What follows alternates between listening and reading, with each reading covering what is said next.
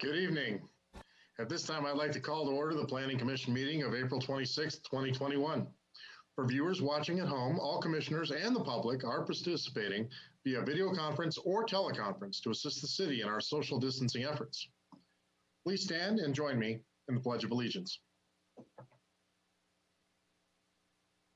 I pledge allegiance to the flag of the United States of America and to the republic for which it stands, one nation, under God, indivisible, with liberty and justice for all. Will the secretary please call the roll? Commissioner Lanson? Present. Commissioner Link? Present. Commissioner McMahon? Present. Commissioner Newman? Present. Chair Buss? Present. Ms. Finley, are there any written comments, announcements, or continuances at this time? Yes, good evening.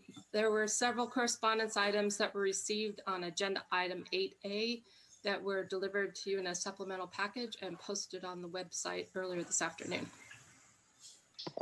Thank you very much. All right, now is the time for public comment. This time, any person may address the commission regarding a city planning matter that is not on this evening's agenda. Should the commission wish to discuss an issue raised by a member of the public, the issue will be referred to staff for scheduling on a future agenda. Anyone who'd like to speak under public comments must complete a speaker card and file it with the recording secretary before the public comments portion of the agenda is called.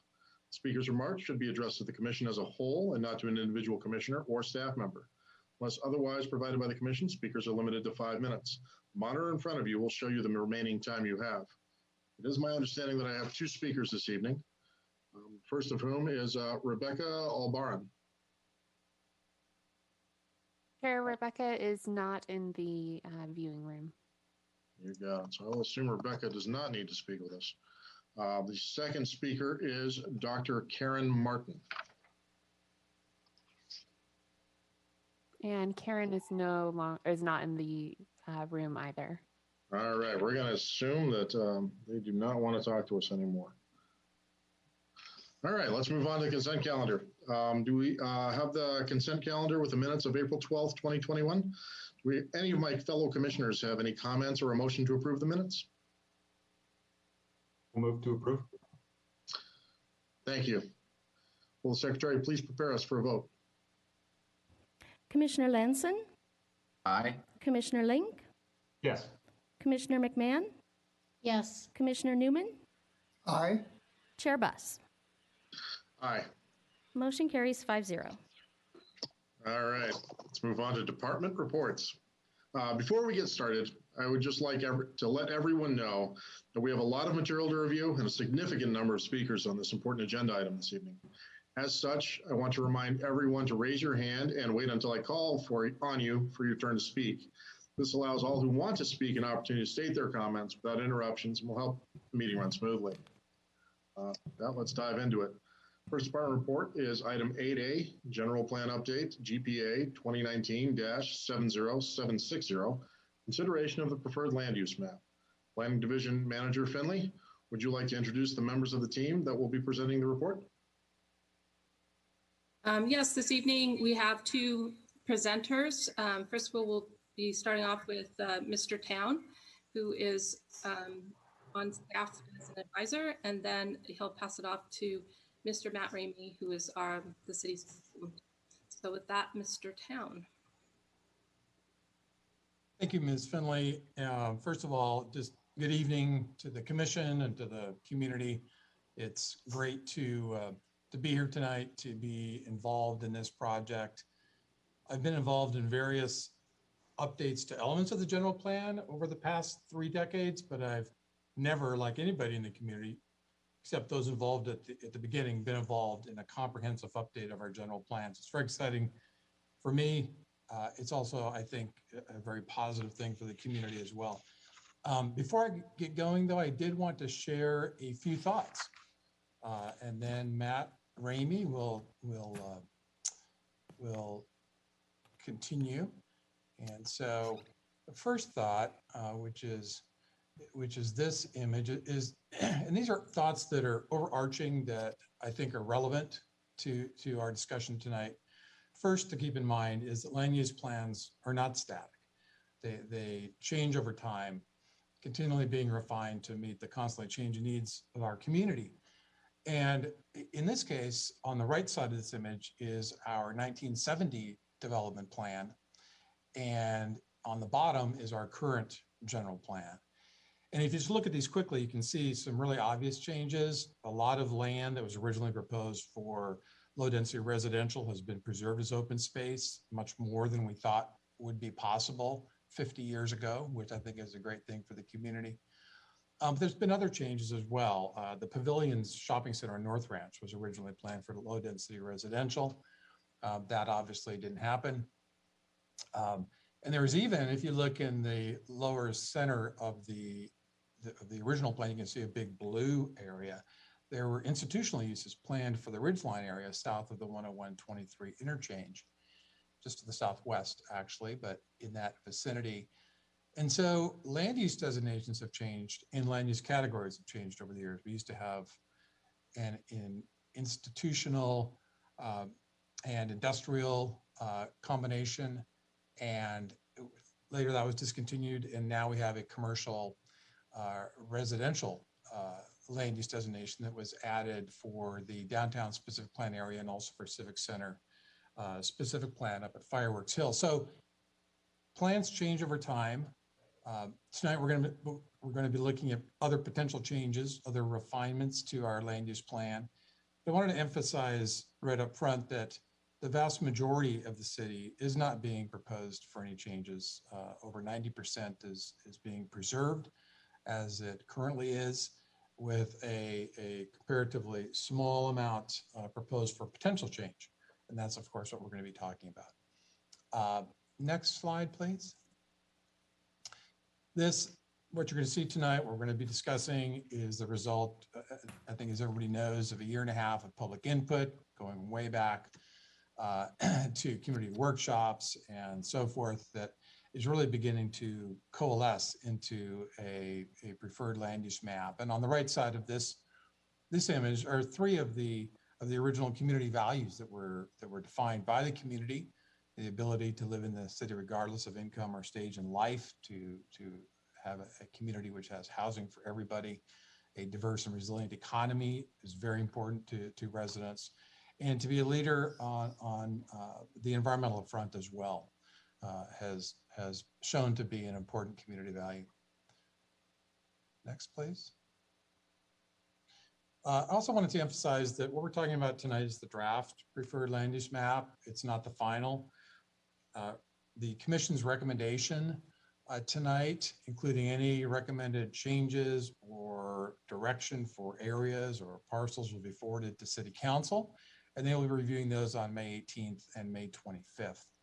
The final land use map will be adopted actually next year about this time, after preparation of the housing element, after preparation of all the other general plan elements, safety and circulation and so forth, and after an environmental impact report has been prepared for the general plan update, including alternatives. So there is still some steps to go through, important steps. Tonight is a milestone, but there are a number of other steps in this process before the final land use map is adopted. Next, please. And then just finally, I think everybody on this call, recognizes how fortunate we are to be, associated with the city, whether we live here, work here. It's a great city. And, at the end of this process, I think we all, agree that everybody is working together to try to create an even more desirable place to live, work, and play. We have a great city, like I said, a lot to be proud of, but there are areas that we can improve on, I think, and as one can in any city.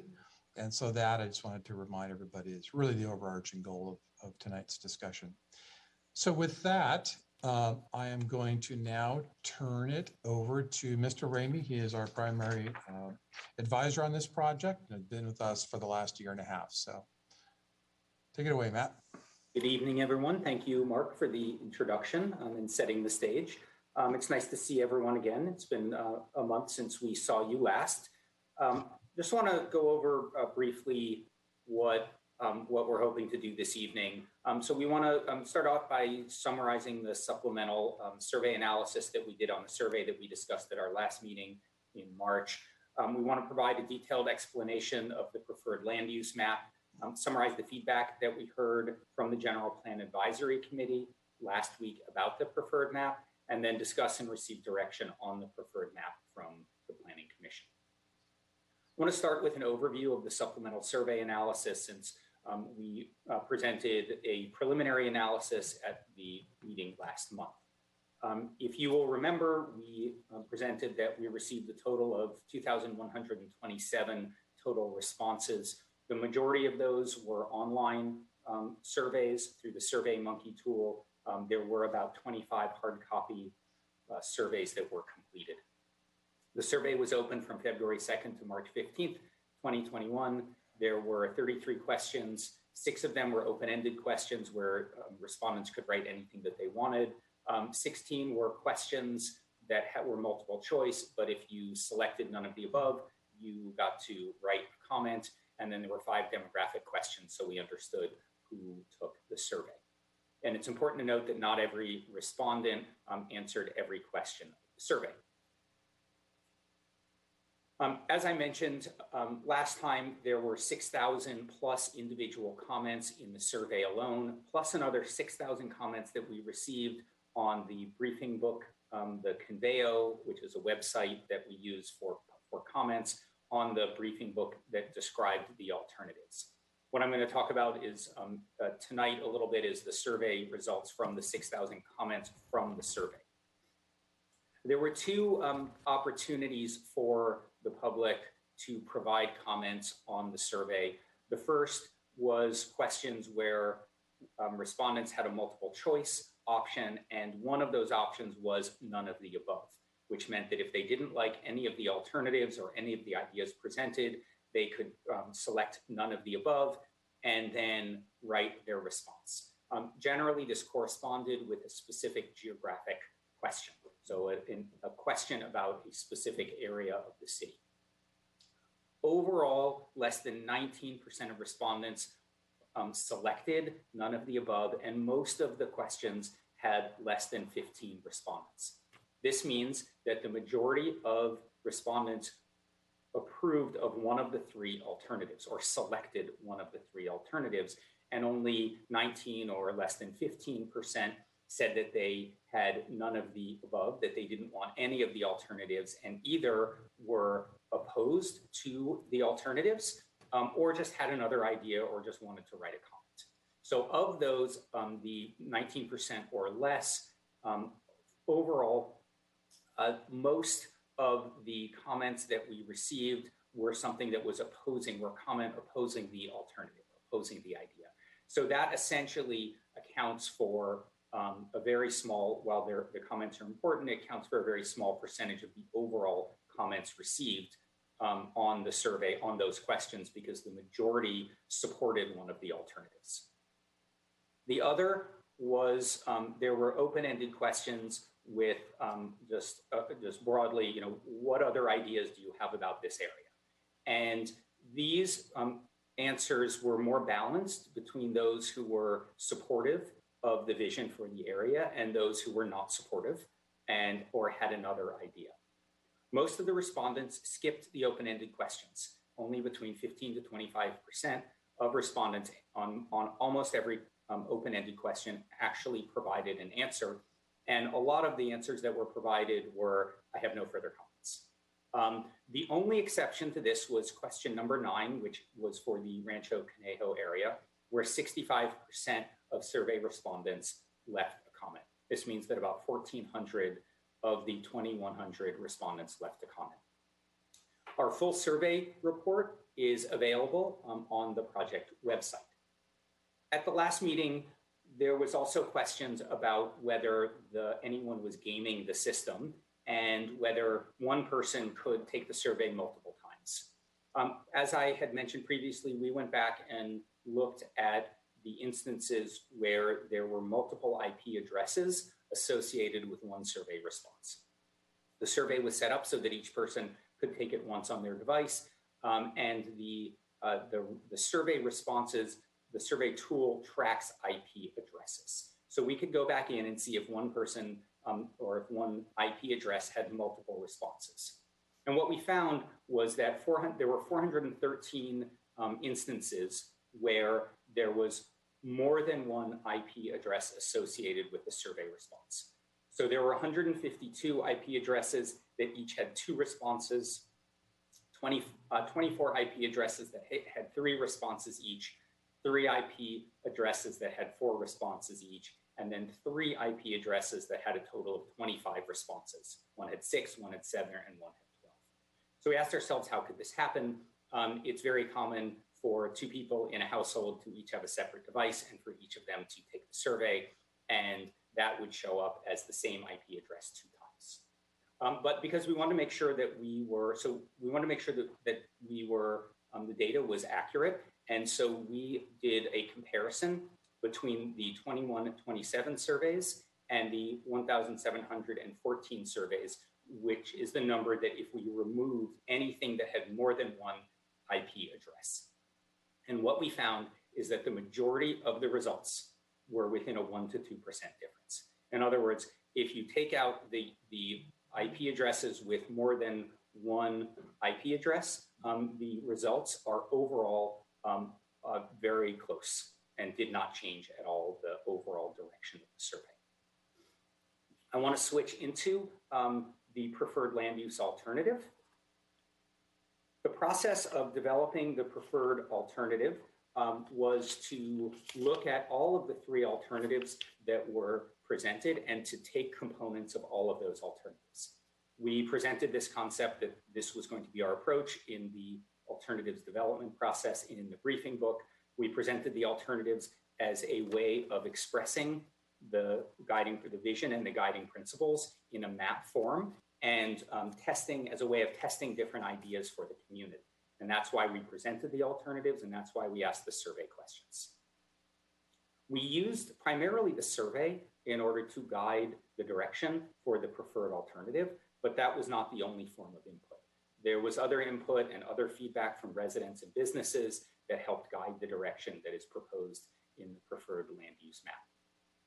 Overall, compared to the alternatives, compared to the 3 alternatives, the preferred land use map reduces the total amount of development capacity within the areas of change, which you see highlighted on the map above, to the right, and it reduces the maximum density in those areas of change compared to the 3 alternatives. And I'll explain that in a little bit more detail in just a second. As you'll remember, we had proposed land use designations. These next 2 slides show what those land use designations are. And if you'll remember, we had a land use designation called neighborhood high and another land use designation called mixed use high. The neighborhood high designation was between 30 and 45 dwelling units per acre, and the mixed use high was between 45 and 60 units an acre. Because of some feedback that we received during the process, we eliminated these 2 land use designations so that the maximum designation that we have for neighborhood medium high is, the maximum is neighborhood medium high, and then the maximum for mixed use is mixed use medium at up to 45 dwelling units per acre. We also have the commercial designations, which were unchanged, commercial, industrial, and institutional, which were unchanged from the preferred alternative. The characteristics of the preferred alternative are shown here, and they are built primarily off of the guiding principles that were created during the process. So the preferred land use map preserves parks and open space throughout the community. It maintains the residential neighborhoods. It focuses development on a very limited number of locations in the city. It maintains a strong job focus and expands employment. And it also takes steps to provide what we heard from the businesses are needed for employee retention. It allows for mixed use in strategic locations, and the citywide residential capacity remains unchanged per Measure E.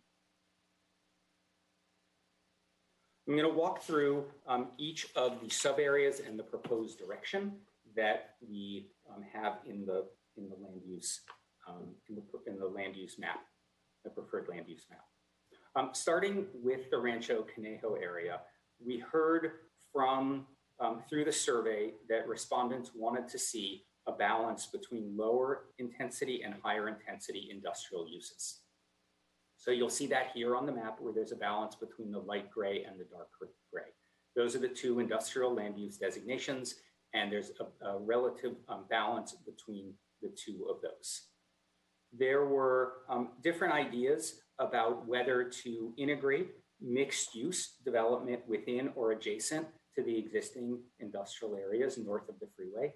And as you can see here on the map with the light purple and the dark purple, we did a combination of the two and redesignated some industrial areas, some light industrial areas as mixed use, which would also allow those industrial uses to continue, but also identified some areas that are currently commercial as having the potential for mixed use.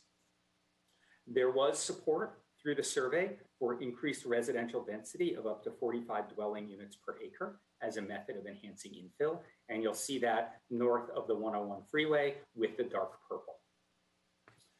South of the 101, the preferred direction was to add mixed use development and have a variety of uses on the south side of the freeway. You'll see in the light purple that there is mixed use low. Around the freeway entrances, there's also the red color, which is the regional commercial or commercial regional.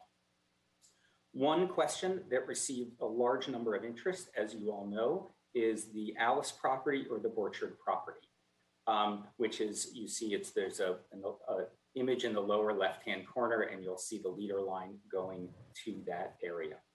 So of the responses, about 2/3 of the people responded who took the survey, 2/3 of the respondents who took the survey wrote something about this parcel, about this area, and the majority, about 80% of those were in support of mixed use and multifamily development on this site.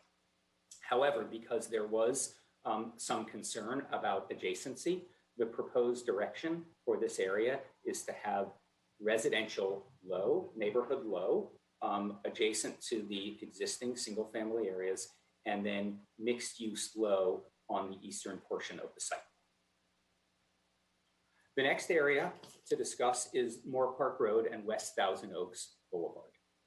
There was strong support in the survey, both for mixed use development, as well as preserving some of the commercial uses in the area.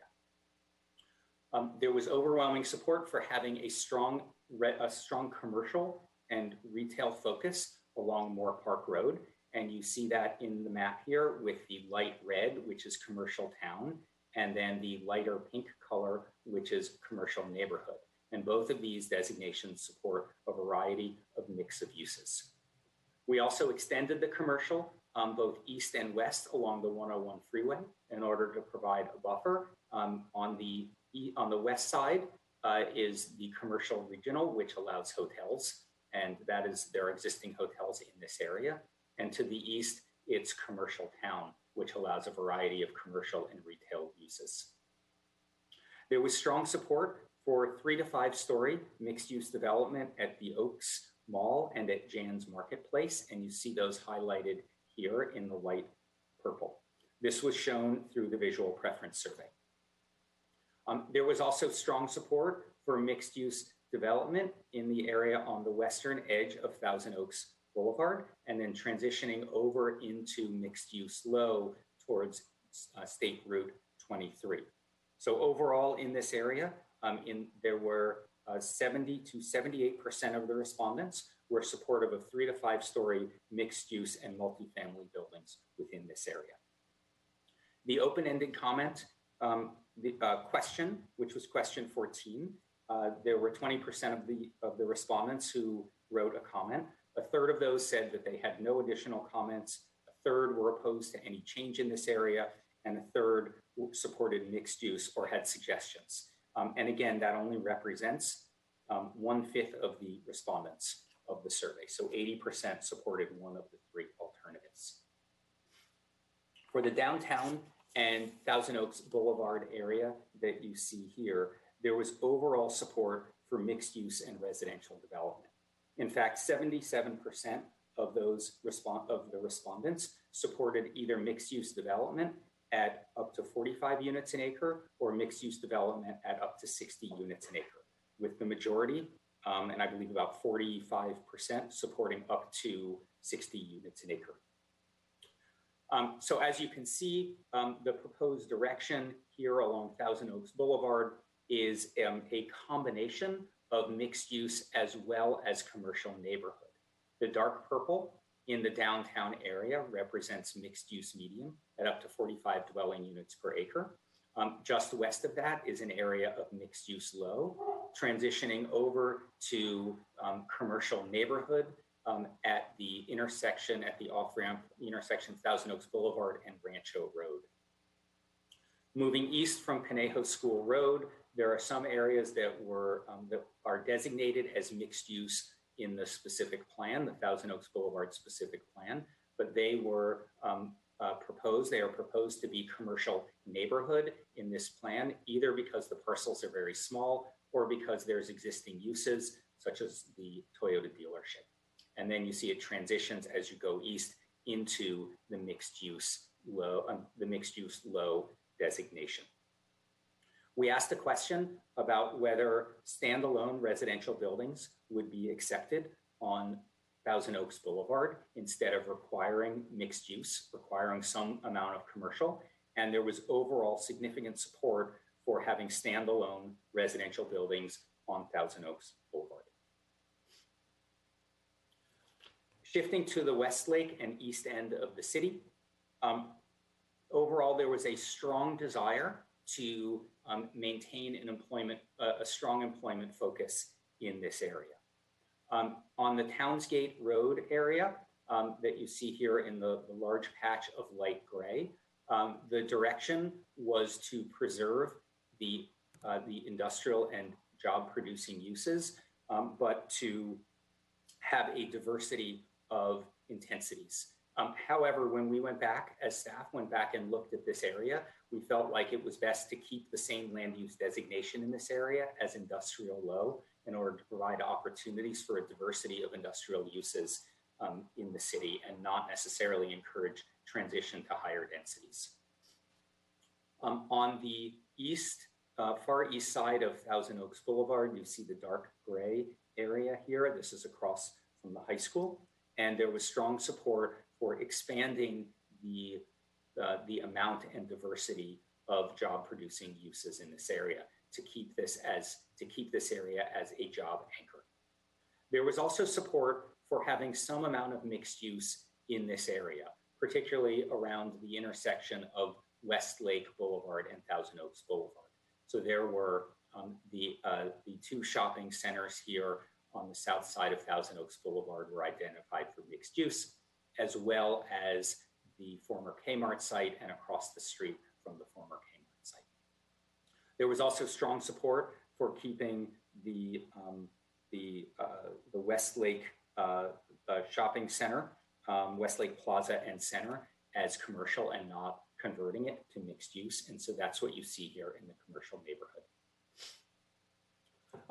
For the village centers, the three options that were presented were to convert them all to mixed use low, to keep them all as commercial, or to have a mix of some mixed use and some commercial.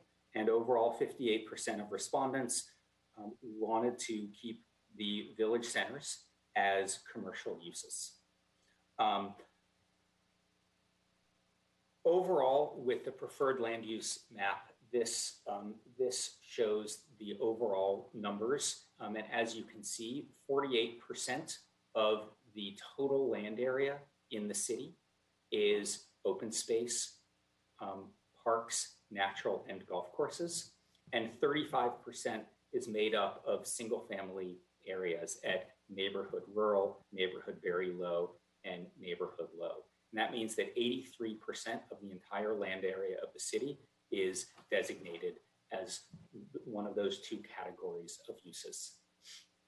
5% of the city is neighborhood low, medium, or higher. The reason this was categorized together is because it allows for duplex, triplex, townhomes, and small apartment buildings. So anything sort of above any kind of attached housing. And so there's only 5% of the city. The 4% of the city is institutional, 3% is industrial, 2% is commercial, and then overall only 1.3% is mixed use. This is only slightly higher than the current percentage of mixed use that's allowed in the city right now due to the Thousand Oaks Boulevard specific plan. The question then is, where did we add mixed use? Because we know that it's a concern about adding mixed use development and adding higher intensity development. And so this map identifies the locations that did not that do not currently allow mixed use development that we are now proposing. And some of these areas, as you'll see further on, are even subject of discussion in our conversation based on feedback from the General Plan Advisory Committee.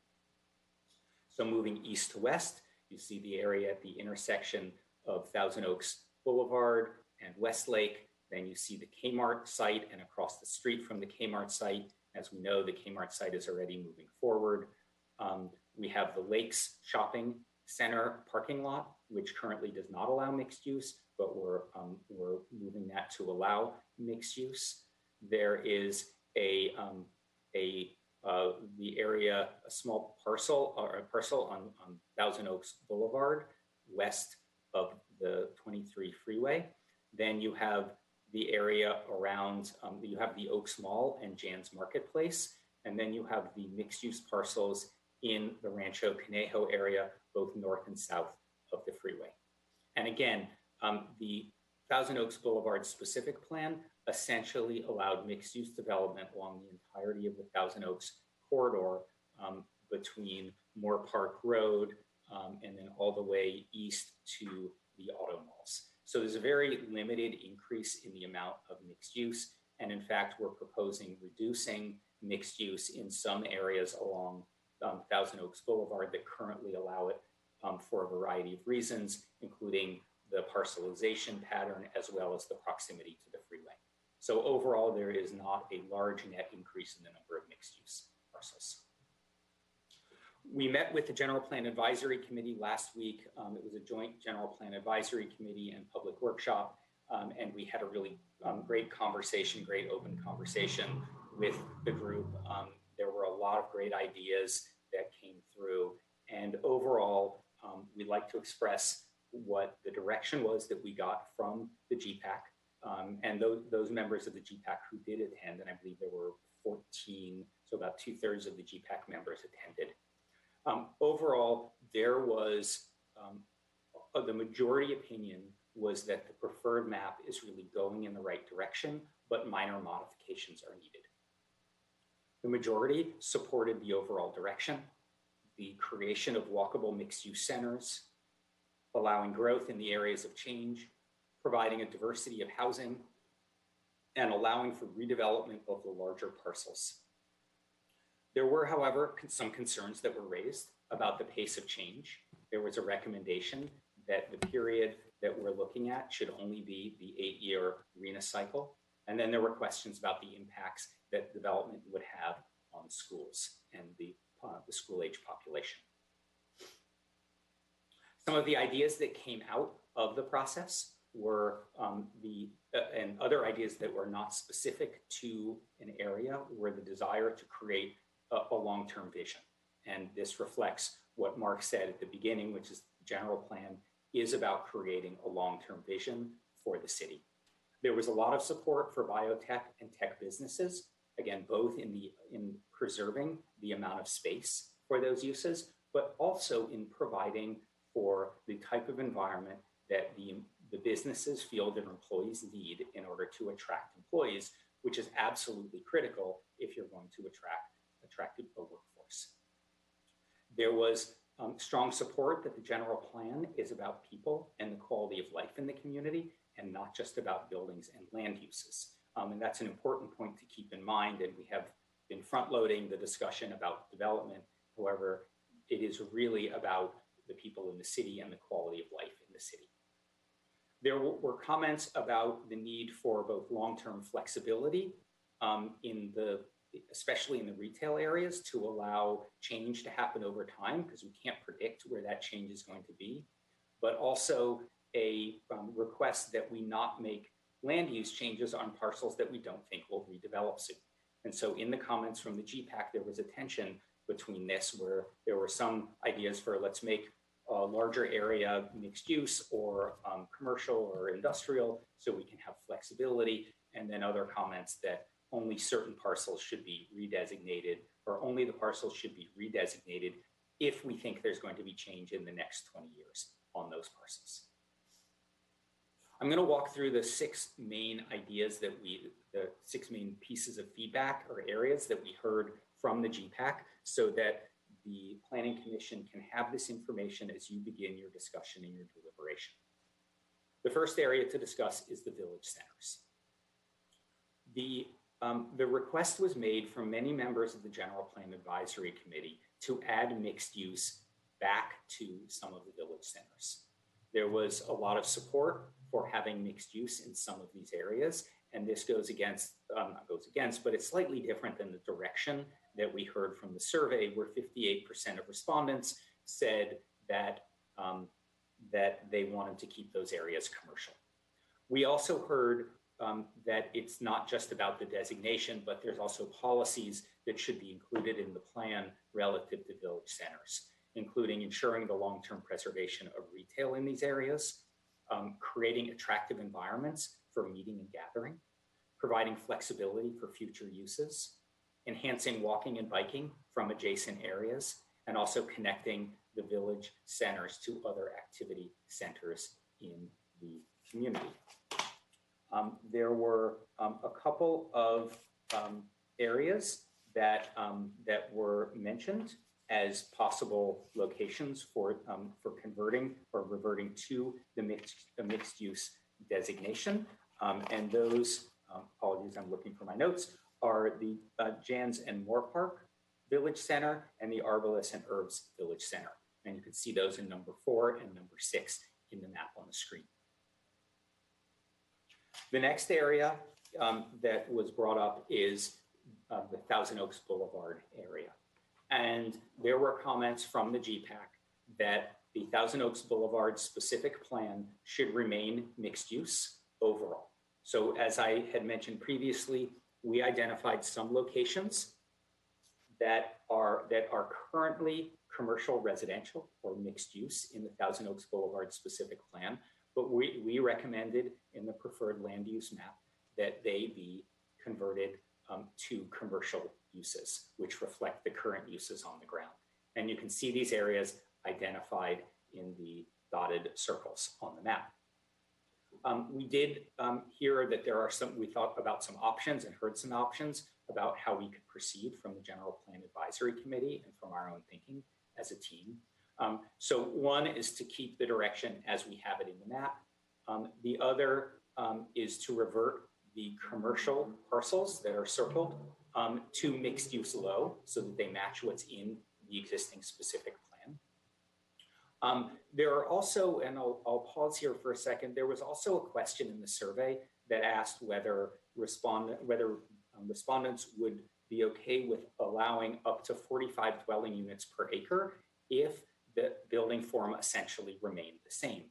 And about 3/4 of respondents to the survey said that they would be amenable to that. They supported that as a concept. So there are 2 other options to consider. One is to redesignate the whole area as mixed use medium, which is 45 dwelling units per acre and up to 58 feet. Right now it's 30 dwelling units per acre and 50 feet. And then the other is to modify the mixed use designation to allow for 45 dwelling units per acre and approximately 50 feet of height.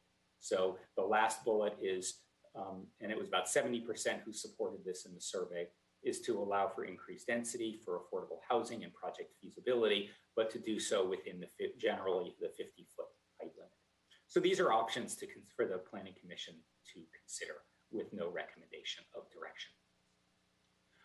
The third area is the mixed use at Westlake and Thousand Oaks Boulevard. As you can see, we identified mixed use on either side of Westlake Boulevard, south of Thousand Oaks Boulevard, and several members of the General Plan Advisory Committee recommended that we not include mixed use in these areas because the likelihood of these areas being converted to mixed use or residential being added is very, very low. And instead, we should place the mixed use just east of this area on the Baxter site. The fourth area is Jan's and Marketplace. There was near unanimous support from the GPAC for redeveloping these parcels. There was also calls to allow for greater flexibility over time and a recommendation to create a new land use designation or special land use policies to allow for flexibility in building form, including potentially higher height limits in certain areas. The mixed use low is 30 units an acre and 50 feet. And some of the GPAC members asked for 60 feet or even 75 feet in certain areas, not throughout the whole site, but in certain areas that don't impact the adjacent neighborhoods and the adjacent uses. There was a call for greater flexibility in the uses and an idea to cap the total number of units in the area so as not to overwhelm the site, but still allow for flexibility. So there could be policies in the plan to have a strong commercial focus, but also to allow for residential development in select locations. The fifth area is the Borchard or Alice property.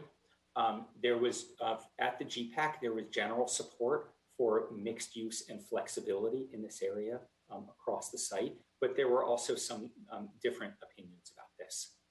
There were ideas to require that there be an open space buffer adjacent to the residential uses. And then there was also, as I mentioned previously, in question 9, 74% of respondents to that question wanted mixed use across the entirety of the site, and 13% were opposed to changes in land use or any development at all in this area. So we're looking for direction from the Planning Commission on the land use designation for this area. Some options are to keep it as is proposed in the preferred land use map, which is what you see on the screen, to allow all mixed use low or mixed use medium, or to write specific policies and provide direction on expectations about what the community wants to see in this area. The sixth area is Rancho Canejo, north of 101. There was generally support for mixed use overall, north of 101 in Rancho Canejo. However, there were some recommendations to remove some of the mixed use because of the lack of likelihood of anything being redeveloped in the time horizon of the general plan. You see on the map areas 1, 2, and 3. These are marked for further discussion with the general plan, with the Planning Commission, so you can provide us with direction in this area about whether you think these areas should remain as they are identified in the preferred land use map or whether they should be reverted to other uses. Mark, I'm going to turn it back to you now for the next steps. Great. Thank you, Matt, for that overview. So as I mentioned at the outset, we are looking at a draft preferred land use map this evening. On May 12th, looking forward, there's a survey that's currently available online, and that survey will conclude. So we are continually looking for public input on this. All of that, including the commission's recommendations tonight, will be forwarded to City Council on May 18th in a presentation. And then a week later on the 25th, we anticipate that City Council will be providing direction on the preferred land use map. So those are two important dates coming up. They're also important not only in terms of the preferred land use map, but they set the stage for preparation of the draft housing element and review of the policy frameworks for other elements of the general plan, and then also CEQA for the California Environmental Quality Act. That the map will provide the basis in part for that analysis in conjunction with the other elements and those related policies. In the latter part of this year, from September to December, we will be working on the housing element review, preparing the draft general plan and the CEQA document. And then early next year, we anticipate that the State Department of Housing and Community Development will, by that time, approve our element, and we will have that ready for adoption. And then the draft general plan and EIR will also be available for public review. And this entire project is anticipated then to wrap up in March, April of 2022 with the general plan and EIR adoption. So again, tonight is an opportunity to think big, to think large scale, 25 years down the road, and consider the vision that has been conveyed to us from the community, and refine it where appropriate, and then forward that information to our city council. Thank you. All right, I will assume everybody's done. So I'm going to ask my fellow commissioners if they have any questions about that at this point. I don't see anybody nodding or waving at me, so you're all just looking. So I'm like to assume that you do not have. Okay, Commissioner Lanson, thank you. Thank you, Chair Boss. And thank you, Mr. Town. Nice to see you back in the process. And Mr. Ramey, thank you for your report. Just a few clarifying questions because of the sheer number of issues that go into this. My first kind of question was kind of to get an idea of kind of some of the reasons that we're looking at doing this as a have to, as opposed to want to. And my thought was, again, SB 330, which was the Emergency Housing Act. And again, something out leading to having objective criteria to make sure that our rules are enforced. This map doesn't have any of those criteria. My understanding is that that will come later when the housing element and other things are done. Is that correct? That is correct. So we are working on the objective standards, which are required under state law for actually your review and city council's adoption. So that will be coming later in the process. But at this time, what we want to focus on is the proposed land uses and intensities, and whether the commission thinks that they're appropriate going forward. And because of the draft nature of the plan, so to speak, is that why we're not seeing traffic and utilities and all of the other EIR aspects that would go into it? Correct. So the sequence is that we want to refine this preferred land use map. We want to identify where growth may occur, what it would look like, and then once we have that, then we will be doing a full environmental impact report, which will be analyzing in detail issues such as traffic, water supply, potential school impacts, park impacts. The whole range will be analyzed through that EIR, and an EIR per CEQA is required also to have its own alternatives. If there is a significant impact that can't be mitigated, then the alternatives provide an option for consideration by the commission and the council at the end of this entire process. So that detailed data analysis will happen, and it will happen after the vision is sort of finalized, so to speak, at this point.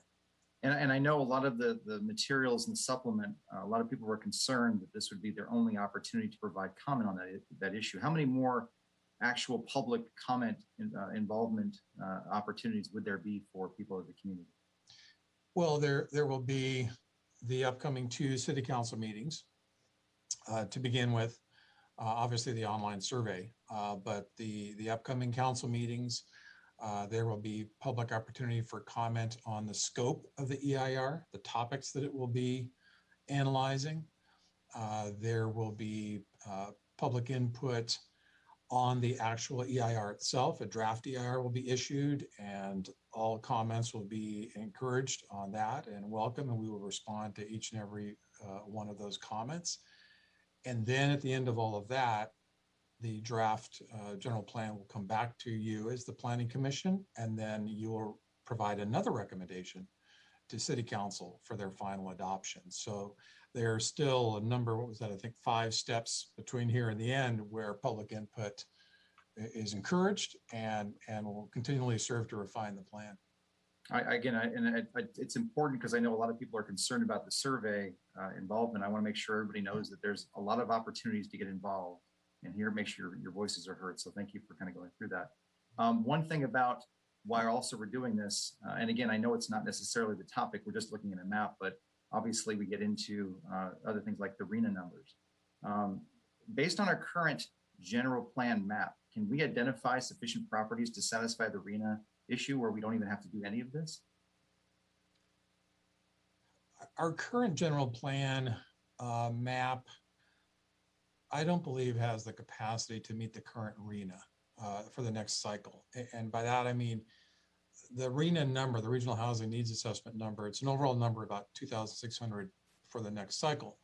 But the state breaks it down into further income categories, and we need to identify appropriate densities as proxies for those income categories. So again, we begin to sort of get into the weeds there, but the existing general plan would have to be modified, I believe, to meet the current RENA. And so folding that into this long-range vision for the city, I think is appropriate, because as I mentioned at the outset, we have never done a comprehensive update of our general plan.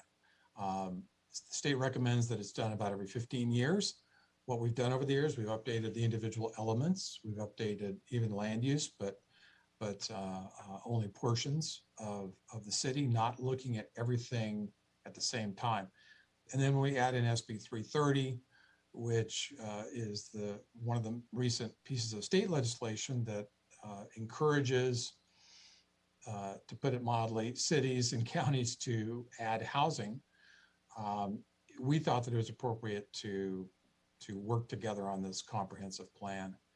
So that's why we are where we are. It's a big undertaking, and staff and Matt's team recognize that. But the idea is to look broadly, solicit public input, which Matt summarized, and I think we have a good sense of. And again, going all the way back, not just the recent survey, but going all the way back to the community values and implementation strategies from almost a year and a half ago, a few of which I mentioned at the outset. Those are, I think, really important points: adding housing options for residents, adding jobs, continuing to protect our environment, reducing trips on our freeways, traffic, in terms of people commuting into Thousand Oaks to work. Those types of things are topics that we heard about from the community and are part of the background of the land use map that you see tonight. Okay, I have a lot of other questions, but I know there's a ton of people online Sure. and other commissioner questions, so I will save them. Chair Buss, thank you. Thank you, Commissioner. Commissioner Newman, I see your hand up. I see your actual hand up. That's cool. Thank you, Mr. Chair. And thank you, Mark. It's good to see you back. And thank you, Mr. Ramey, for your presentation. I have some questions about showing your work here about the math, but let's start with the top line number. Do I understand correctly from the alternative before us tonight that there are about 22,400 total units that would be added to the areas of change? Is that correct? That's the total capacity of the areas of change. And so that's the number that is sort of the maximum in front of you now. And then that would be massaged going forward. So I anticipate it's not going to end up at that level going forward, but that is the capacity that is reflected in the preferred land use map. Okay, so walk with me through the math here. Let's call that number X. I understand X might move up or down, but let's call it X for now. First of all, does that number get added to the existing 48,000? So the total we're looking at would be 48,000 plus X? That number would be added to the 48. We have 48,000 dwelling units in the city today. So that's a potential addition to those 48,000 units.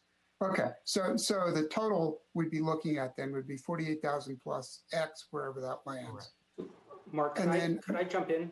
Sorry to interrupt, but right now there's a capacity in the city of 81,000 plus or minus units. That capacity is not changing from the preferred alternative, the preferred map, in the alternatives, and what is in the existing general plan. There is capacity in the existing residential neighborhoods, unbuilt capacity, and there's capacity in the areas of change. So there's 48,000 housing units in the city. There's a capacity of 81,000, and that means that there's overall in the city across the entire geographic area about 33,000 unbuilt units. The proposed alternative has 22,000 approximately housing units in those areas of change. However, there is existing capacity in the areas of change, and there's existing housing units in the areas of change. So it's not that it's transferring 22,000. It's actually a lower number than that into those areas of change. That's a good segue to my next question, which is what number, I understand it may change, but what is the transfer number that we're looking at? It's a little wiggly, and I'm going to have to go back. But Mark, do you remember that number off the top of your head, or Ian? Which transfer number is this, Commissioner Newman? In the preferred plan, there's a table, and I'll just call up the table. There's a table that breaks out the unit capacities in each areas of change. It's a 2-page table. It has a table for each area and then a total. The total is 22,460. Right. This table is titled Residential Unit Capacity by Geographic Area. Yeah, so I understand your question. And what I don't have is the existing, and if any staff has a number for this, is what the existing capacity is in these areas under the existing general plan. Because what we're talking about is the delta, right? The difference between what the existing capacity in these areas is now compared to what it is in the proposed. Okay, so we don't actually know at this point how much. I just don't have it off the top of my head. I can. Okay, and then on this number that we don't know, is that inclusive or exclusive of the roughly 5,400 units that staff identified during the Measure E exercise in 2017 and 18?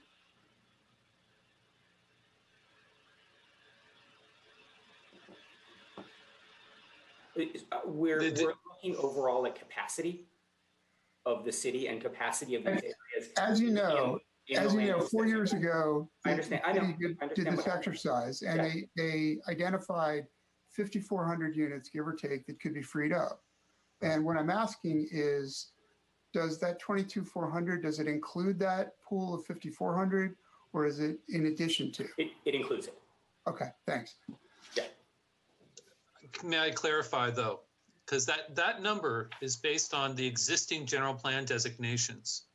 So the excess capacity that we're going to be reallocating will be based on the delta between the new proposed density calculation, the new density categories, and what was there before. So that number actually may change.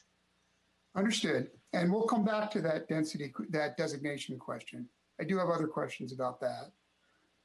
But it's not an addition. It's not a gross addition to the previous work.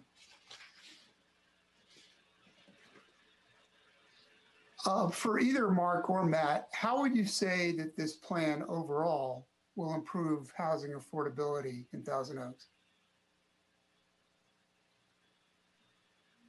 I'll start. I think in a couple of ways, it would add some additional housing quantity and options for residents. That, additional units would probably have a beneficial impact on rents, for instance. But density in and of itself does not directly equate with affordability. So, when we talk about affordability in the sense of state law and so forth, we will almost undoubtedly be discussing options to include affordable units within a market rate project going forward. And we will, need to talk about that. The council will most likely consider that because that is one way to ensure that there are affordable units in the city, in addition to the likely beneficial impact of additional quantity. All right, thanks. This next question is for Mr. Ramey. In his presentation, I heard him say that the numbers were, quote, based primarily on survey results. And I think given the quantitative nature of the answers, of the responses he was giving, he meant based on the multiple choice parts of the survey. Can you confirm that? It is the answer to all of the questions. The majority of responses were, the majority of respondents responded to the one of the three alternatives. Well, I'm asking about, there were 2,100, 2,200 survey responses that I think were to the multiple choice part. And then there were a much larger number, something like 6,000 that gave written responses, where there's 6,000 unique written responses. And what I'm asking is, I think I heard from your presentation that the bulk of the reporting or the decision making based on responses was from that multiple choice part. Is that correct? Well, let me see if I can clarify what I said previously to make sure everyone understands. There were opportunities, many opportunities in the survey for people to write responses. The majority of those written responses came when someone selected an option, said that they didn't like one of the alternatives. So they were given the option to provide a comment. The majority of comments were for that. So if there's a question that had 80% of people select one of the three alternatives and 20% select none of the above, only the none of the above has the written comments. So that automatically is the minority opinion.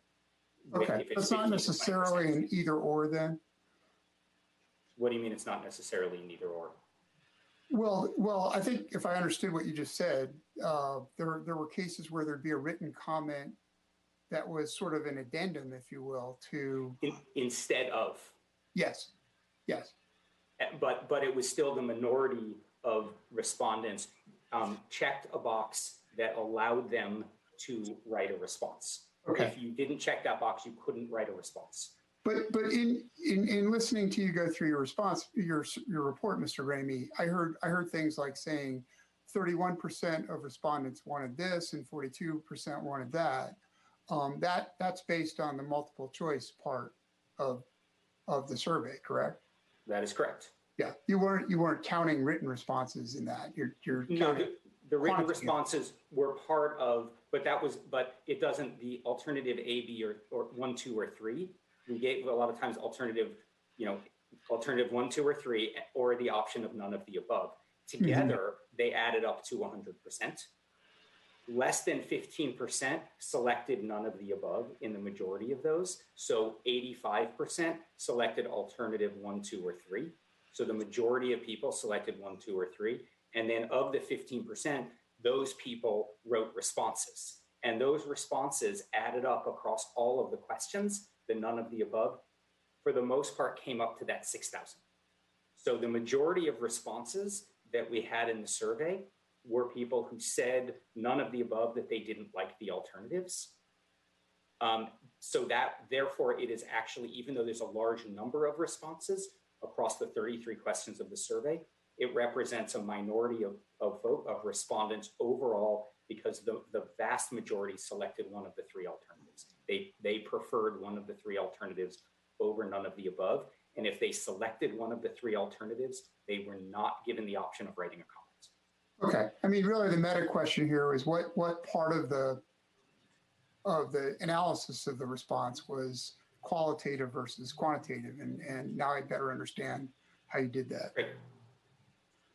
This next question is either for Mr. Town or Mr. Heher regarding Measure E. Do I understand correctly that Measure E does, in fact, allow a net increase in general plan designation, provided the voters approve it?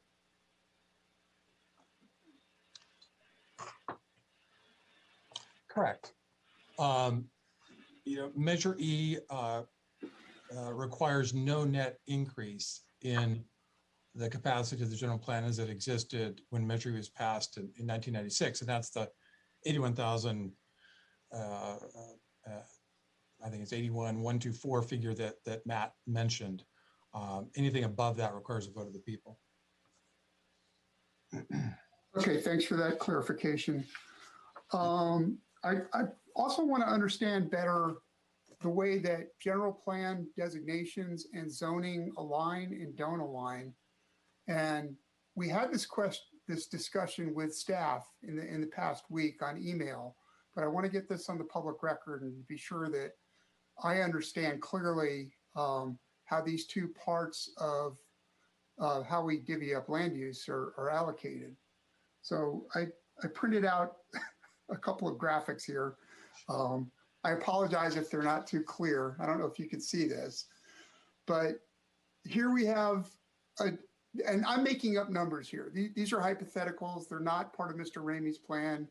His is much more precisely calibrated. So take these numbers as completely bogus, because they are. But here's a general plan designation that ranges from 15 to 30 dwelling units per acre. And in hypothetical scenario number one, there is a zoning, there's an area that's zoned, a parcel that's zoned for only 10 dwelling units per acre. An applicant comes along and says, hey, I want to build 20 units per acre. And by objective standards, every other measure, the application is in spec. And I think staff said, and I would agree, that applicant must come up to the 20, must be within the range that's given in the general plan designation. Is there any disagreement about that so far? Are we all on the same page there? Well, the zoning needs to be consistent with the general plan. So if the zoning is 10, it would need to come up to 20 to be consistent, correct? Well, you'd have to go through a zone change before an application could be submitted for a 20 dwelling unit per acre project. So, but the zoning, my question here is, this zoning at 10, because it's below 15, would be considered inconsistent. Correct. And would be rezoned to be within the range given in the general plan designation. Correct. Okay. So now let's go to a different example where there's a little more ambiguity. Again, these are bogus numbers, but we're talking about ranges here. Again, we have the same hypothetical range of 15 to 30 units in the general plan designation. And this time the zoning is within the range of 20 dwelling units per acre. But an applicant says, hey, the range says 30. And if I understand staff's response last week, if the application is otherwise meets all the objective standards, then the applicant would be granted 30, not 20, even though it's within range, but 30 because that's what the applicant is entitled to. So my first question is, am I accurately describing staff's response to this question? Under Yes. either of the scenarios that you are, yes, under either of the scenarios that you're showing us, a developer could request and we would have to allow them to build at the highest allowed density, and that's per SB 330. All right. So my first question about this is, what purpose do ranges serve if staff is going to max out an application in that scenario? What's the point of having a range at all? Actually, the range is a practice that has occurred over years. It is a very common practice that's happened. However, what's happened is new state legislature that says that there needs to be vertical alignment between the zoning and the land use. So that ability to pick a zoning that falls within the range goes away, because AB 3194 basically states that actually an applicant come in and says, I want to build at 30 DUs to the acre, regardless of what the zoning says. They get to do that without even rezoning. That's what the state law currently says. So that is something that's new. So yes, you can point to probably many general plans that still have that range, but especially since we are in the lower range categories, it's really hard. But it's basically government code. So this is not staff's interpretation. I'll come back to that. But my question here is, I'm not asking about 1985. I'm asking about today. What's the point of having a range if the answer is automatically going to be the top of the range? Well, there's two. Sorry, Matt. You can jump in, Matt. There are many ranges in Mr. Ramey's plan. Yeah, and I'm asking, two. what's the point of having those ranges if staff feels for legal reasons that they're just going to go to the top of those every time? Well, it's a distinction between what the city allows and what a developer wants. So the purpose of having the ranges now is that we are required now to not only specify a maximum density, but in many cases we are required to specify a minimum density. In order for us to get credit under RENA for our low and very low categories, we not only have to allow a maximum density of at least 30 units an acre, we are required to allow a minimum density of 20 units an acre. So if a developer comes in and wants to build below 20 units an acre, in that case, we can say, no, you are not meeting the minimum. If they want to build anywhere between 20 and 30 units an acre, they have the ability to do that. They can't go over 30 units an acre unless they're implementing a density bonus or something like that. But if the zoning that's on the ground is somewhere in between that 20 and 30 units an acre, they can still request to build, and we have to allow them to build the 30 units an acre, which is why it's important to have the zoning and the general plan consistent. So the purpose of the range is to provide the minimum and the maximum. We always go to the maximum because that's for the purpose of calculating the capacity of the city. Under Measure E, we have to calculate the overall maximum capacity. So we have to always use the maximum number, because if we picked another number lower in the range, then we wouldn't be calculating the maximum capacity. We'd be calculating some other number. Are you familiar with this? This came in the supplemental packet and I printed it out. This is the decision matrix for the Housing Accountability Act in 2018. This is something published by the state. Yeah. I'm sure as planners, you work with this table all the time. In the lower right of the matrix, there's the final set of questions is, does the project meet general plan standards, but zoning is inconsistent with the general plan? And if the answer is yes, it meets general plan standards, but it's inconsistent with the general plan. If the answer is yes, the project, according to this matrix, is found to be consistent with zoning. And if it's no, there needs to be written documentation of the inconsistency. So I'm having a hard time reconciling what this matrix says and the response that you just gave. One says that as long as the zoning is consistent with the general plan designation, it's okay.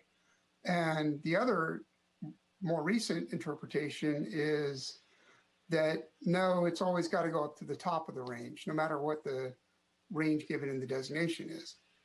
Both things can't be true. So which one is the correct answer?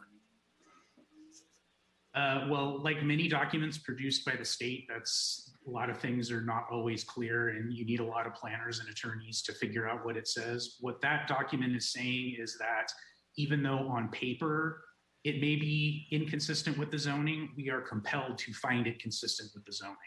So what that flow chart is saying is, as long as it's consistent with the general plan, the city must consider it consistent with the zoning and not force the applicant to go through a rezone process. So this isn't, I know there's the comment letter that came with talks a lot about the definition of consistent and inconsistent and how staff has interpreted that. And I'll tell you that this is how it is being interpreted at the state level by attorneys and by HCD. And I fear we're getting a little bit off into the weeds on a topic that's not necessarily relevant to the conversation, because Measure E in no way mentions zoning, discusses zoning, has anything at all to do with zoning. It's strictly Mr. based on the Ford, general my next plan set of capacity. questions is going to make this very relevant to this discussion.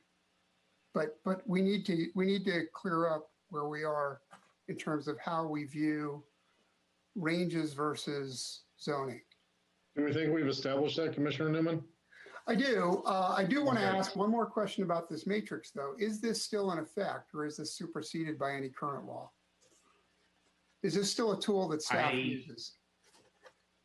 I haven't looked at that one close enough to see if there's a revision date or anything like that on it, so I couldn't tell you. I couldn't speak authoritatively as to whether that is the most recent document. This is CDA's September 2020 update of the Housing Accountability Act. Vice Chair Newman, I'm not aware of any change at this time, except that the document that you showed up had an error on there on the right side panel. That's not on the matrix that I've seen from the September 2020 version matrix. But what I will say, I think the document was modified by the person who submitted it. Right. That's correct. That's correct. I printed this out.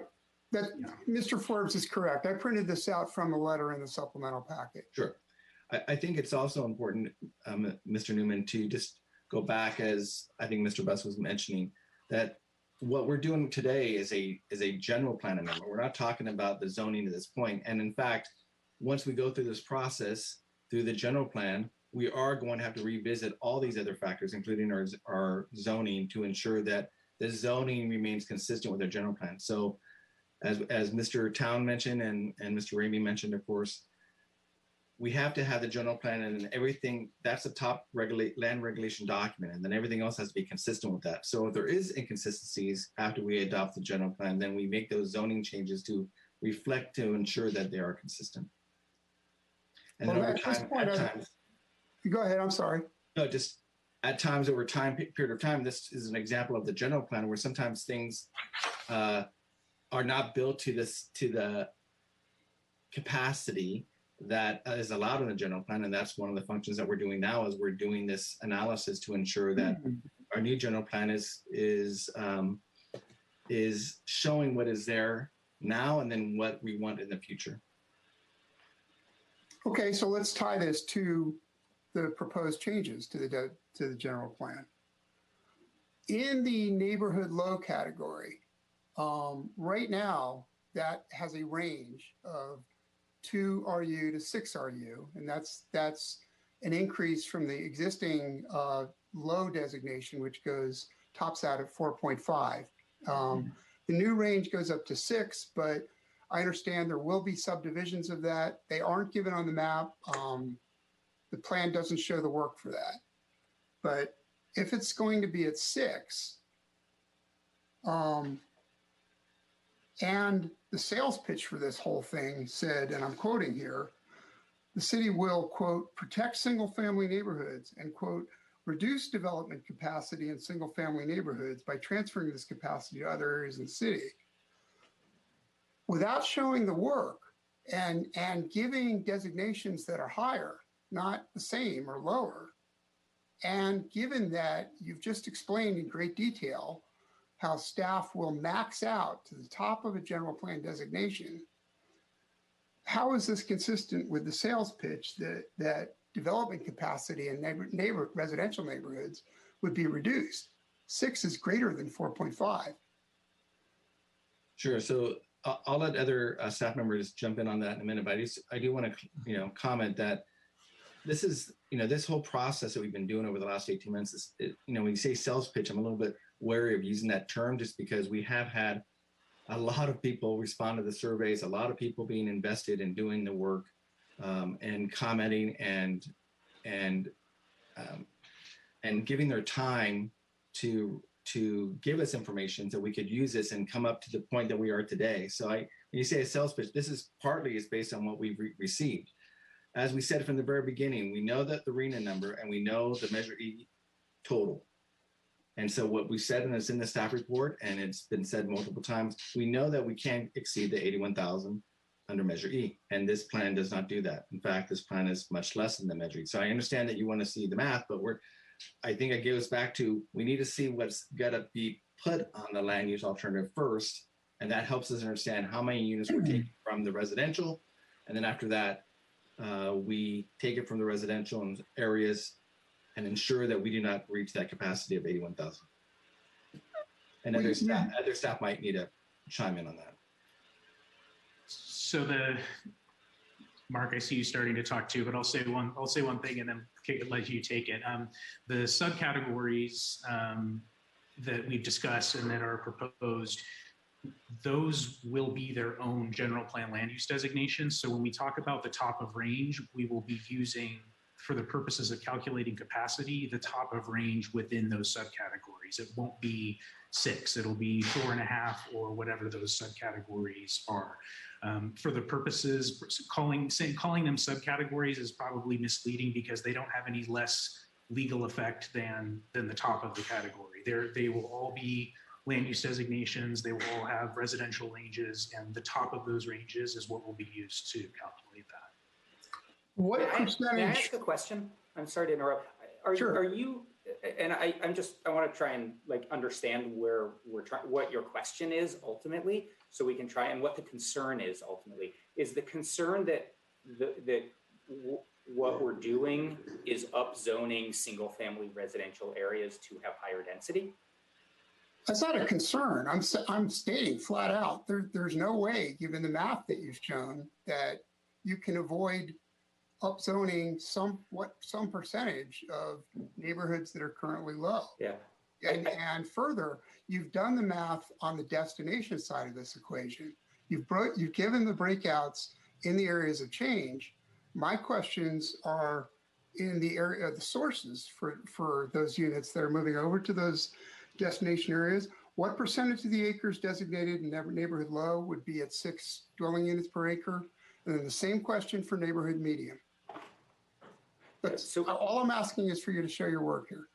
Yeah, and let me see if I can help assuage some of the concern and the question that you have with this, which is with the looking at the land use designations in the residential areas, we went in and looked at what the actual densities are on the ground for what is built right now. So what we found is that there were areas that were that had a designation of 4.5, but that actually are more at 6 dwelling units per acre.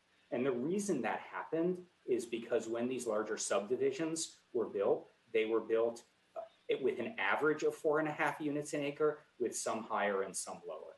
And so what we're essentially going in and doing is going up and down in some of these areas to identify what the current built density is and match it to that. That's what we're trying to do. And so what we actually found when we did this is that there were actually some areas that were overbuilt, that actually like parcels and neighborhoods that actually had a higher density than what the land use designation was, and some that were lower. So we're trying to go through, and it's a little bit of a cleanup to sort of right size some of this.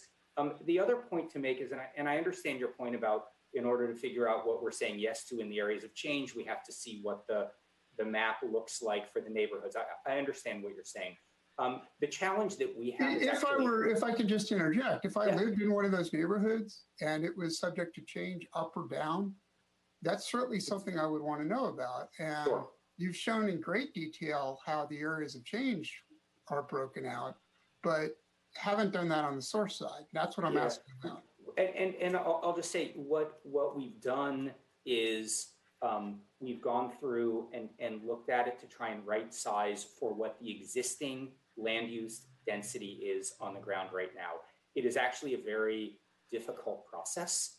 And it's a very time consuming process to go through and do that when we know that there are going to be changes to the areas of change, which could dramatically change the numbers. And so our process overall has always been to look at those areas of change and figure out the vision that this community wants for the Oaks Mall, for Jan's Marketplace, for Thousand Oaks Boulevard. And once we know that vision, that gives us the information that we need to go and modify the designations in the other areas. I hear your concern. I don't disagree with your concern, but it's actually a process and a time constraint that we have in doing the number of revisions for this. Okay, it sounds as though at this point, though, that you do have some idea of where there are residential neighborhoods that are overbuilt, to use your term. Yeah, and I think it's going to shift, and that's why we know that number is going to shift and it's going to move around, which is why we're concerned to just say this is what it is, because it might change in a little bit.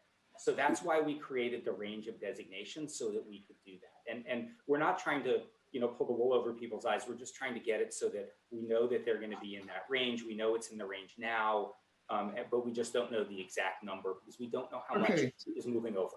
So the issue or the request here, and this is my final question, the ask here is that you show in exactly the same level of detail that you're showing right now for the areas of change, do show your work in the same level of detail for the sources.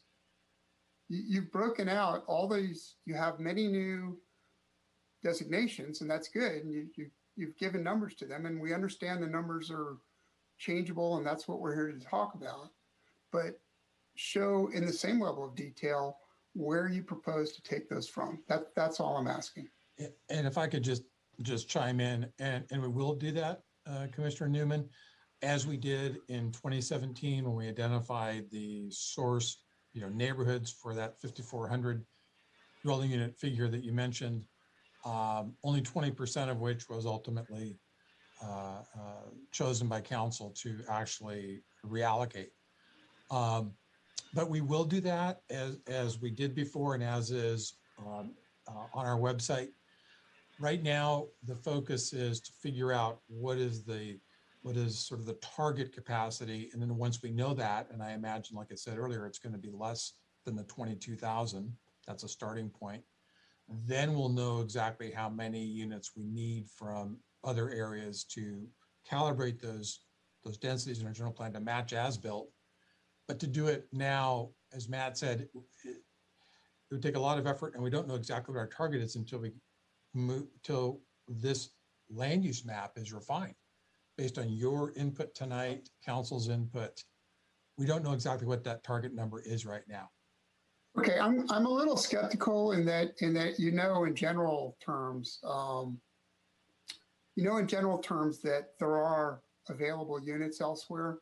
Mr. Ramey said something about there are neighborhoods that are overbuilt. So there is at least some general sense of how much could be pulled. And there's very detailed sense within the areas of change of how that would break out. So I think for the sake of the people who live in those potentially affected neighborhoods, it would be much better to have this discussion with a lot more color on the source side of the equation as well as the destination side. I think we're pretty clear at this point that we don't want to have that discussion until we know how much we want to pull from the neighborhood, is what they're saying. Mm-hmm. Can I, may I jump in? I'm sorry. I don't mean to be rude, but I'll let you jump in one more time. Sure. I just want to say that, we're really doing this push right now because we're trying to get to the point where we can do the housing element. And so that the designations in the neighborhoods actually have a little more flexibility about when that decision gets made. So it's possible that we can actually go through and identify the big moves that we have of what the areas which are going to be essentially the receiving areas. And then there's tweaking later on to the map to get it right once we know the vision for those areas. Okay, so last question then on that word flexibility. I heard that requested quite a lot in Wednesday's meeting, which I watched. This is the community workshop / GPAC meeting. There were multiple people who asked for more flexibility. And my question to you is, what is your understanding of the definition of that term? Is it just more density or is it something beyond that? You mean what I thought I heard from what people said? I mean, When people are saying we want more flexibility, are they really saying we want more density, or is there something more to it than that? No, I think it meant different things in different situations. I think that in some areas it wasn't necessarily just about more density. It was maybe where that density goes and flexibility in heights in certain areas. So, for example, the Oaks Mall could have a lower overall density, but there might be certain actual parcels on it that are higher density. So we might have a low, like a 20 units an acre average overall, but you might have some parcels that are 40 or 50 units an acre and taller buildings. And so the idea was that if you have that flexibility, whereas overall it's the same, but you have flexibility within a project, that actually gives the property owner more to work with in terms of coming up with a really good project. So that's what I understood that it meant in some places. In others, I understood that people wanted mixed use in certain areas because they wanted the flexibility to potentially add residential. And I think that came up with the changes that we made on Thousand Oaks Boulevard and the Thousand Oaks Boulevard specific plan in the areas that were mixed use that we proposed putting to commercial. And so I think the request in that kind of flexibility was those parcels had flexibility to be commercial or residential or mixed use previously, and now they don't. And so people want that flexibility back. So I think it meant different things. All right. Thank you. Thank you, Mr. Chair. That's all I had. Thank you, Commissioner Newman. Did any of the other commissioners have questions at this point? Chair Buss, I don't have any questions, but I have a lot of comments. So I would love to get to the public comments. So you, no questions at this time, though? Okay, no questions at this time. I believe Commissioner Lanson has another question. Just a brief one, Chair Buss, if I can. In your materials and the staff report, and again, by the way, I know a lot of people online, a lot of comments I've seen are concerned about having our density obviously increase exponentially. Your staff report indicates that maximum residential capacity, reaching that number is unrealistic. Why is that? Why do you think we won't be reaching that anytime soon? Maybe I'll lead off. I mean, historically, when there's a range, a density range, frequently it's not reached due to various factors. Even, if it's, again, it's within the general plan range, it has a maximum zoning density, but often due to other factors. It could be topography, slopes over 25%, oak trees, parking requirements, setbacks, height limits.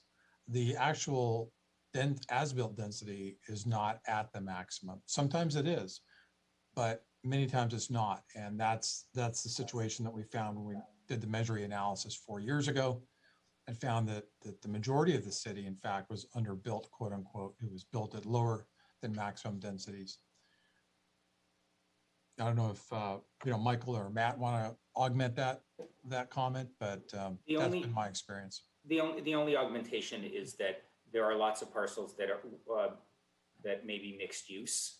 However, it has and a lot of these have an existing use on them, and the economics are just not there in order to redevelop that parcel. So if you have a single-story retail building that is currently vibrant, it's rented, it's been paid, the family's owned it for years, but it allows 30 units an acre on it, or even 45 units an acre, there's not an incentive to take that parcel and redevelop. And so that's why you have to, in order to meet that maximum amount Mr. development Ramey, I in believe this. you're breaking up on us. Oh, really? Is this better? Yeah, that's much better. Okay, so in order to meet that in order to reach that build out, every single parcel in the city would need to redevelop to the maximum amount. And if you look around the city, that the likelihood of that happening is pretty much. Well, and I would, again, just ask the question, kind of going back in terms of looking at the specific plan that took decades to put forward and has been in place 10 years. How many projects have been commenced under the specific plan in the last 10 years? There have been, in terms of that have gone forward, we have the Lupe's project, 36 units, the 299 East Thousand Oaks Boulevard project, that's 142 units. We have 26 condominiums on Clay Court and a 4-unit apartment building across the street from the new Clay Court condominiums. And so that's it. That's about 200 units since over the last 10 years. So you can, again, it sounds like we put plans down, but not as many projects were necessarily commenced as we probably anticipated. Correct. And that ties into Matt's comment that often the economics just don't align. I mean, we can create these building envelopes and development policies, but the private sector has their own metrics that they need to meet. And often it's not worth the investment. In many cases it is, but often it's not. And so, this type of change is incremental and the general plan is no different. It'll take quite some time, most likely to, for it to come to fruition because there's so many factors involved, but that's the short of it for the downtown plan. Thank you, Chair Buss. I will stop now so everybody else has a chance to comment. Thank you, Commissioner Lanson. Commissioner McMahon, just want to double check. You're good? All right, then I'm going to move along to public comments. Now go to public comments. My understanding is at this moment I have 42 speakers wanting to speak. Because of the significant number of speakers we have, I'm going to limit comments to 2 minutes. And for each speaker, I would like you to go ahead and state your name and your city of residence for the record. So we will begin with Luke Solzarulo, sorry. Chair Luke is not present. Luke is not present. All right, then we will follow with Danielle Borgia. Good evening, Chair Buss and members of the Planning Commission. My name is Danielle Borgia. I am President and CEO of the Greater Conejo Valley Chamber of Commerce, a resident of Thousand Oaks, and I'm speaking tonight in reference to the Chamber's letter submitted to the Planning Commission on behalf of our Executive Committee. There were 3 main themes in this letter. 1, allocate more mixed-use medium and add mixed-use high back to the map. The city's own survey results indicated that 70% of the respondents supported increasing density citywide to 45 units per acre, which would represent medium mixed-use density designation. They supported this increase in density specifically to allow for smaller and potentially more affordable units. The current amount of mixed-use density and removing the high density altogether will not meet the needs of our workforce housing, given our expanding biotech sector, and will make it much harder for the city to meet its affordable housing goals. Number 2, provide more flexibility to the opportunity sites previously identified by the City Council. We are requesting the entirety of these opportunity sites as either mixed-use medium or mixed-use high to provide this flexibility to these developers. Number 3, moving housing designations from established parcels to sites that have the most potential. It makes sense for the city to allocate housing units to places where projects have real potential to be built in the near or medium-term future. Allocating housing to sites that have recently been developed are not actually going to produce housing over the next 25 years. The density on these sites are better utilized on parcels where the ownership has the interest or intention to build, including the properties on Thousand Oaks Boulevard in the specific plan area and the Baxter site that has already gone through a pre-screen for a mixed-use project. Our chamber urges the Planning Commission to give serious consideration to these suggestions when making your recommendations this evening. Thank you. Thank you, Ms. Borgia. I am remiss. I also want to inform my fellow commissioners, because this is department report and public comments are happening. You are actually allowed, if you would like, to ask any questions of any of the public commenters before they hang up. If you can just put your hand up on the Zoom so I can see you, and I'll be sure to make sure that you have the opportunity to ask my question at the end. Following Ms. Borgia is Stephanie Sullivan.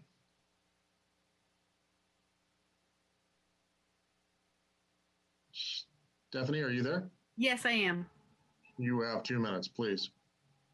Hello, my name is Stephanie Sullivan, and I have been a resident of Thousand Oaks for over 10 years. I am calling on behalf of the grassroots organization 805 Resistance and have a letter that I would like to read for the Planning Commission. We are at a crossroads as a community. We can either choose purposeful, progressive growth or stay stagnant in classist and elitist values. There has been a growing fear heard during GPAC meetings and seen in the survey results regarding the land use map that we're turning into the valley.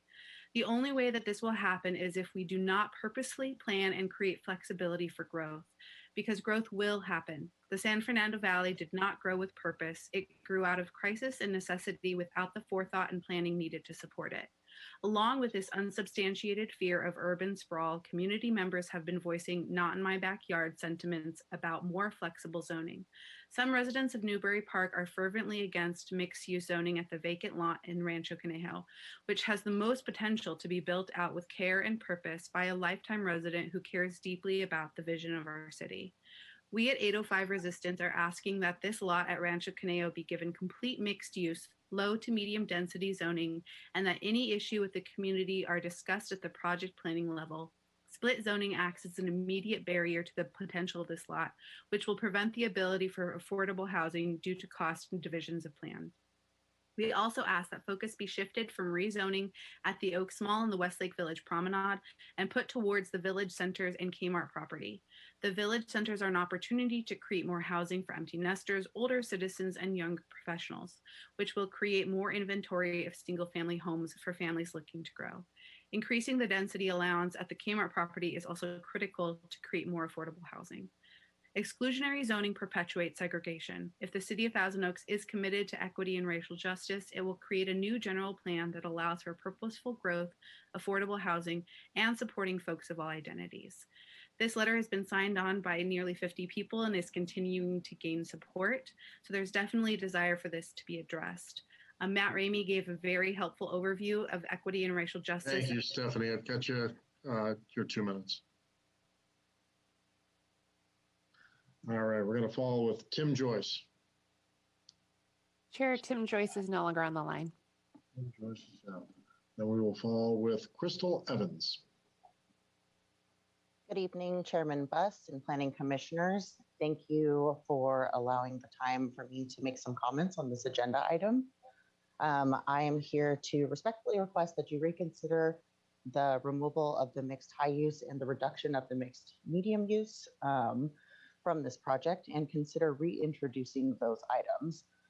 I am a resident of Simi Valley. However, I am a local business owner here, and I'm very heavily involved with the Chamber's Young Professionals group, and as well as other young professional communities. I believe it's important for us to take into consideration more housing options for the young professionals and their families that could potentially move to the area based off the growing industries here. And also as a Cal Lutheran alumni, I think it's important that we consider housing options for the future graduates, as those are our future community leaders. And we would love to keep them here in the community so they can contribute to the future growth of our city. Thank you for your time and have a wonderful evening. Thank you, Ms. Evans. All right, now we'll be following up with Andrew Kuo.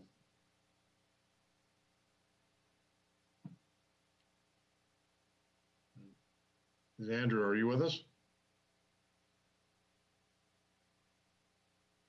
I am now. Can you hear me? Yes, sir. Hey, you have 2 minutes. Thank you. Thanks for the opportunity to speak tonight. My name is Andrew Kuo, and I represent Graystar, an owner-operator of residential housing locally and nationwide. Speaking to you guys tonight regarding a property located at the northeast corner of Lakeview Canyon and La Tienda, commonly referred to as the Anthem property. We at Graystar, we're partnering with Union Company, the owner of that property, and several office buildings in Thousand Oaks. And we really want to transform what is now an unused parking lot into potential residential housing development that would serve the surrounding community.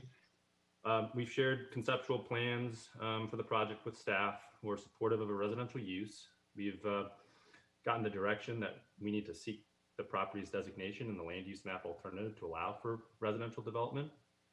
And in the current alternative, the property has been designated as industrial. However, we believe strongly that the property's designation for a residential use would be warranted for a couple main reasons. One, the location is ideal for residential as it would be walkable to employers, services, retail options, providing much needed housing for businesses. Second, the property is currently underdeveloped, underutilized as overflow parking. Third, the property is vacant, and this would not displace any current businesses or residences. Fourth, design, engineering, and infrastructure studies have been conducted, which support such development on site. It's feasible. Fifth, we would propose a percentage of inclusionary affordable housing alongside market rate units. And what that really means is that given the property that is available, it's suitable, it's feasible, and extremely likely to be developed with proper zoning, ultimately will assist the city in actually meeting its RENA allocation for the sixth cycle. As you guys just pointed out, many of the sites earmarked for residential in the map in its current form will never be built given existing uses on site and other land topography and other constraints. So thank you for your consideration. Thank you, Andrew. All right, our next speaker is Rosanna Guerra.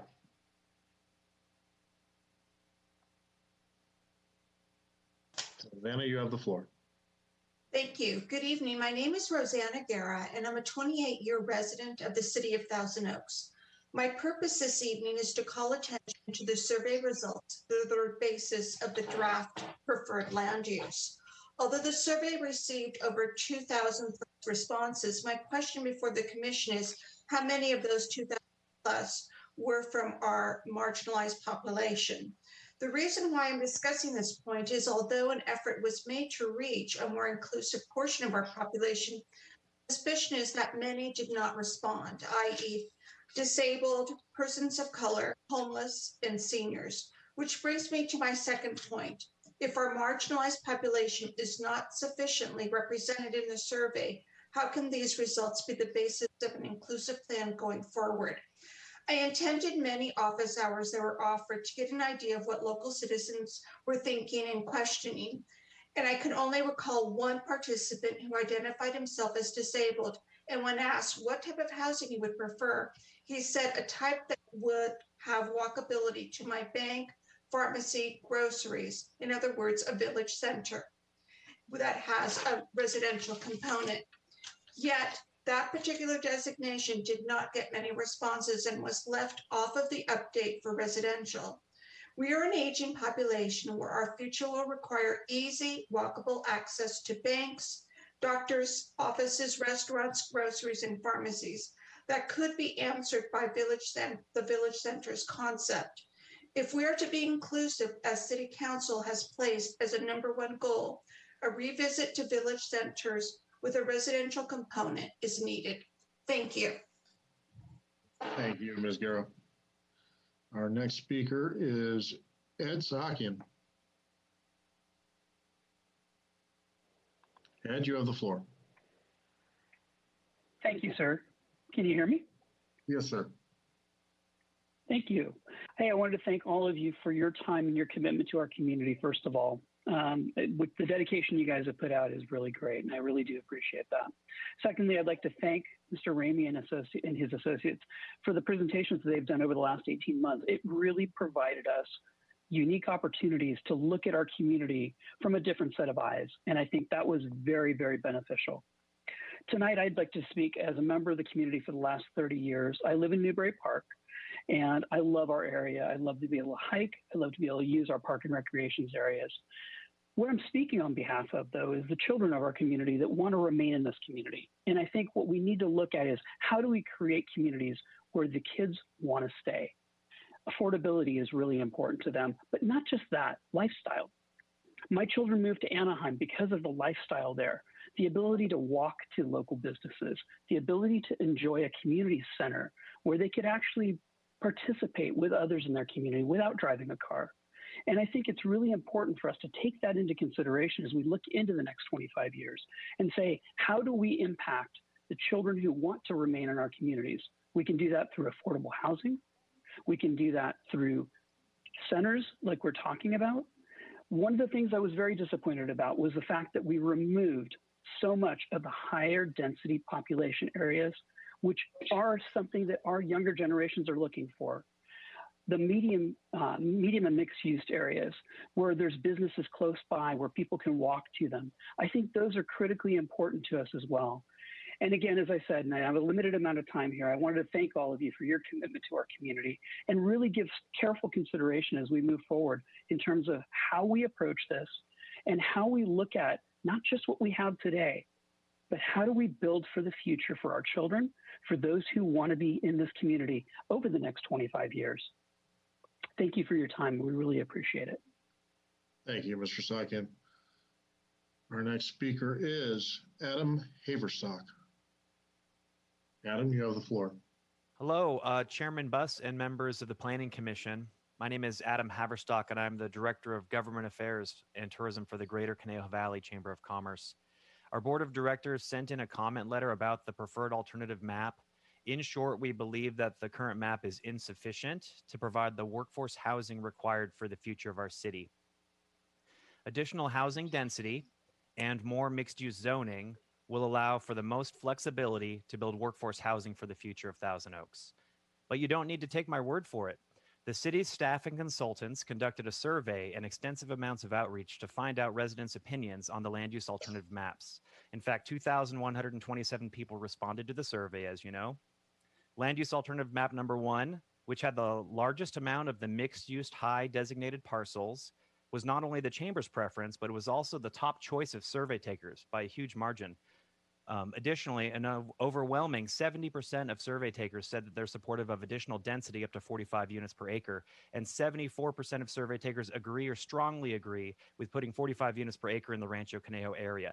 These are overwhelmingly large numbers in support of workforce housing at Thousand Oaks. Despite these overwhelmingly supportive survey results, staff decided to take thousands of additional housing units off of the map. This is in direct opposition to the data of the survey that they themselves conducted, and the staff have produced a map that is the direct opposite of what residents of Thousand Oaks have said they want. Luckily, you're in a position to fix this issue. Please add mixed-use high designation back onto the map. Please put the thousands of units that were taken away back onto the map as well. Our recommendation would be to put additional density in the city's identified opportunity sites as approved by the City Council in the 2017 Economic Development Strategic Plan. They approved that plan on a 5-0 vote, so it stands to reason that they support economic development in these opportunity sites. Thank you very much for your service on the Planning Commission. We appreciate all your hard work on this project. Thank you, Mr. Haverstock. Our next speaker will be Tom Cohen.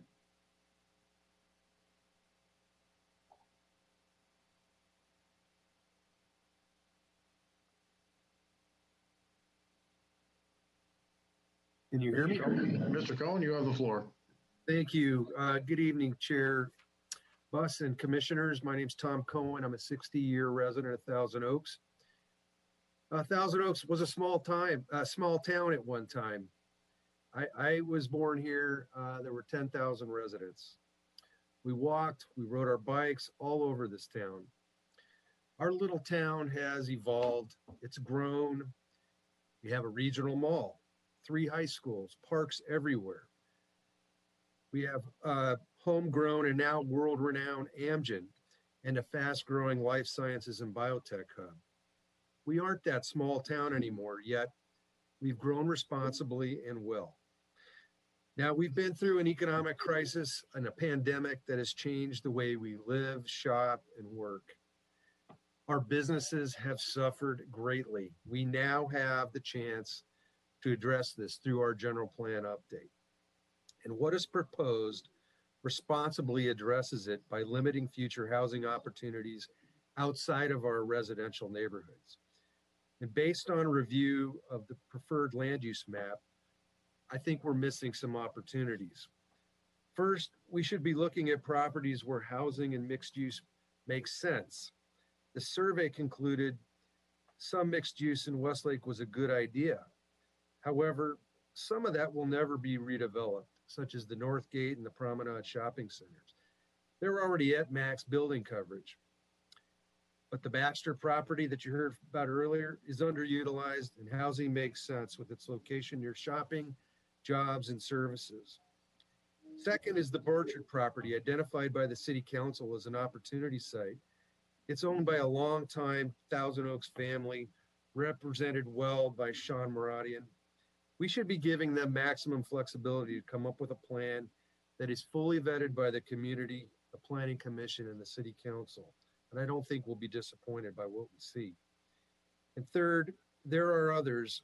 The old Exxon headquarters. Mr. Cohen, you've reached the end of your 2 minutes, sir. Thank you. All right, our next speaker is Karen Wilburn.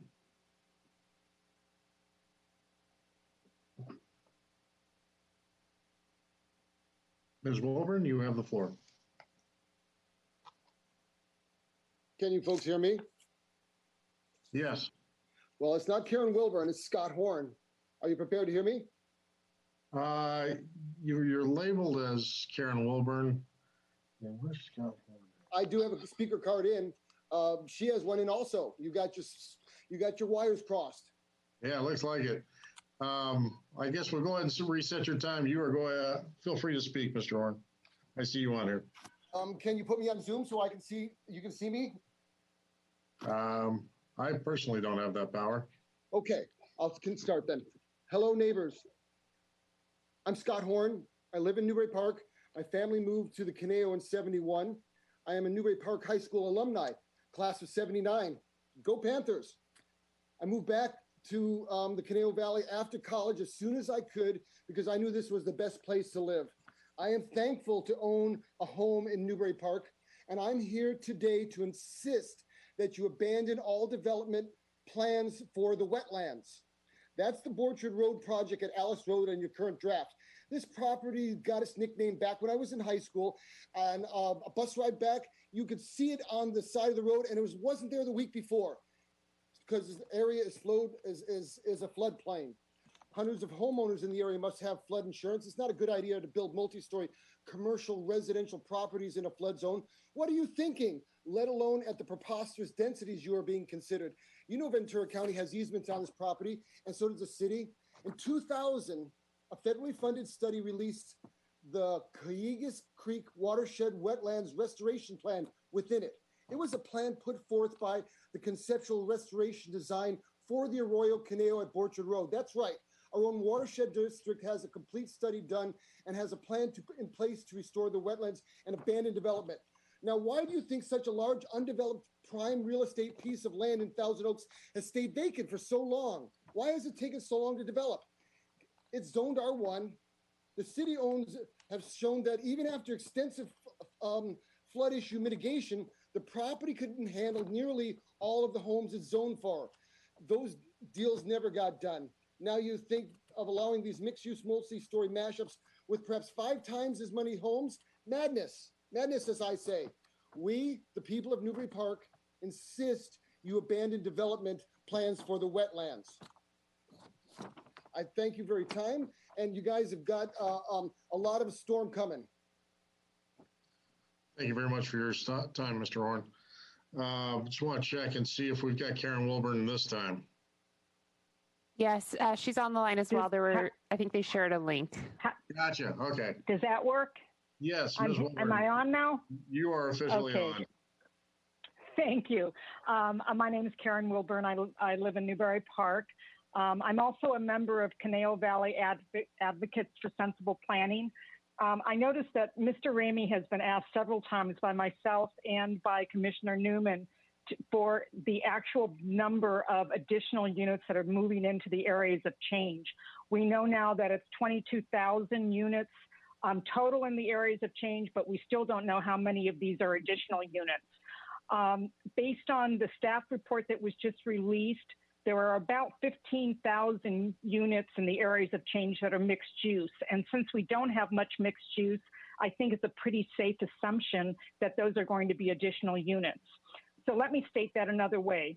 The new map could potentially result in 15,000 additional housing units in an area of 484 acres or 3% of our city. This is not the vision of Thousand Oaks or Measure E was founded on. Now, at our group, we understand the need for more housing and affordable housing and the state requirements. We don't have a problem with that. What we don't understand is why are we taking such drastic measures that could move 15,000 unbuilt units into 4 small areas? Once we've made these changes, the state may pass more laws to prevent us from going back. It's like someone is asking us to lend. It's like someone is asking to borrow $10,000, and we're saying, "Hey, let me give you 50,000." The changes to the general plan should be done gradually over time, and the city must absolutely put the developers' feet to the fire regarding low-income units. If they don't provide them, projects should not be approved. Our group believes in sensible planning for all areas, but I do want to comment on Newberry Park in particular. I provided the commission with a Google Earth picture of Newberry Park demonstrating just how much development has taken place in this part of the city since 1994. We just simply can't take added density south of the freeway. We don't have the roads and the infrastructure that would be able to handle it. Thank you so much for your time. Thank you, Ms. Wilburn. Our next speaker is Cindy Lou. Hi. You have the floor. Thank you. Thank you. Good evening, everyone. My name is Cindy, and I'm the founder and chief advocate of We Belong 805. We're a grassroots organization advocating for access and representation for people with disabilities in our community. I'm speaking tonight to ask you all to recommend that our council include higher density that will allow for housing that is actually affordable, as well as add back the village centers as part of their next draft for the alternative land use maps. Village centers are an exciting prospect for a number of reasons.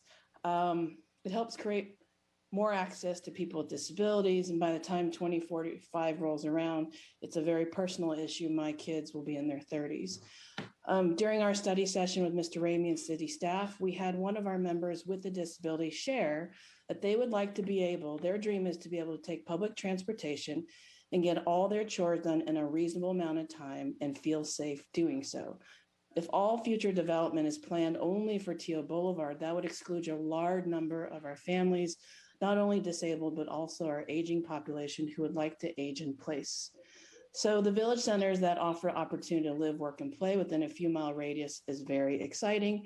Naturally, we hope that universal design for architecture be a standard practice for all future developments, as allows for the most flexibility and access.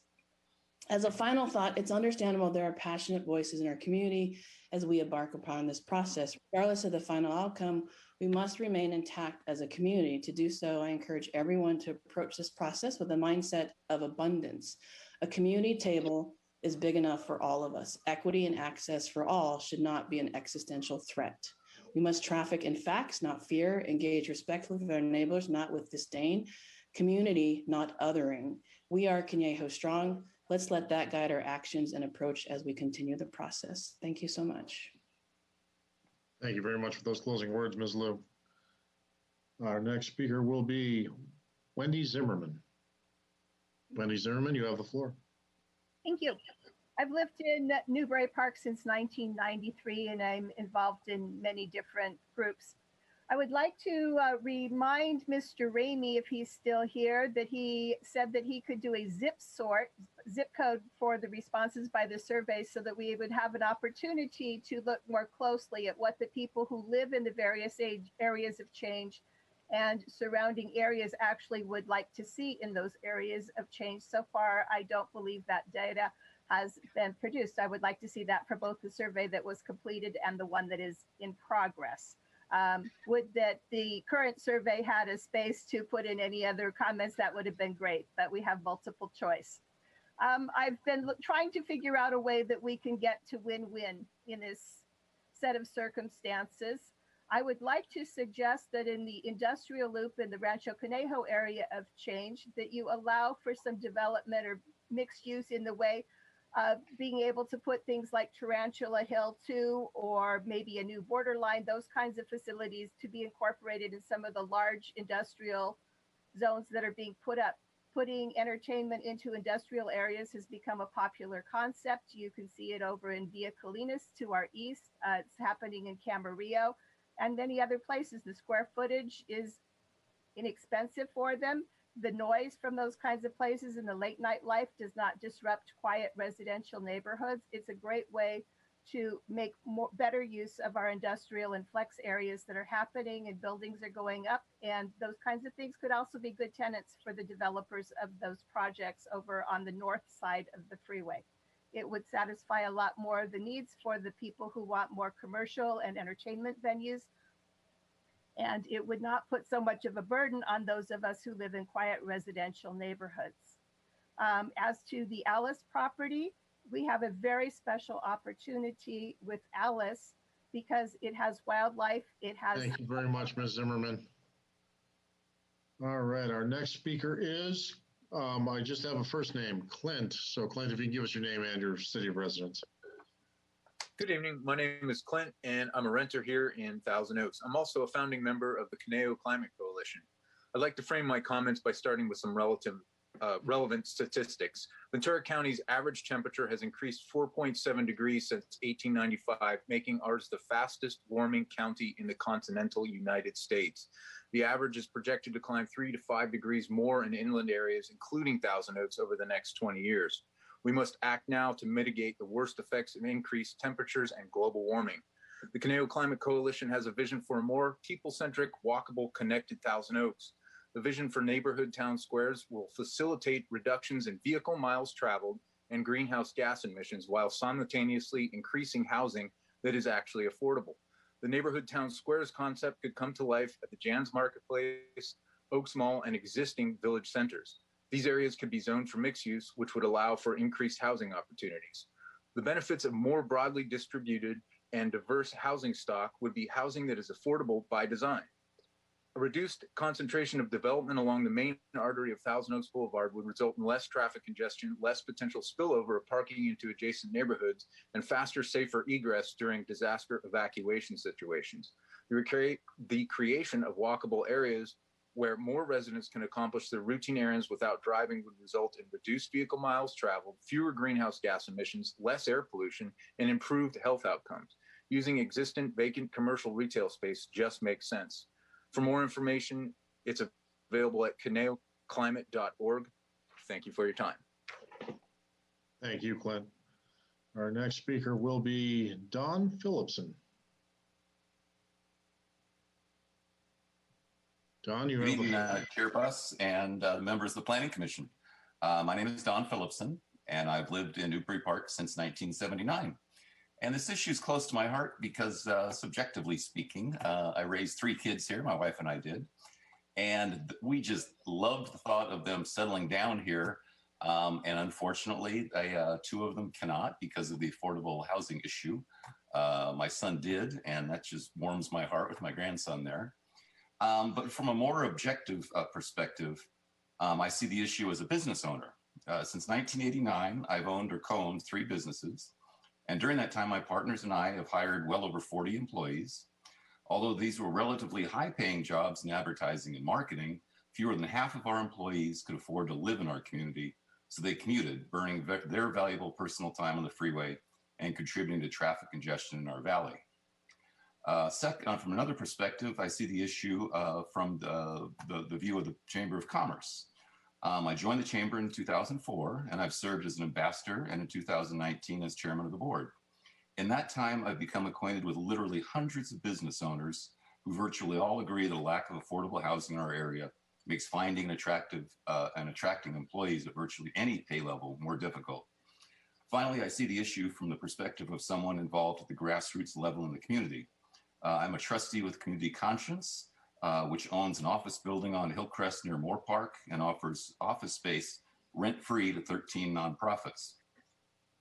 Although I am not speaking on behalf of Community Conscience, I can tell you that being a trustee gives me an up-close look at how a lack of affordable housing negatively affects not only a broad swath of our residents, but also those who are employed by our nonprofits. Seeing the land use map from all these perspectives leads me to request that the Planning Commission reintroduce the mixed use high designation and designate more parcels as either mixed use medium or mixed use high, which is what alternative map number 1 calls for. Thank you. Thank you. Our next speaker will be Mark Sellers.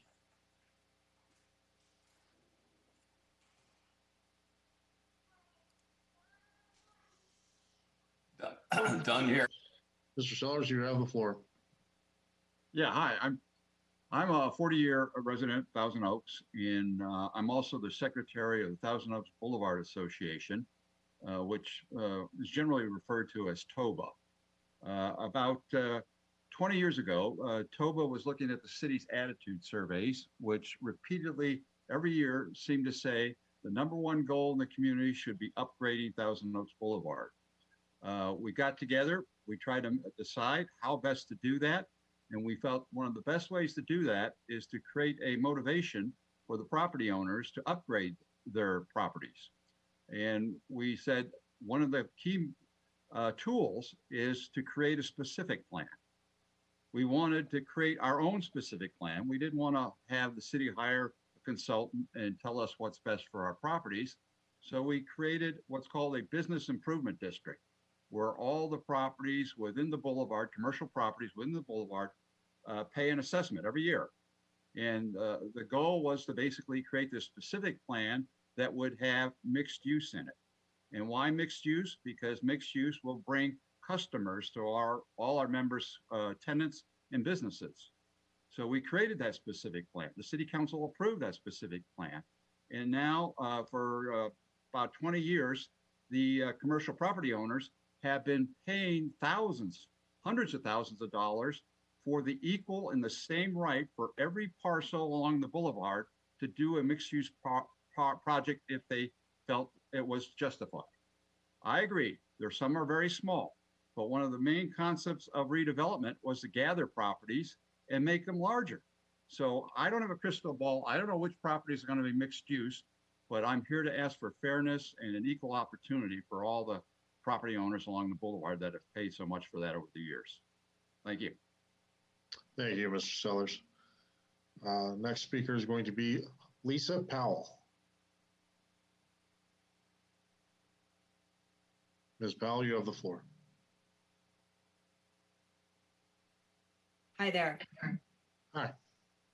I'm Lisa Powell, a 16-year resident of Thousand Oaks, and my comments tonight are geared for the community as well as our commissioners. Thank you for your service.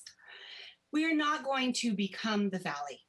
The proposed changes in the map refer to 8% of the available land here in the city. There is no density for high-rise buildings. The open space and single-family housing stay.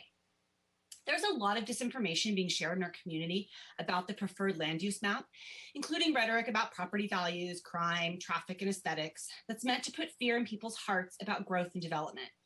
Luckily, there's a lot of research on these topics of growth and development and planning, on the truths of mixed-use development and affordable housing that can help you inform you as to why it's a really good thing for Thousand Oaks to build more housing, including mixed-use development and affordable housing.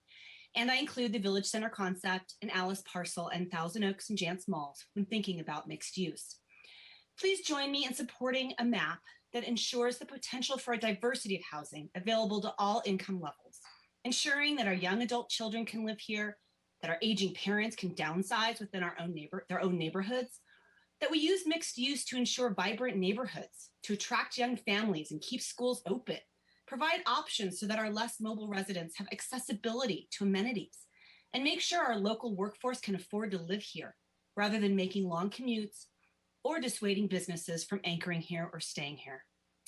Let's ensure that Thousand Oaks is a welcoming and wonderful place to live for all backgrounds, ages, abilities, and income levels for the next 50 years by being forward-thinking in the final land use map decision.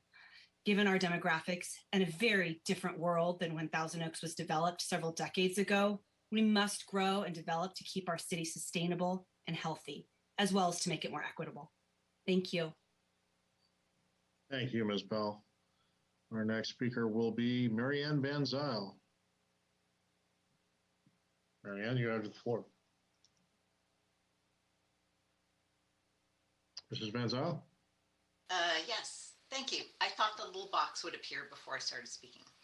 Chairman Buss, Planning Commissioner, staff, and fellow residents of Thousand Oaks. My name is Mary Ann Van Zyl, and I'm an 18-year resident of the Westlake Village portion of Thousand Oaks. I speak tonight in support of the reimagining of our older neighborhood shopping centers as village centers. Allowing mixed-use development in pockets throughout the city will be great for the livability of Thousand Oaks for many reasons. They will become gathering places where we can rebuild a sense of neighborhood community. I am a walker and a bicyclist, and I trained my kids to be bike riders in this city. But one of the drawbacks of the development style of the 1960s and 70s was its street layout. We have neighborhoods filled with cul-de-sacs surrounded by fast-moving arterials. Village centers can be anchor points for bike lanes, wider sidewalks, transit networks that allow us to get out of our cars, which are good for the bicyclists and the kids walking to school. I was just very disappointed when they came off of the plan, and I hope you will consider recommending to City Council that village centers be put back on the land use plan. Thank you. Thank you, Ms. Van Zyl. Our next speaker will be Kyle Rohrbach. Kyle, you have the floor. Good evening, Chair Buss, Commissioners, City staff, and the Thousand Oaks community. My name is Kyle. I'm a longtime resident of Thousand Oaks, a volunteer, also a former Lancer, and someone who conducts business here. California's most significant issue is our increasing unhoused population, and it's running in parallel with the planet's most significant threat, which is climate change. And both matters live under an umbrella that disproportionately and systemically affects people of color, as well as those with disabilities, both visible and invisible. And tonight, we have an opportunity to address both of them in a manner that is consistent with the bright future that's already ahead for an already beautiful city, but one that doesn't fail to ignore the issues that are no longer debatable. The land use map as proposed removes one of the most unique elements that others have spoken on tonight that directly tackles both that need for additional affordable housing as well as climate change, and quite frankly, just general happiness when it comes to living in this city. And that is this concept we've heard a lot tonight about livable village centers. I live within walking distance of one of the proposed sites, particularly the one at Moore Park and Arbalest. So I do consider myself a stakeholder when it comes to what comes next for this neighborhood. And I was, like Ms. Van Zyl said, I was disappointed to see them come off the proposal that's before you tonight. It's a missed opportunity. It's a missed opportunity to create some mixed use density for housing in places where people already meet and gather. It's a missed opportunity to directly address the fact that as it stands, the land use map is going to require still the majority of our residents to drive to the city's civic centers. And when we desperately need to be cutting these greenhouse gases. Village centers provide that central hub where we can achieve the improvement in walkability, affordability, and livability. And so it is my request that you officially recommend that the livable village centers return to the map as it was. This isn't political, it's not debatable, it is simply logical. And we are beyond the point where the city's future will tolerate more missed opportunities. Thank you for your time, I appreciate it. Thank you, Mr. Rohrbach. Our next speaker will be Jackson Piper. Jackson Piper, you have the floor. Good evening, and thank you, planning commissioners and community members who are here at this meeting. I'd like to start off by saying that on Friday, I spoke with Sean Maradian to learn more about his plan for his property, his family's property, that's known as the wetlands or the Alice property. And though I've had some reservations about the sorry, my dogs are commenting on things as well, but I've had some reservations about the survey results. I have to say, my sense is that Mr. Maradian is very concerned about his community's well-being and is trying to develop the property in a way that's sensitive to the neighbor's concerns. And I would urge any neighbor or anyone in the community that has concerns to talk with him and find out what he is actually planning to do there. Next, I would like to state that the Acorn article, which came out today, mentions that the units that are to be zoned for in this plan have been reduced from 32,000 units over a 25-year span to 22,000 I feel that this is an unacceptable reduction. I know people are concerned about overdevelopment, but the truth is we are all still in a housing and homelessness crisis that has lasted for years and will continue to last until we build enough housing, and Thousand Oaks is part of that. Village centers can provide for much of this housing capacity if neighborhood mixed use is allowed at commercial centers and if missing middle housing types are allowed within a half-mile walking distance of those mixed use centers. For those who are interested in learning more about the missing middle types, Daniel Perolek, who originated the idea, is speaking at the Santa Barbara Trust for Historic Preservation on Wednesday, May 5th at 6 p.m., and I encourage you to go. Finally, as to the 5,400 housing unit idea and the idea that the general plan has served our city well for the last 50 years, I have to say no, I don't think it has. And if you really think so, look at the problems our city and our community have, and please rethink that. Thank you. Thank you, Mr. Piper. I believe Commissioner Newman has a question for you. I do. Thank you, Mr. Chair. And thank you, Mr. Piper, for your comments. I just want to be sure I understand what you are advocating regarding reinstatement of mixed-use designations and the village centers. Are you also in favor of reinstating the village center idea that was proposed? Yes, absolutely, I am. Very good. Thanks for that. Thank you. Thank you. All right. Our next public commenter is Jess Weehee.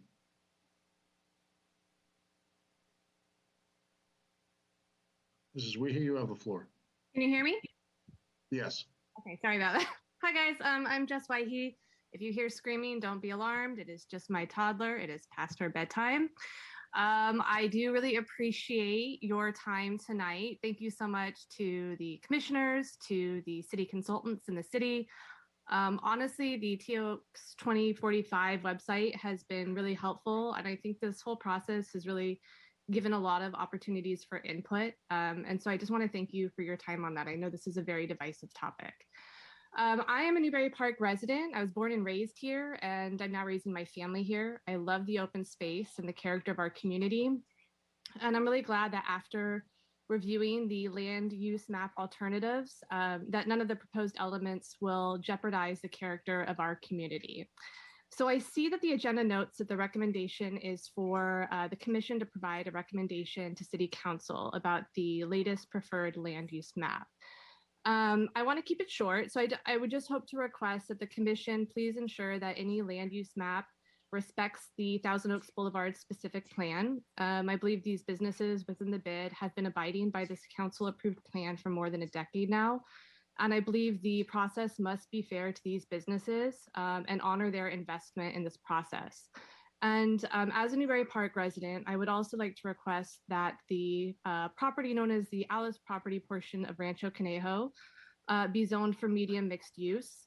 Our remaining undeveloped parcels of land are precious, and as a designated opportunity site, this last largest parcel of undeveloped land at 37 acres can really revitalize our community, generate tax revenue for our city, and meet diverse housing needs. Residential only zoning or split zoning will not help our city meet its needs and is really the least equitable use of this land. As others have stated, I also support bringing back the town center concept. Thank you so much for your time tonight. Thank you, Ms. Weed.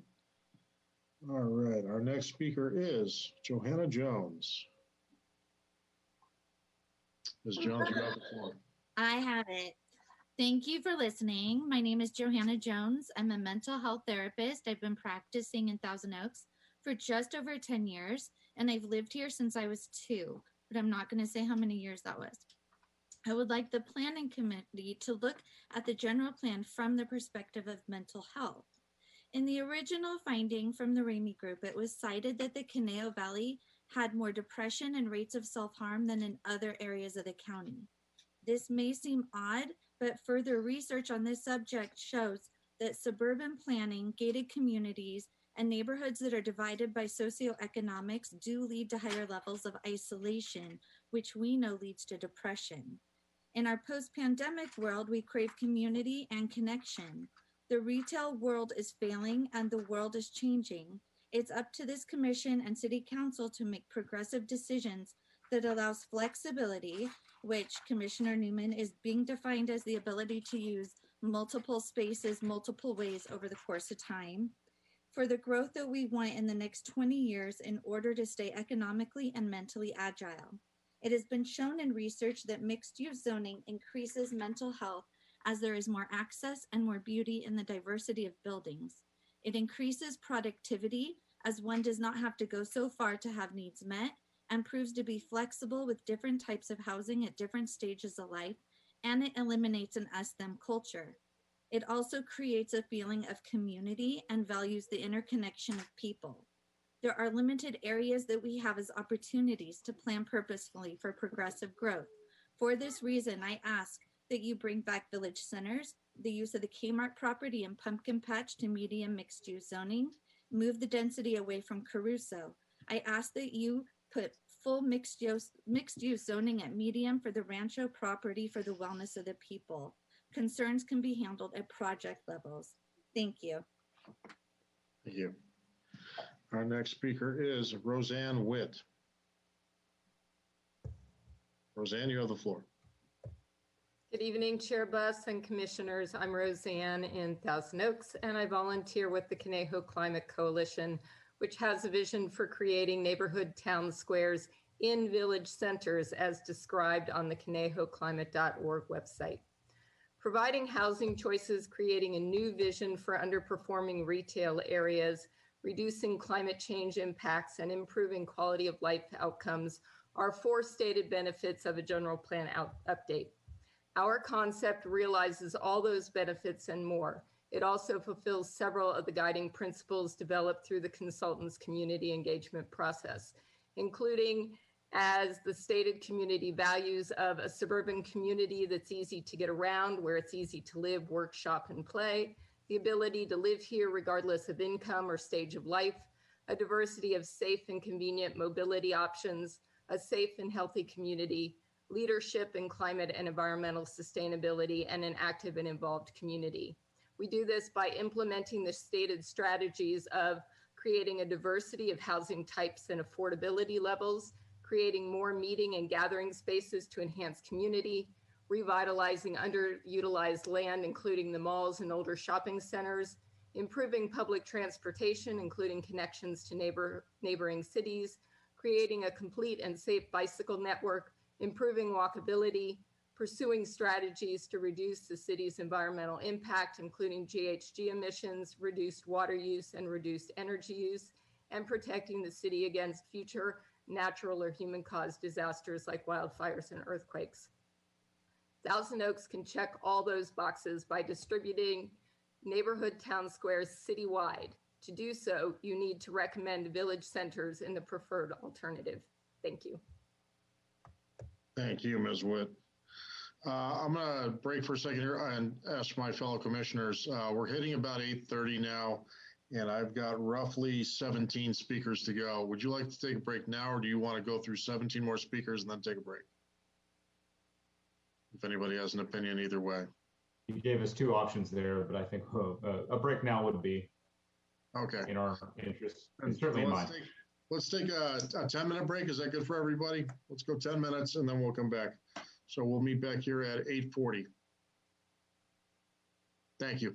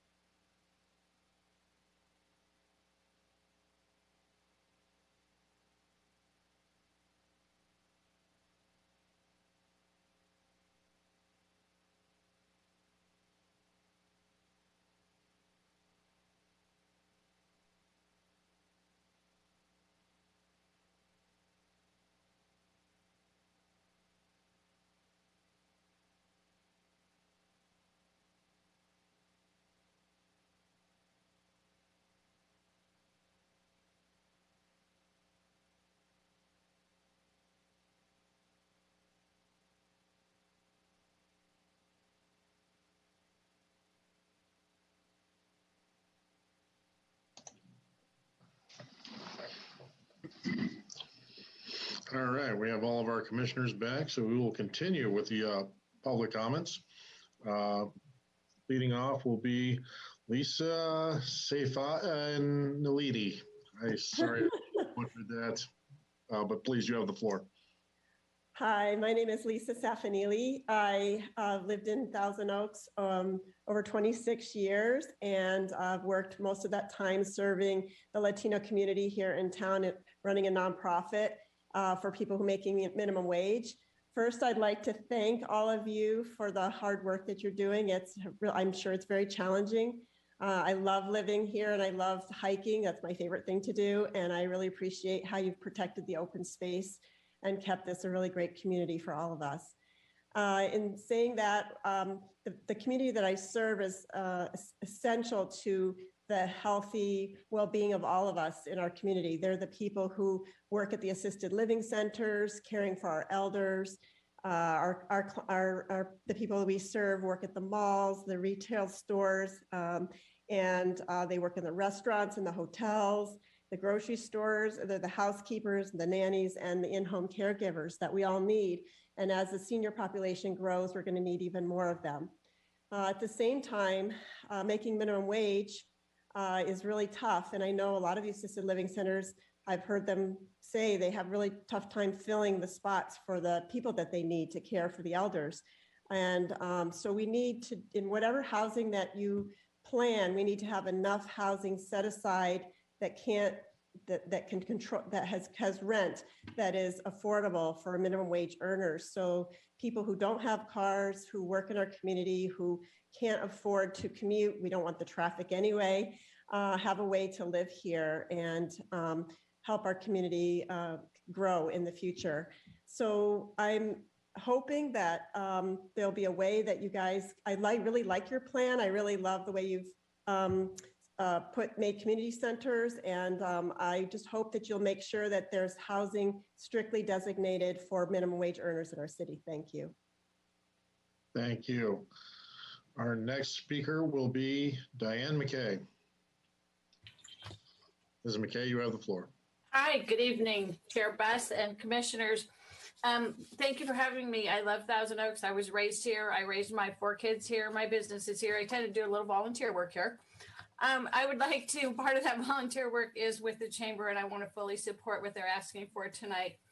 Please allocate and then approve medium high mixed use for the designated opportunity sites, including Borchard Road. These were approved in 2017 with the 5-0 vote. Then also look at the Thousand Oaks Boulevard specific plan, which is more like a promise. It's a decade old. These folks and the small business owners by self-assessment have been paying in to be able to do mixed use on their properties. These are families and small business owners that made financial decisions based upon this specific plan. And it should not be changed. That just feels wrong. There are other opportunities that may come up. I agree with things people have said about the Baxter parcel and the villages. It's great. As I said, I raised 4 kids. They're adults, they have good jobs, and none of them have chosen to live here. Not everyone wants a red tile roof. They want walkability. They want some of the new things we have to offer. So let's try some new things, some mixed use, some walkability. I love Thousand Oaks. I look forward to the future vision where we have new parks for the new people. Our schools are revitalized, and the environmental ways that we build now keep us healthy and our community great. Thanks, you guys. You have a hard work ahead of you. Good luck with it. Thank you, Ms. McKay. Our next speaker will be Betsy Connolly. Hello, everyone. The general plan update and the housing elements specifically provide an opportunity to preserve what is best about our community: the open space, the recreational offerings, the great schools, libraries, and theaters, while also sustaining our economic and social vitality.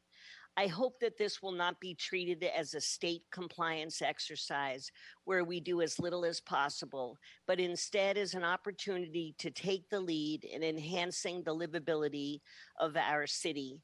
Tonight, I am speaking to you from the perspective of a 12-year former school board member. I saw firsthand how the closure of elementary schools devastated neighborhoods.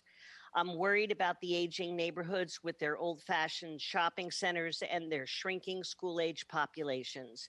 I think that the village centers could help to revitalize these neighborhoods in ways that would be attractive to younger people and to folks with school-age kids.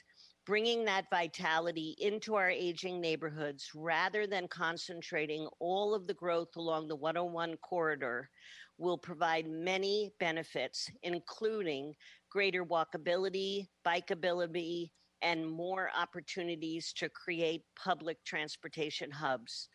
I have read through every comment in the Village Center section, and I see real enthusiasm for the Village Center concept balanced against a repetition of the no change, no growth mantra. 58% is not an overwhelming rejection, especially when the placement of village centers in the survey and the soft sell it received in the briefing book are considered. I hope you will give village centers and their potential to revitalize aging neighborhoods a closer look. Thank you for your attention. Thank you, Dr. Connolly. Our next speaker will be Dave Eady. I believe, Mr. Eady, you are on the phone and you have the floor. Or maybe they're still muted. Can you verify that? He's listed twice. I've allowed him to talk on both lines. I'm not sure which one he's on. Copy that.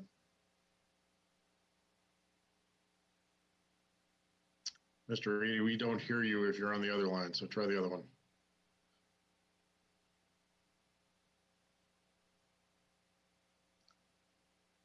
Shall we assume he's having technical difficulties at this point?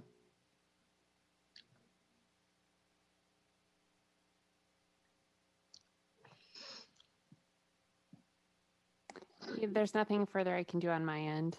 All right, then we're going to pass on Mr. Eady and move on to Andrew Pletcher. Mr. Eady, if you figure out your issues and are able to get back in, we will be happy to let you speak later.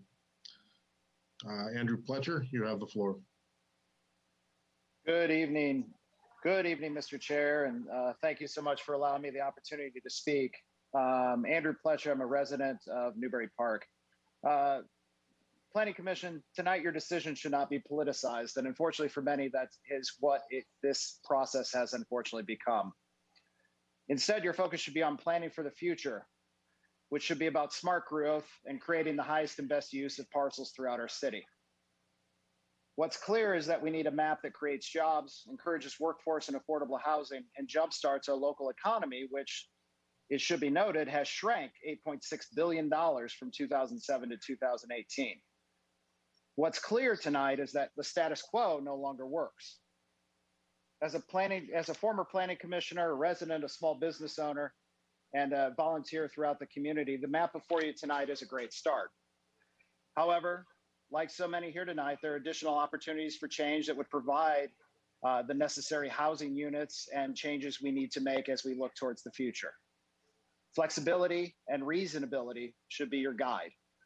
The Rancho Canejo property south of the 101 should lose its split zoning and be allowed maximum flexibility through its current mixed use low.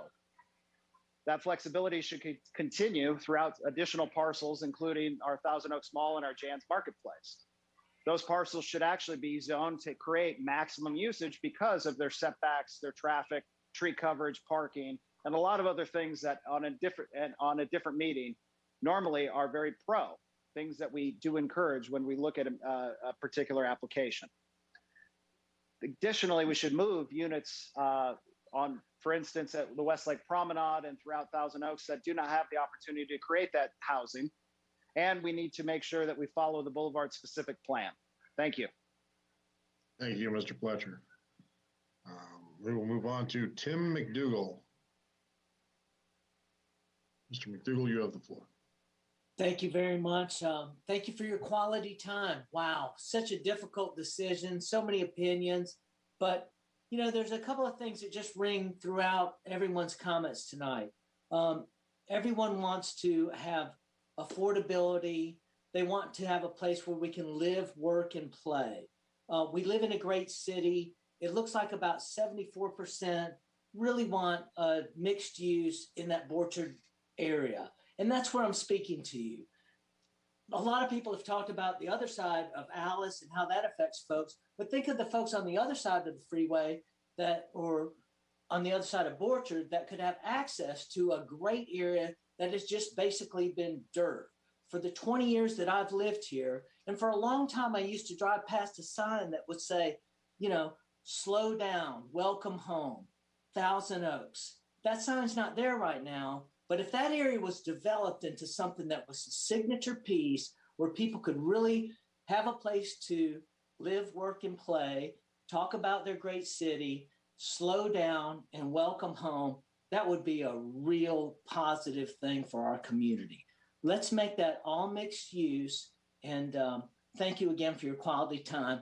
I'm going to give my time to someone else. All right. Thank you, Mr. McDougall. Next speaker is Nat Farah.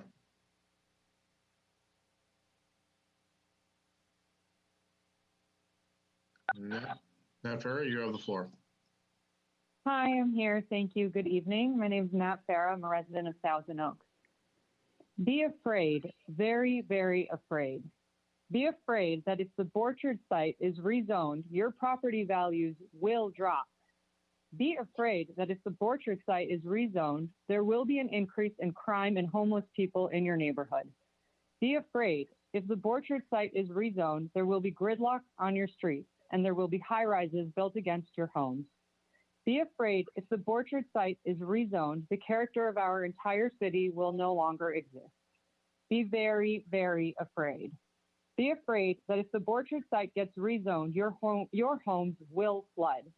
Be afraid if you support rezoning of the Borchard site, you'll be accused of being paid off by developers. Be afraid if you live in Newbury Park or adjacent to the Borchard site and support its rezoning, you are not one of our neighbors. Be afraid if you support rezoning of the Borchard site, you'll destroy the wetlands. I support and accept residential development on the Borchard site, but be afraid if it gets rezoned, it could actually get built.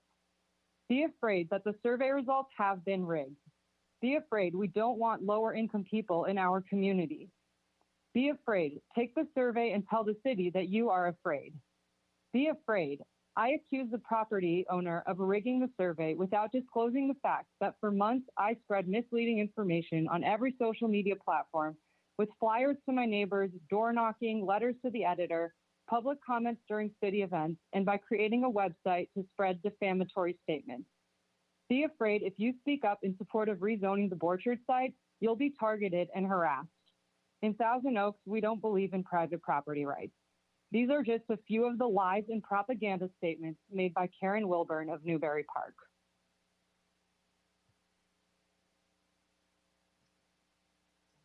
Thank you, Nat Farah. Our next speaker is John Friedman. Mr. Friedman, you have the floor.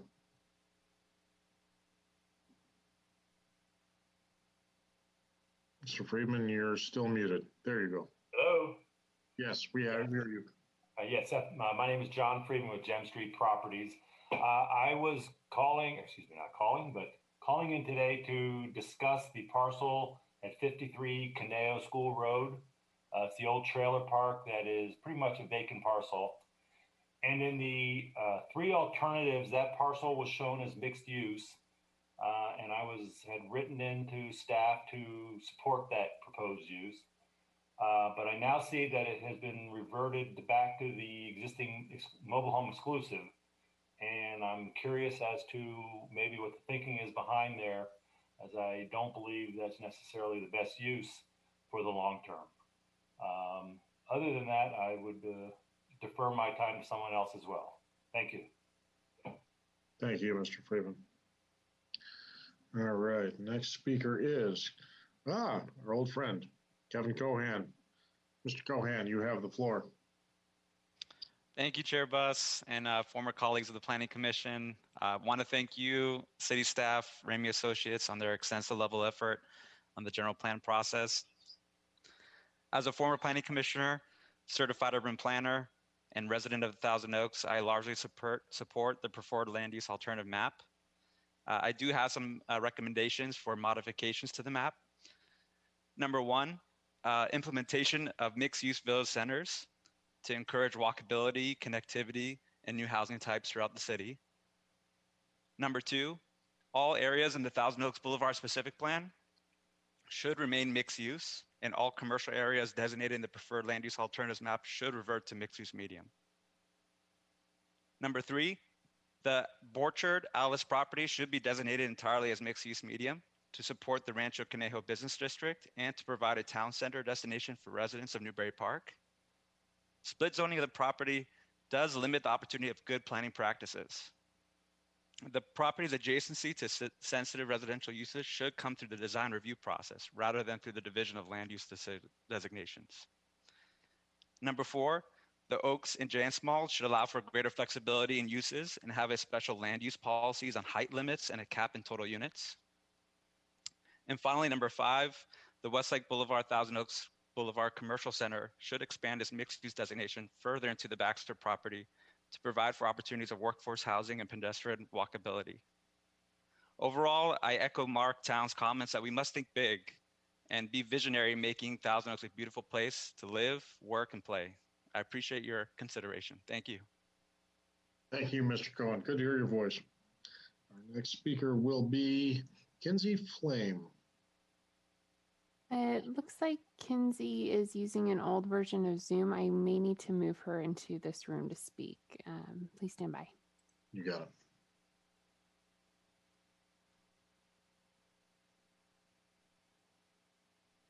Okay, I believe she's able to speak now. Welcome, Kinsey. You have the floor. Hello, Planning Commission and community friends. My name is Kinsey Flame. I'm a local business owner as well as I own a home on Michael Drive. My home's lot directly backs up to the Borchard project, all the way across the creek. I'm one of the 3 homes in this neighborhood. As a homeowner in this area, the last thing I would like to see is a track of homes behind us. I don't feel another set of single-family homes is what our community needs. I would like the Planning Commission to take into consideration rezoning this area for mixed use. This would revitalize our community, generate tax dollars, and provide diverse housing our community so desperately needs. We need housing for our teachers, the Los Robles Hospital students, biotech companies who are hiring new staff, and everyone in between. Many people like myself have to move out of the Conejo Valley to rent and save before we're able to move back to buy here. I would much rather have put the money back into our community that I planned on settling down in. I own one of the largest social media groups in our area with 23,000 members. We get dozens of posts per day asking for rentals in our area. We need starter houses for new families so that the community can grow and thrive. Allowing the Borchard area to build mixed use would allow the Newbury Park side of town a downtown area, a place where we can enjoy our outdoor spaces while visiting our local businesses. Those in our community who have not met Mr. Meridian, I highly recommend you reach out to him to discuss the project. His plans have your homes in mind.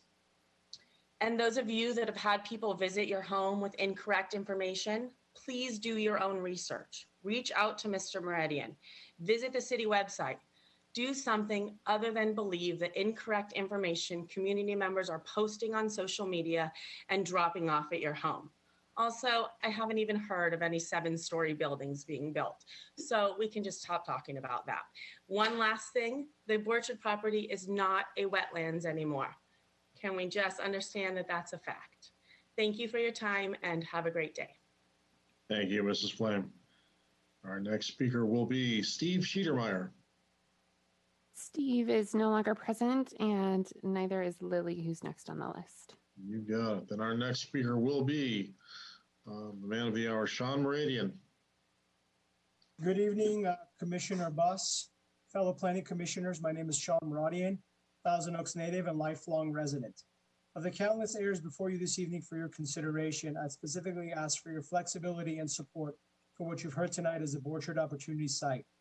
It's a 37-acre vacant parcel located at the southwest corner of Borchard Road and Highway 101. My family has been rooted in Thousand Oaks since the 1960s. My father bought this opportunity site in 1978, over 43 years ago. My family and I have always worked with the city to meet its goals and priorities as good neighbors, Prior to any discussion of this general plan, the city endeavored to identify any and all remaining undeveloped parcels in the entire city, which resulted in what's known as the opportunity sites. They consist of 6 parcels totaling 80 acres. In 2017, the city council adopted 5 the opportunity sites because of their size, location, and proximity to large employment base and transportation corridors. At 37 acres, the Borchard Opportunity Site represents nearly 50% of the site's entire opportunity site area. This is an important consideration. During the entire general plan process, it was repeatedly identified as a site that could address countless community needs. As you heard this evening, the Borchard site received over 80% support for mixed-use zoning over the entire parcel. This was more than any other area and or specific site citywide. Of the 1,300 survey comments, over 1,100 supported mixed-use zoning. After the current proposed land use map was released, I expressed concerns to city staff for suggesting the split zoning.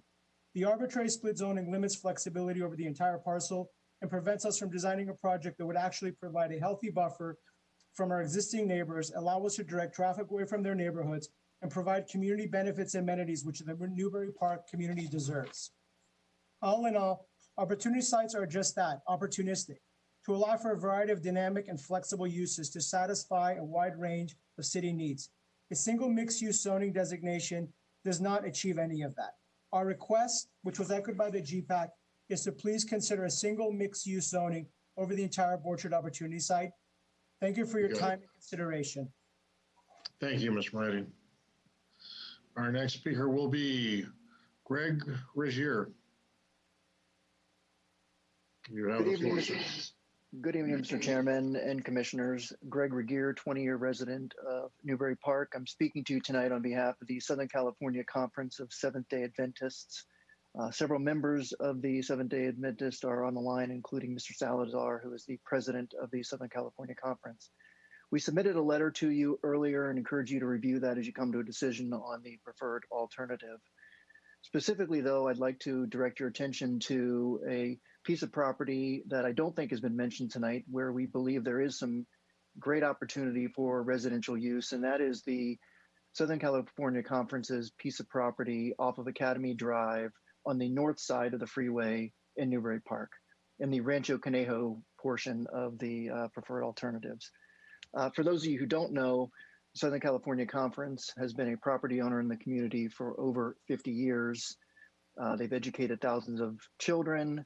They have a church in Thousand Oaks, a church in Newbury Park. They run senior programs, health and nutrition programs, and property that was once owned by the Southern California Conference is now Target, Lowe's, Home Depot, some of those other commercial uses. The property that is located there off of Academy is part of a specific plan, and there was always the intent that some amount of it would be residential.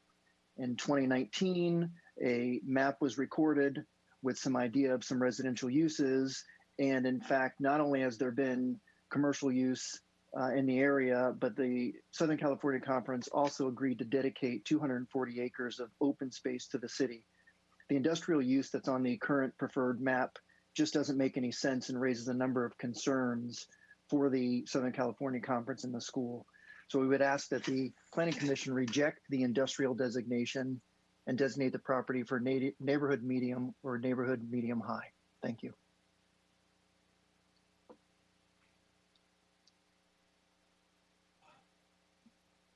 All right, thank you. Our next speaker will be John Stokely. Good evening, Chair Boss and fellow commissioners. My name is John Steckley. I'm a resident of Los Angeles, and I am the development lead for Macerich, the majority owner and operator of the approximately 80-acre Oaks Mall. I want to thank the Planning Commission, city staff, and consultants for their forward thinking and inclusiveness throughout this general plan and land use element update process. This general plan update is long overdue, and if done correctly, will have a lasting positive impact on the land use and sustainable growth in Thousand Oaks for decades to come.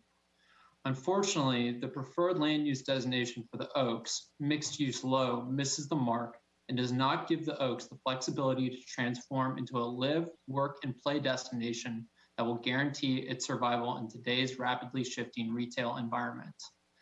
The mixed use low designation also does not factor in the uniqueness of the 80-acre site and unnecessarily limits allowed uses to commercial and multifamily residential while allowing while lowering the allowable height at the Oaks from 75 feet to 50 feet. If approved, this mixed-use low designation directly contradicts the true mixed-use version for the Oaks that we believe is shared by Macerich, city staff, and the broader community. Consequently, we ask that the commission take no action tonight until full consideration is given to the individually and specifically planning the Oak site with the full input of all stakeholders, including Macerich. We believe this thoughtful and deliberate approach will produce a land use designation that will allow for a visionary transformation of the Oaks that all community stakeholders will be satisfied with and proud of. Thank you all for your time tonight. Thank you. Our next speaker is Jackson Pipe. Jackson Piper. I think I already spoke. I might have registered twice, so please go ahead. Oh, I apologize. Thank you. All right, then our next speaker is Christy Jones.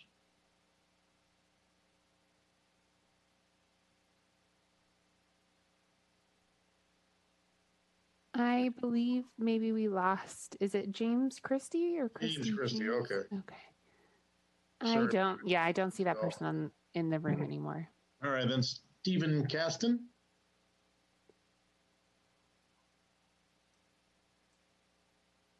Okay, here we go.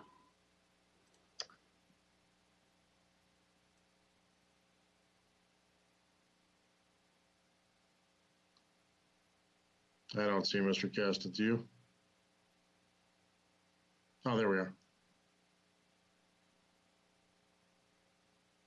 Hearing me okay? Yes, we can hear you, sir. Okay.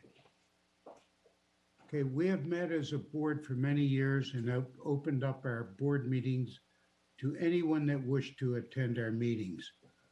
We have consistently discussed and have approved the city's specific plan for Thousand Oaks Boulevard. Our approvals and opinions have consistently been as follows. We want good projects to be approved by the city along Thousand Oaks Boulevard. We want to give our board's input on the right developments. We want better signage on Thousand Oaks Boulevard that identifies our business corridor. We want to see pedestrian traffic encouraged along Thousand Oaks Boulevard. At least one parking structure should be built in the business corridor. More safe crosswalks should be constructed to encourage pedestrian traffic. We also endorse mixed-use developments in other areas of Thousand Oaks. Mixed-use developments will encourage people that work in the community to also live in the community. This will cut down on traffic from people traveling from other areas such as Oxnard, Simi Valley, Los Angeles, etc. We also want to improve signages for our businesses. We advocate for a sign advisory committee to be established that would serve as an appeals board for signage that might be rejected by the city. In summary, our commercial corridor needs to be updated with new businesses and new housing sharing space on the boulevard. We want to keep Thousand Oaks as the wonderful community that it is. Our TOBA board will continue to work with the city for the benefit of all stakeholders of Thousand Oaks. Thank you, Mr. Caston. Have one more minute? No, sir. You're out of time. Thank you. Out of time? Okay. All right, and our last speaker is Chair Buss, I apologize. I assume that was the Thousand Oaks Boulevard Association. Yes, Mr. Caston mentioned that at the very end, so I believe he is part of the Thousand Oaks Boulevard Association. I was going to ask him as well, and then it was clarified for me at the end. All right, we're going to go with our final speaker, last but not least, Stephanie Murillo. Hello. Yes, you have the floor, Ms. Murillo. Thank you. My name is Stephanie Murillo, and I am a young Hispanic, recently married woman who one day would love to purchase a home in Thousand Oaks. I currently work in Thousand Oaks and serve as the Executive Secretary for the Thousand Oaks Boulevard Association. And today I have a letter that I would like to read on their behalf. Based on the city and its consultant's presentation of the initial survey results, the Thousand Oaks Boulevard specific plan area received the highest amount of community support for mixed-use general plan designations, followed by the Rancho Canejo area. There was overwhelming support for the medium density mixed use anywhere on the Thousand Oaks Boulevard. On the other hand, the presentation reflected little to no support for mixed use at the Oaks Mall, Jan's Mall, Village Center, or on the east side of the city near Westlake Boulevard and Thousand Oaks Boulevard. The initial survey separated the properties west of Moore Park Road from the ones to the east, where the Thousand Oaks Boulevard specific plan starts. We have serious concerns that, as part of the final preferred land use map survey process, nearly the entire west side of the Thousand Oaks Boulevard specific plan area, with its unique boulevard-oriented smaller properties, is now, with no justification, lumped together with the large mega properties of the Oaks and Jan's malls, which makes it impossible for our association and our members to effectively express their opinions on what is best for the boulevard in that survey. Since all comment boxes have also been removed, the survey taker is forced to take an all or nothing approach without being able to measure the true and accurate support for mixed use in each unique area. The entire two large malls are being recommended for 100% mixed use designation, possibly resulting in thousands of new units in areas that have no survey or community support. In contrast, Thousand Oaks Boulevard, which had the survey's participant support for mixed use development, is only receiving limited and partial mixed use consideration on any arbitrary, unfair parcel by parcel redesignation. In closing, TOBA is supportive of the city's effort to update the general plan. However, at this point, we are unable to support your approval of the current preferred general plan update land use map. Thank you for your time. Thank you, Ms. Murillo. And like any good rock band, we're going to have an encore here for public comments. So I've got three more. We will begin with Gregory Leon. Gregory is no longer in the room. Gregory is no longer in the room. How about Rebecca Albrun?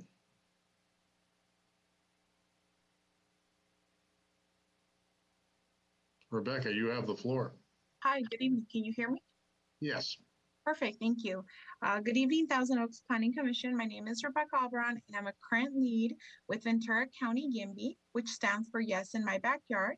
We are a grassroots organization advocating for affordable housing throughout Ventura County, and I am here tonight to express my support of mixed-use zoning at the sites, such as the vacant lot in Rancho Canejo.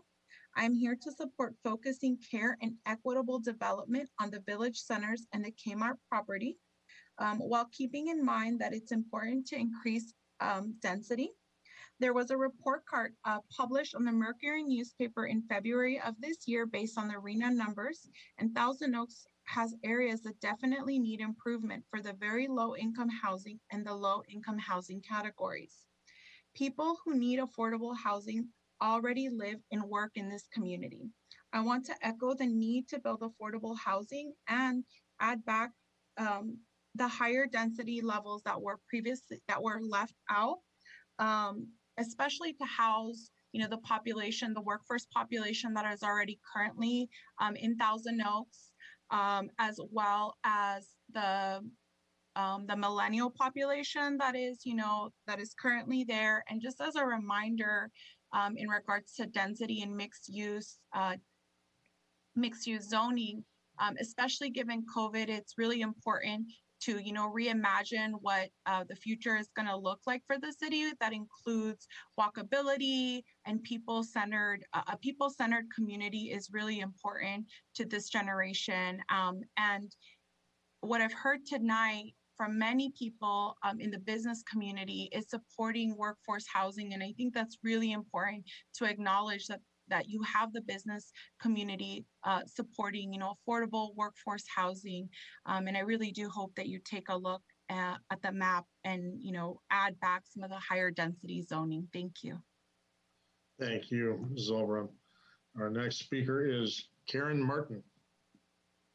Karen is not in the room. However, we can retry Dave Eady if you would like. Dave Eady, so good to have you back.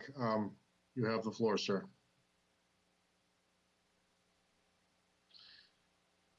I guess I'm unmuted now. There you go. Oh, you have 2 minutes, sir. Better last.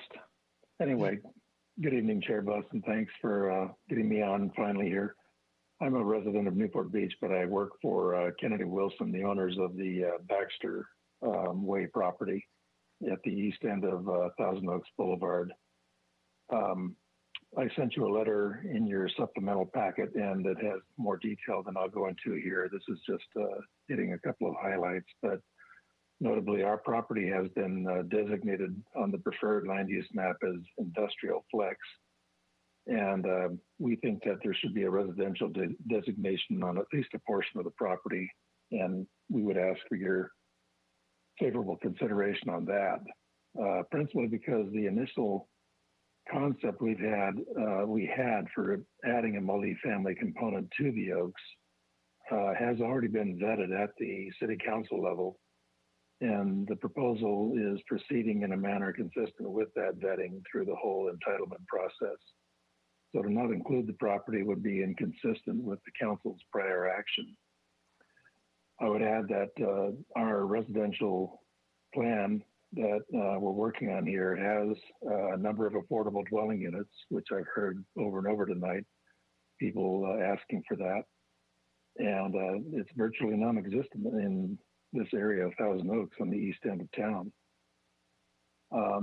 I'd also say that the corridor along Thousand Oaks Boulevard, as you get toward the east of town, has no viable sites for housing other than the Baxter property. As someone noted earlier, the Promenade property and other properties like that are built out, and it's not realistic to think that you're going to be able to add housing there, because you're talking about having to demolish structures to accommodate houses, and those are all viable entities underway. So these reasons and others that I put in the letter are the basis for the request we have of you to seriously consider multifamily designation or its equivalent of some sort to at least a portion of our property. And thank you for your time. Thank you, Mr. Eady. All right, and with that, I believe we are going to close public's comments. And I'd like to go back to staff now and see if you have any comments to follow up. If Mr. Towns around, or who we got? There's a couple of things I wanted to clarify, and then I'll turn it over to Mark if he has some additional items.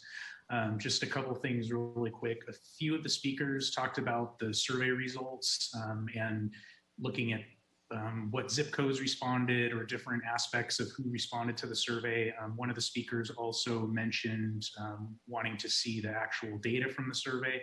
So I just wanted to clarify, all of that information is available on our website. We have, depending on how deep of a dive you want to take, we have a summary of the survey results. We have a very detailed, many dozens of pages report of analyzing the survey results. And then for those who want to climb into the data, we actually have an Excel file on our website that has all of the raw survey data available. So if people want to filter it or slice it or dice it, however they would like to see it, the data is available there to do that on the toaks2045.org website. The only other thing I wanted to mention was Mr. Friedman spoke about the mobile home park on Canejo School Road and why it had been designated mixed use in the alternatives, and then we changed it back to trailer park. It was actually our error changing it to mixed use in the alternatives. We got carried away and continued the mixed use from the Boulevard to there, but there is actually an ordinance that was passed in about 12 years ago, I think around 2008 or so, that actually says that you cannot approve a general plan amendment to remove a mobile home park designation unless and until all of the relocation fees are paid to all of the tenants and the owner goes through that relocation program required by the state, and or there is a vote of the people to approve that change. So because of that ordinance and its requirements, we didn't feel it was appropriate to recommend that change through this process. But at such time in the future, if and when they want to close that park and go through that process, they could apply for a general plan amendment at that time. Those are the only items that I had. I'll turn it over to Mark, and I don't know if Matt had any additional items also. Great, thanks, Michael. I just had a few quick responses. One, Ms. Zimmerman recommended that there be sort of additional activity in the industrial areas, and for both industrial low and industrial flex. The anticipated land uses include supportive retail, breweries, and distilleries, which we have heard over the years as a desired component of that area, so that there's not such separation of land uses. Second point, Mr. Regier from Seventh-day Adventist mentioned that the church would prefer residential in what we call the northern portion of their property.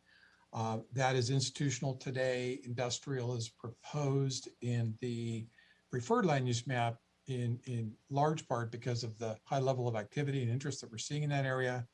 But I just wanted to sort of lay the landscape for the commission that there are three different land uses: institutional today, proposed industrial in the preferred land use map, and residential requested.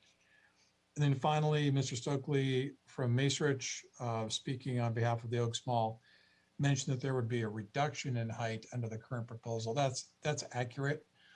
The current zoning for the Oaks Mall, and actually same height for the Jan's Marketplace, but the zoning for the Oaks Mall is regional shopping center. It's very limited in Thousand Oaks, and it does allow 75-foot high buildings, and mixed use low is proposed for the Oaks Mall and for the Jan's Marketplace, which has a maximum height of 50 feet. And the Jan's Marketplace has a different zoning, but it also allows up to 75-foot high buildings. So those are my comments. And if Matt wanted to add anything. Matt's shaking his head no, so I think we're good there. I think we're good to go. All right. One thing real quick, I'm sorry, Chair, if I could just add on to Mark's comment. It is before the commission this evening that the height limits and the FARs that are attached to those mixed use designations are not set in stone, and those two could be subject to deliberation by the commission. So if you thought that the density was appropriate, but the height or the FAR needed to be increased, either at certain locations or citywide, that would be within your purview to have that discussion tonight. Before Commissioner Newman asked the question, I'm going to ask you the question: would those be enforceable if state law supersedes and allows people to the maximum? Because I know that's going to be the immediate question. If we try to set them at the city level, would they be enforceable if anybody presents something that's greater? The state still has the ability through its police power to regulate buildings through zoning. So height, setbacks, all of those things can still be regulated. Where you run into problems with the state is if you say, I'm going to allow you to build 100 units an acre, but it can only be a 2-story building because it's impossible to build that density in that height. So as long as it's practical and feasible to match the density to the building height, then we still absolutely have the ability to control development and control the character of the buildings. Okay, so I'm just going to repeat this question. I apologize for butting the line here, but so if we said hypothetically on lot Z, we'll do mixed use medium, but we want to cap it at 50 feet, that would be a rule? I would say it would be our rule, Chair Buss. Again, as Mr. Forrest mentioned, the state has the ability, whether it's a density bonus law or some other way, to modify that through their own power. And so that would be the concern. But certainly we have our limits that we can put on to our general plan and ultimately our zoning. But then, Mr. Ayer, so you're saying the state could supersede us, but if we just zone it lower, then the way that an applicant could supersede that is by coming in front of a body like the Planning Commission or the City Council and getting it through. I think what Mr. Forbes is saying, and that's my point, is just to agree with his comments, is that there are options that a developer could do that might have an opportunity to exceed some of our requirements or our conditions based upon, for example, doing a density bonus with affordable, or doing a complete all affordable or something of that nature, where they get these bonuses, where they get these additional entitlements because of a state's position on we need more affordable housing, therefore we're going to reward or offer as an incentive to developers to develop something beyond a current requirement that we And would that have. could happen through future legislation over the next 25 years, correct? Sure. Okay. All right. That satisfies that question for me. I'm going to go ahead and open it up to my fellow commissioners, and I see Commissioner Newman is chomping at the bit, so I will allow you to have the floor, sir. Thank you. I just had a follow-up question about the building heights as a level set.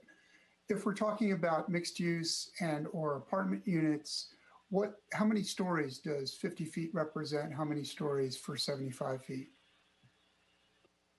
I am going to defer to Mr. Ramey on that one because he has a much better grasp on that. 50 feet is about you can get about 4 stories in 50 feet. And in 75 feet, you can do about 6 stories. The way to think about it is that ground floor with retail is about 15 feet, and then each residential floor is about 10 feet.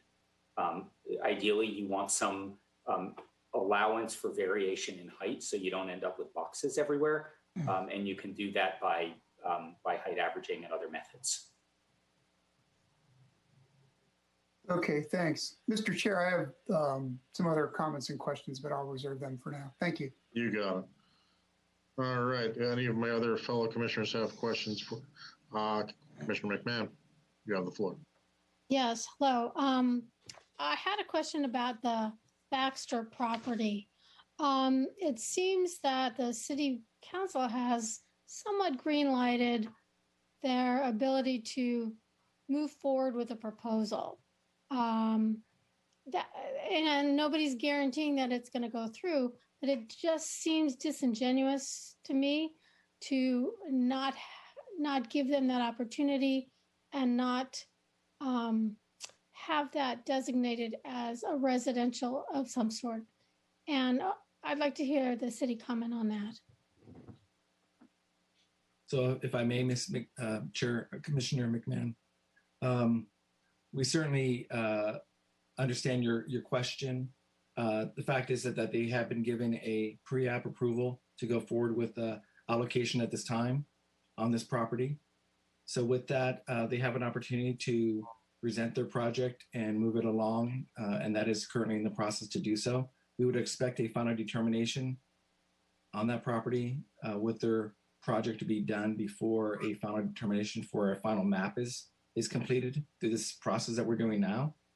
And therefore, if that happened and they were approved for that, again, that it's a general plan amendment that they have to do, and then also the project itself, whatever that turns out to become, if that is approved by City Council, then we would obviously have to change the map to reflect that approval before it's final. Okay, thank you. That's all for right now. Copy that. Any of my other planning commissioners have questions of staff? I see Commissioner Lanson. Thank you, Chair Bus. Just a quick question. This designation that we're going through as this map does not prevent an applicant in the future, I'm assuming, from submitting a specific application for a zone change or some other thing to the extent they don't get or are not happy with the designation they get as part of this process. Is that correct? That's correct. Any applicant can proceed with an application for a general plan amendment in the future. If they change their mind, some different use comes up, that's still on the table. Okay, so it doesn't prevent them from doing at that point. We're just trying to deal with a lot of other things at the same time. One thing I'd like just real quick, there was a number of comments as to members of the specific plan, I guess TOBA, concerned about somehow the changes that are happening as part of that process. What is the nature of that concern? I think the basic nature of the concern is that when the Thousand Oaks Boulevard specific plan was crafted, and it has been about 10 years now, it was crafted with a uniform mixed use designation over the entire specific plan area. And that speaks to the equity issue that you've heard about tonight. This preferred land use map, this draft map, takes a more fine-grained approach, actually adding some density in certain areas, like on the west end, sort of in the vicinity of Boardwalk and Thousand Oaks Boulevard, and also in the downtown core itself, roughly between Urbs and Conejo School Road. But it also pulls the mixed use back in other areas where it didn't seem as likely that those properties would redevelop going forward. And so those are shown as commercial in the plan. So what we've heard tonight is, if it's fair to paraphrase, is a request for equity among all the property owners, sort of to revert it or keep it the way it is today. And then there's also been a request for higher density. And so that is a change, and it's a fair policy question in front of you this evening.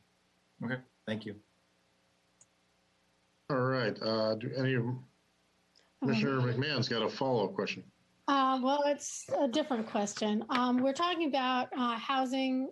It's been a topic for quite some time, and especially tonight, affordable housing. And I know we can designate areas for affordable housing, but we can't make the developers actually build it. We can just make it an opportunity. Is the city discussing any kind of options to require a certain amount of affordable housing across the board with any development, or anything that will put a little bit more incentive into actually using these areas that we're hoping to have some affordable housing in? There are really three ways that sort of true affordable housing could be created. One is through an inclusionary ordinance, which I mentioned earlier, and that is that for a particular project of a minimum size, an ordinance that requires that a certain percentage of the units be set aside for lower income residents. That is an option that, as I mentioned before, will certainly be part of the discussion going forward. That is not in place right now as a requirement, but it could be reinstated in the future. The second is the state's density bonus law, which basically says that if a developer provides a certain number of units in a certain income category, that they can receive additional units on top of the maximum that a city would otherwise allow. And then the third is sort of 100% affordable projects, like Hillcrest Villas comes to mind, a beautiful project on Hillcrest Drive, where the city partnered with many mansions and brought that to fruition. And the city council just approved the CIP budget, and that included funds for affordable housing and related needs. And so that, for instance, is a way to possibly partner again with affordable housing builders to actually create those 100% affordable projects, which have been very successful. So those are the three basic ways to truly make affordable housing that we know is going to be of a rent that is affordable to lower income residents. And that's 80% of the area median, so, or lower. That's it for now. Thank you. Thank you. Commissioner Newman, you have the floor. Thanks. Two questions. Just to follow up to Mr. Town on the affordability options, would the reinstatement of rent control, which Thousand Oaks did have in the 1980s, be a fourth viable option toward getting toward more affordable housing? And then the larger question, just in general, is a process question of how are we to proceed tonight? And I'm sure all of us want to tweak the proposal before us in one way or another, possibly in several ways. What's the game plan going forward for how we proceed here? Mr. Town, I'll let you answer the first part, and then I have a proposal for the second part. Thank you, Mr. Chairman. I would agree with Mr. Newman that rent control is a fourth option.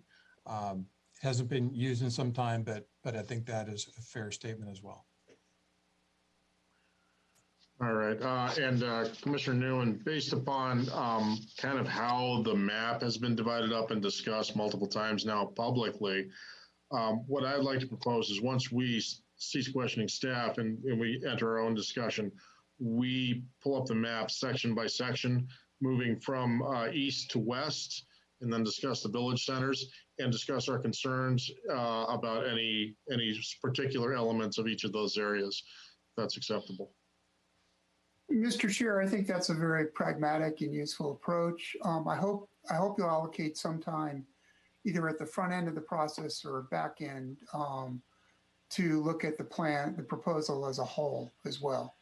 Yeah, I think that we could probably start with our general comments about it and then go into that, if that makes sense to you.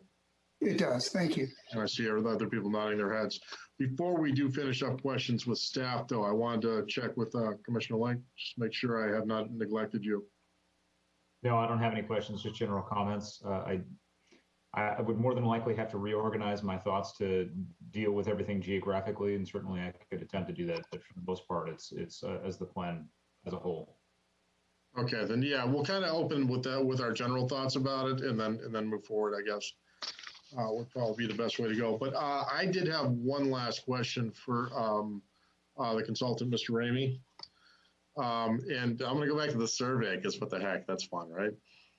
My question is you said that I believe it's generally 15% or less was none of the above selections on the questions that were multiple choice. But then you mentioned that on the open-ended questions that you received roughly 50% positive and 50% negative comments. Was that correct, or did I mishear that? Generally, that is correct. So on the open-ended comments, and it's open-ended where anyone could provide a comment. And so that was at the end of each geographic section, we asked if people had any other thoughts. And some people gave positive, some gave negative. My question is what would you categorize as positive and what would you categorize as negative, just so I can define that in my own head? Sure. Negative, well, you could probably read some of the comments. Some of them were not polite. So those go without saying for what the negative is. And it's essentially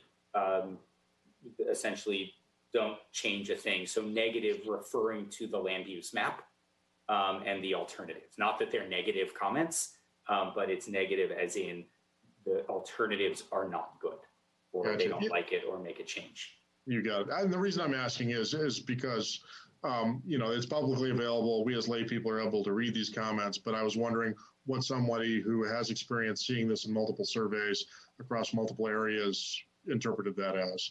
So, okay. I appreciate your time. At this point, I say we are done. So I would like to open it up to my fellow commissioners for your comments. Of course, we are open for a motion at any time here, but I think that all of us have a lot to say before we get that far. So I welcome any of you to open the bidding here. I will start with Commissioner McMahon. Now, I understand that you wanted to start from east to west, but I wanted to bring up something, if you don't mind, that kind of encompasses the whole plan, and that's the village centers. We had, I thought that they were a great idea, and I was, as many of the speakers were disappointed that it got removed. But one speaker that spoke to us, what was it, a month ago, made a really good point, and she said that these village centers could be like little mini transportation hubs. And I think many of you know that I was on the Transportation Commission for 20 years. And we are connected with the TO bus system, which is very inefficient. It's not inefficient because of anything the city does or doesn't do. It's because we live in a city that isn't on a grid. We don't have a lot of through streets. And it occurs to me that this is an amazingly good opportunity to get some better transportation. And I can see that it would be very useful for people to be able to walk to a village center near them and grab a bus. So what I've done, and this is why I'm presenting this now, is because it's throughout the city. I went through the alternative and I looked at the proposed village centers, and I looked at them as far as where they are on a. Commissioner McMahon, I just want to stop you for a second. Yeah. I am also a fan of them, and I definitely want to address them. I was going to address them last, but if you want to do it first, I'm cool with that too. But I did want to get kind of everybody's overarching viewpoint before we delve into them. But no, I believe that village centers is a very specific topic we need to discuss. Okay. I concur with you. So. You want me to hold back on what I was going to say and wait? Yeah, I was going to say, unless everybody's ready to just delve into them individually, in which case we can do village centers first and then go east to west. I'm cool with that. But does anybody have any overarching comments before we delve into the zones? Which is what I believe is. I believe I'm getting a lot of nods. Yes. So, Commissioner McMahon, if you've got stuff kind of about the general scope of it, I'd prefer to stick to that, and then we'll go into the village.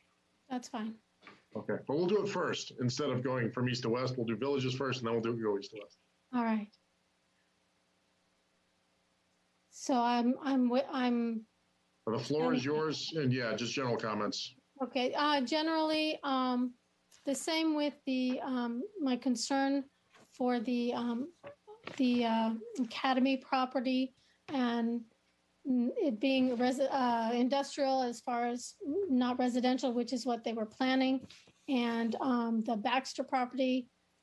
It just that was a little bit concerning to me. I also am concerned about the specific plan and perhaps making it more uniform, because as each individual parcel comes before the Planning Commission or the city staff, perhaps that's when the differential would be utilized. So I think that perhaps we might want to revert that part of the boulevard back to the specific plan. And for right now, I guess that's all my comments. Okay. Commissioner Lanson. Thank you, Chair Buss. I want to initially kind of just say how unique this is. Normally, when I look at these things, and commissioners will know, I'll always say I'm applying the rules and the codes. I'm not applying my personal opinion. So this is a unique opportunity I think we have as commissioners to kind of get beyond what normally would be the codes and provide our opinion as to a lot of the issues going forward and provide our recommendations to the City Council. So it's a unique opportunity. I wanted to mention the survey. And again, I know there were a lot of issues with it. I would say, for me personally, I reviewed probably more of the briefing book comments, the letters to the editor in local papers, Twitter comments, and all of those things more than I did the results. I was looking for, I'm the kind of person when I go on a vacation, I look at the Yelp reviews or the reviews of a place and find the negatives. I can find lots of positive things, but I want to know the negatives. I want to know what the concerns are. So I looked at those comments from the survey as really more valuable to me than the results of the survey necessarily, because it gave me the information I needed to kind of delve into as much as I possibly could. And I heard a lot of concern. Believe me, I want to make sure everybody out there knows that I and all the commissioners I know read your comments. We know your frustration. We know your desire for one way or the other in terms of the process. We've heard and listened and we've read. Believe me, we've read. I think there were thousands of comments at the end of the day. I probably read in terms of what we're going for and what we're looking at. And again, I want every voice to count. So in looking at this process, I really made sure to listen to all those voices. But again, the understanding and the task given to us is to lay down possibly a framework for the next 25 to 50 years. So to me, when I'm looking at the survey results, that may be 2,100 people or whatever it happens to be, that's great. I feel we represent 128,000 people, which at the end of the day, I'm here to hopefully provide my common opinion and assistance for every single resident, not just those that responded, not those that didn't.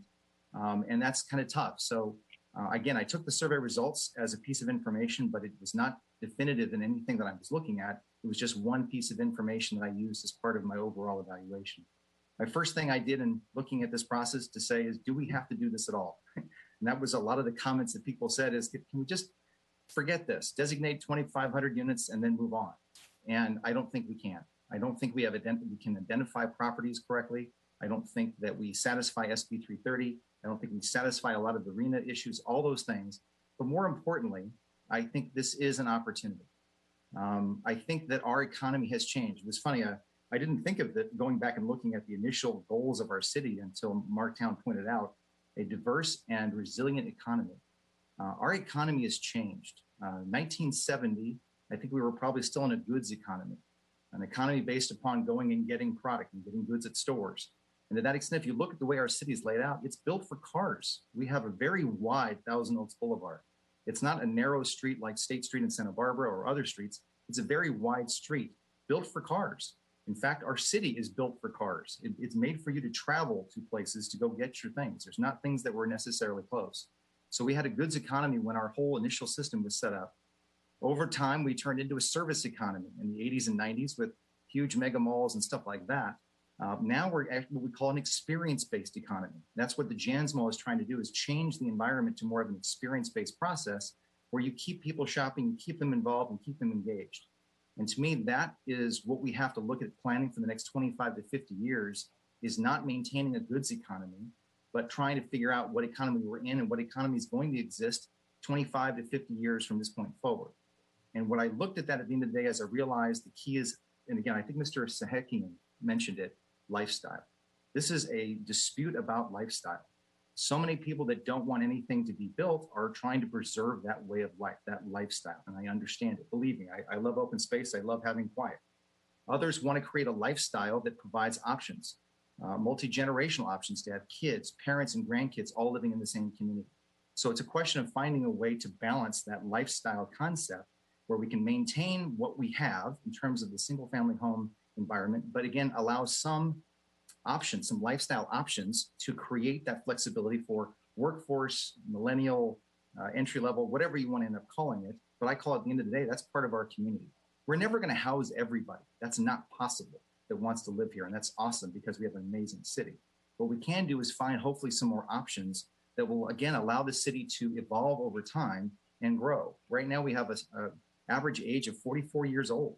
In terms of our city, we have to find ways to create that opportunity so that young kids, I have a 28 and 26-year-old professionals that want to come back and live here.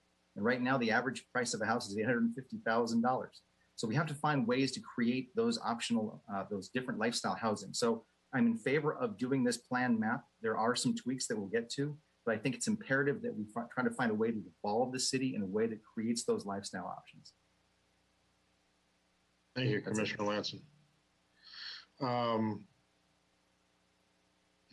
Commissioner Newman. Thank you, Mr. Chair, and thank you, Mr. Lanson, Commissioner Lanson, for, I'm always impressed how eloquent and conscientious you are as a public servant. So I appreciate your comments very much. I have a different view, but I want you to know how much I respect and agree with much of what you just said. I have 5 concerns with this whole process as a whole. The first one has to do with the scope of this. This is really unprecedented in scope. I mean, I know we looked at reallocating a little bit more than 1,000 units in 2018, and that was unprecedented. And tonight we're talking about 22,000, nearly 22,500 units, potentially up to 33,000 units. This is far more allocation or reallocation, redesignation rather, of units than has been done in Thousand Oaks' entire history since the first general plan went into effect in 1970. And all the discussion really has been about where we're going to put things. To understand my concern about that, a quick allegory. This is something I actually heard from someone in town. Imagine a lady goes into a car dealer. She says, I'm here to buy a new car. And the salesman goes, well, you're in the right place. We have 3 sizes of pickup trucks. We have very large, we have extra large, and we have our newest model, the Humagatron 9000. The lady looks at the salesman for a minute and says, but I'm here to buy a Prius. And it seems to me that's kind of the discussion that we've had this whole time is we're talking so much about where to put pickup trucks and not so much as to whether we need to buy a pickup truck at this time. And I'm all for addressing our housing crisis. I definitely think we need to do more to produce better and more affordable housing. We had that GP update a couple of meetings ago where there were columns and the medium and above medium columns were like 600, 7%, 100% full. And then the below columns were like 30% full, if that. And there were a lot of years where we didn't produce any. So we're not really talking about how we're addressing the units so much as we are about the scope or the size of the units only. And that's a concern for me. And I don't think we're having the entire discussion we should be having on that. The second concern I have is about the laws. There's this narrative that we kind of have to do this now because we're boxed in by the law. And I think the study guide for the GP update said this, that Measure E won't let us go any higher and SB 330 won't let us go any lower. And in fact, neither of those is quite right.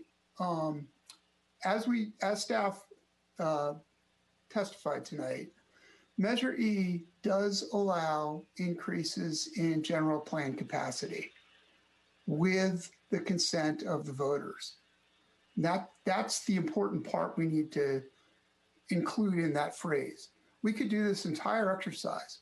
We could add 22,000 units. We could add 33,000 units without moving units around town, without reallocating anything else, as long as the voters were okay with it. SB 330 would be fine by that. That's about zoning. Measure E is about general plan designations. So it is possible to raise the ceiling with Measure E. It's just we need to have, as a policy matter, the will to take this to the voters. And when we're making a decision this big, that is something I think we should be talking about. And then looking at SB 330, it is true that we're not allowed to do any net reduction in density, in zoning density. That's what SB 330 requires. That law is in effect for the next 4 years. So for us to make this massive wholesale change, to commit to this really radical departure from 50 years of slow growth and do this massive growth thing just at the moment when we're most constrained doesn't make a whole lot of sense to me. You know, I know people complain, and sometimes I do, that Sacramento is putting their foot on our neck, and we're constrained this way and that way by outside forces, but this is an own goal. I mean, this is something we'd be doing to ourselves at a time when we have the most constraints upon us. And I think if we devoted as much energy to defeating the SB 8, which is this proposal to extend SB 330, and instead, if we're going to look at big changes, let's try a pilot program now and make our bigger changes after SB 330 sunsets. And I think that legally we have a lot more flexibility, which is a word we've heard a lot tonight, in terms of which ways we could go. And we wouldn't need to complain about outside forces. The third concern I have is with infrastructure. And the story here has been that we really can't even talk about that because we don't know yet what housing, what density, what allocations we're going to do on housing. So let's lock that down and then do an EIR, and then and only then can we talk about infrastructure. And I don't think that logic follows. The notion that because we have to wait for an EIR, we can't even talk about what kinds of changes, and we're going to get into this in each area. You know, if we're going to put higher density in an area and not talk about what kind of schools or water or sewer, I'm not saying we're going to have to attach budget line items to it, but the notion that we can't talk about it at all seems very misguided to me and very short-sighted. The fourth thing I want to bring up, and I'll do this as gingerly as I can, is the survey. I agree with Commissioner Lanson, who said, I'm quoting now, there were a lot of issues with it. I read city's memo about the survey, and I had 4 takeaways from that memo. It said, number one, this survey is not statistically valid. It said, number 2, we knew that some of the responses would be cooked. Number 3, we're not going to do anything about it. And number 4, these critiques of it are really disrespectful. And that's a terrible response. I mean, staff's responsibility here, if you get a survey that's problematic, is to fix the survey. It's not to be defensive about it. And I'm with Commissioner Lanson on that. I don't think we should put as much weight as we are on the statistical parts of the survey when even the creators of the survey themselves are saying it's not statistically valid. I do appreciate the input of everyone, both who took the multiple choice parts and the much larger number who wrote in responses. And like Commissioner Lanson, I did try to read as many of those as I could. I think that is an issue, though, that we're not really representing. You know, at most we had 2,000 something, 2,100 responses and 6,000 written responses in a city of nearly 128,000. That is not a terribly representative process. So I hope we can come up with more valid ways. We certainly can do better in terms of authentication and in terms of getting more widespread input before we commit to these really radical changes away from our 50-year history of slow growth. The final concern I have, and I'd like to ask all the commissioners to consider this as we go through each neighborhood, is who benefits? This is a question I ask with every application, but I think we should especially ask it now because this is such a big picture thing. And I'm going to subdivide that into 3 areas of who benefits. And the 3 areas would be people in need of affordable housing, the general public, and developers and land speculators. So let's start with the affordable housing people. And again, I'm for more affordable housing. I'd like to see, before any of this moves on, the addition of inclusionary housing, at least one of the 4 measures Mr. Town mentioned. Inclusionary housing, rent ordinances, rent control ordinances. I'm not a big fan of density bonuses, but I understand they are state law. And 100% affordable projects. I'm also less of a fan of those because I would prefer, per the inclusionary part, we know from a long history of urban planning that cities succeed best when they include people at all income levels within the neighborhoods where they work and live. And to the extent that we can do that successfully, I think we have the greatest chance for long-term success. So more affordable housing, yes, absolutely. For the general, Newman, if I can interrupt for a second, we're closing in on 10 o'clock, and I believe we need a motion to continue past 10. I propose we go to, let's do a vote to see if we want to go past 10 and say what, 11:30?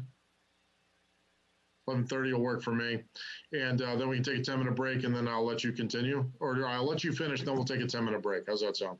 I'm about 1 to 2 minutes from finishing. Okay, if you want to finish, then we'll do a vote and then we'll take a 10-minute break. Thanks, I appreciate that. And I think 11:30 is a sensible stop point. So anyway, I was talking about the general public. If you're concerned about property rights, it's something we heard about tonight. What's being proposed here is essentially moving on a massive scale, unprecedented scale, units around town. For example, if you bought a piece of property that was zoned for 4 units and you put up a single family house and the city says, you know, you've only got the 1 house there, so we're going to take 2 of those units away. Is it legal? Yes. Cities are allowed to rezone. It's not a taking legally, but you do have less property rights at the end of that. And that's something I think we need to be mindful of. even Mr. Forbes on a call this week said SB 330 is basically a shell game, and I agree with that. So that's something that property owners all over town need to be mindful of, because that is going to be done to residential neighborhoods. And then finally, developers certainly would benefit from this, especially if there's massive additions of apartment units. I mean, someone sarcastically described this to me as the Developer Enrichment Act of 2021. I wouldn't go quite that far, but this is if we move to a model that is not mainly, but many more apartments, we're moving to a model that is an annuity business for a relatively small number of apartment owners. And that, again, is a radical break from our 50-year history where most people have some equity, maybe in a small home, maybe in a condo, but most people own a small piece of something. And we're proposing a big change away from that. I'm not putting a value judgment on that, but I am saying it is a big change. And those are my 5 concerns. Thank you, Mr. Chair. Thank you. Secretary, if you'll prepare us for a vote on extending to 11:30. Commissioner Lanson? Aye. Commissioner McMahon? Aye. Commissioner Link? Aye. Commissioner Newman? Aye. Chair Buss? Aye. Motion carries 5-0. Looks like we're good. Is everybody comfortable coming back in 10 minutes? All right, 10-minute break. Thank you.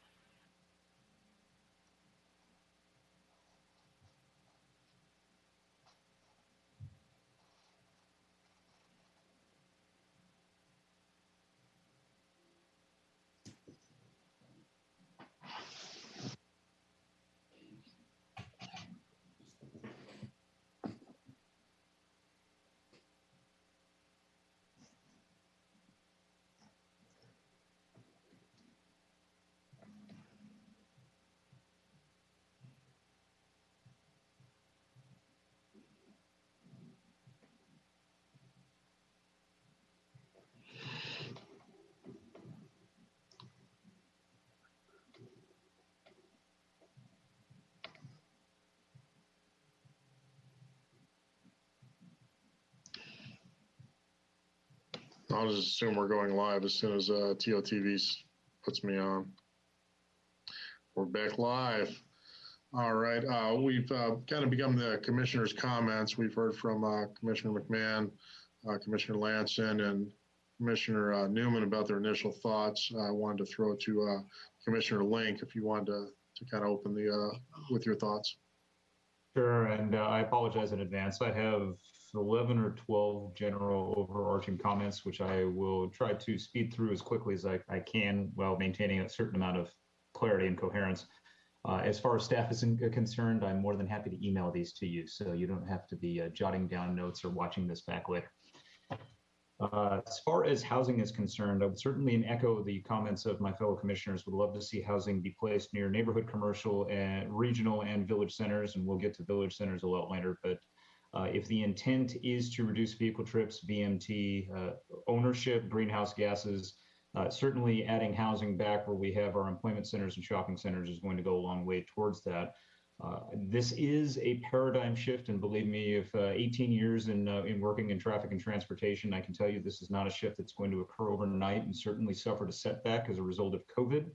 So we hope to see that paradigm shift occur in the future, especially as we process more development applications, and it may come with the millennial generation and subsequent generations, but certainly this is going to take a lot of time.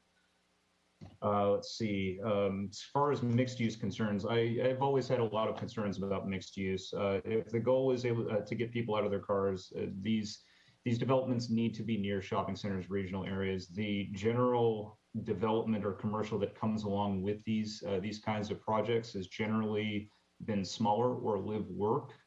I have yet to see a lot of live work or even the smaller commercial components actually work. And this is, again, pre-COVID. I used to, and then not tooting my horn here, but I used to live in Santa Barbara. I spent 9 years of my life there, and actually my grandparents lived there for 40 plus years. There's all kinds of vacancies up and down Chapala and in various areas where they have encouraged this. So certainly a concern of mine, which is why I want to have these things closer to regional areas, or at least support that development. Another thing with any kind of commercial is that you need to have a lot of connectivity. As the crow flies about 1.3, 1.5 miles on the boulevard between Erbs and Duesenberg, you have two connections between Hillcrest and Thousand Oaks Boulevard. So if we're trying to get more people to do this, and again, echoing Commissioner McMahon, it's more conducive when you have blocks and 1/10 of a mile blocks, quarter-mile blocks, any of those kinds of things. So we do not have the walkability in this community because it was very vehicle-driven as was designed. Let's see. I am concerned, and I was actually pleased to see that mixed-use high was removed from the projects, again, stemming from Santa Barbara, and even seeing in certain areas, again, not LA in general, but certainly a lot of areas in our communities, canyonization. And that was a extreme concern in Santa Barbara. Is when you get above certain heights, then you start affecting the view shed, you start affecting creating shading in certain areas. And that is not conducive to the kind of walkability or community that we look forward to, even if you have any kind of articulation setbacks in the building heights, as we do at the Thousand Oaks Civic Arts Plaza. You still have that shading, especially when Thousand Oaks Boulevard's east-west. You're going to get all that sun taking those buildings, or the shading is going to come from all those buildings on the south side of the roadway. Context sensitivity is certainly big for me. And again, I try to balance property rights and development with those that come along with those rights with neighborhood uses. I don't like to tell people what to do with their properties, and certainly have always been a fan of saying that if you buy a house next to a railroad track or an airport, you shouldn't complain about the noise. And certainly when you buy a house adjacent to a vacant piece of property, you should probably assume that it's going to be developed at a certain period of time. So on that, at that end, I can see supporting that kind of development in vacant properties, but at the same time, I still think that we have to be sensitive to the adjacent uses. We'll talk about that as we get further down the road as well. Again, supporting building heights as they are currently established. We should endeavor to put new residential in areas where there isn't currently, and certainly consider the kind of the funk zone sort of thing where you're not going to have that kind of noise issue in industrial areas, and not the other way around. I would hate to see that kind of development occur in a residential area. Let's see, a couple more comments, I apologize. So the likelihood of development comments, I was confused by those because this is a guideline. So whether a a zone or that these land uses are likely to be developed really doesn't have any bearing on this plan. So pushing that off for 20, 30 years is not, in my opinion, necessary. Let's see, I think we should be cautious when we talk about affordable housing. And again, I'm echoing my fellow commissioners when we talk about this. Without restrictions, and I don't mean restricting the number of units when I say we have covenants that are asked of developers, that it's really up to the developers to decide what number of units they construct, and they will be market driven. So unless every developer possible descends upon Thousand Oaks upon the passage of this general plan, supply is going to be outstripped by demand, and the market is going to dictate what those rents are going to be. Currently, and I don't want to pick on them, they have 2 units available right now, both 2 bedrooms. 1710 on the Boulevard, the old Lupe's property, is asking $3,300 for a 2-bedroom apartment. That's more than a lot of people's mortgages, and I'm not talking about people who've lived here for 30 years. I'm talking about people who have moved in here within the last 5 years. So certainly something to be considered. I actually do support the many mansions, Cabrillo Economic Development Corporation, certainly on those projects. They put forward great projects. I've seen it any number of times, workforce housing.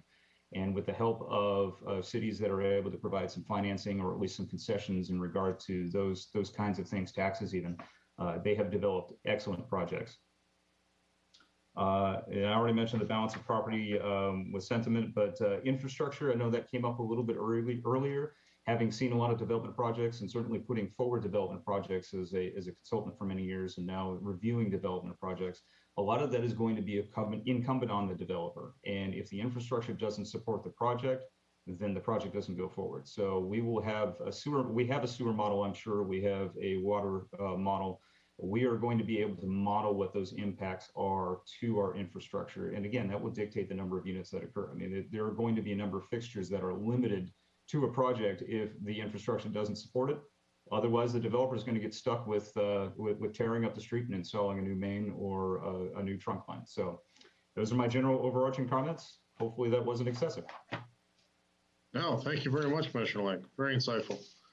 I just want to add my 2 cents as well, just for a lot of the, if anybody's left watching at this point after 10 o'clock, but just so everybody knows, I have over the last several months talked to past city council members, past commissioners, staff can testify to the fact that I have belabored numerous points with them to the point of nausea.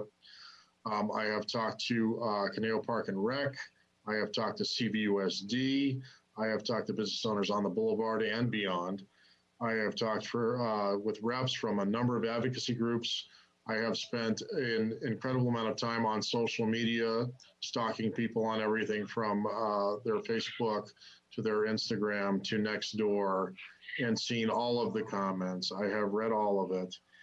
And at this point, I have talked to all of my friends to the point where none of them will answer my calls anymore. Many of them are longtime residents. I think I've told everybody here ad nauseum that I am a Thousand Oaks Lancer and a CLU alum. And I feel like I've been here for a long time and I've seen a lot of the changes.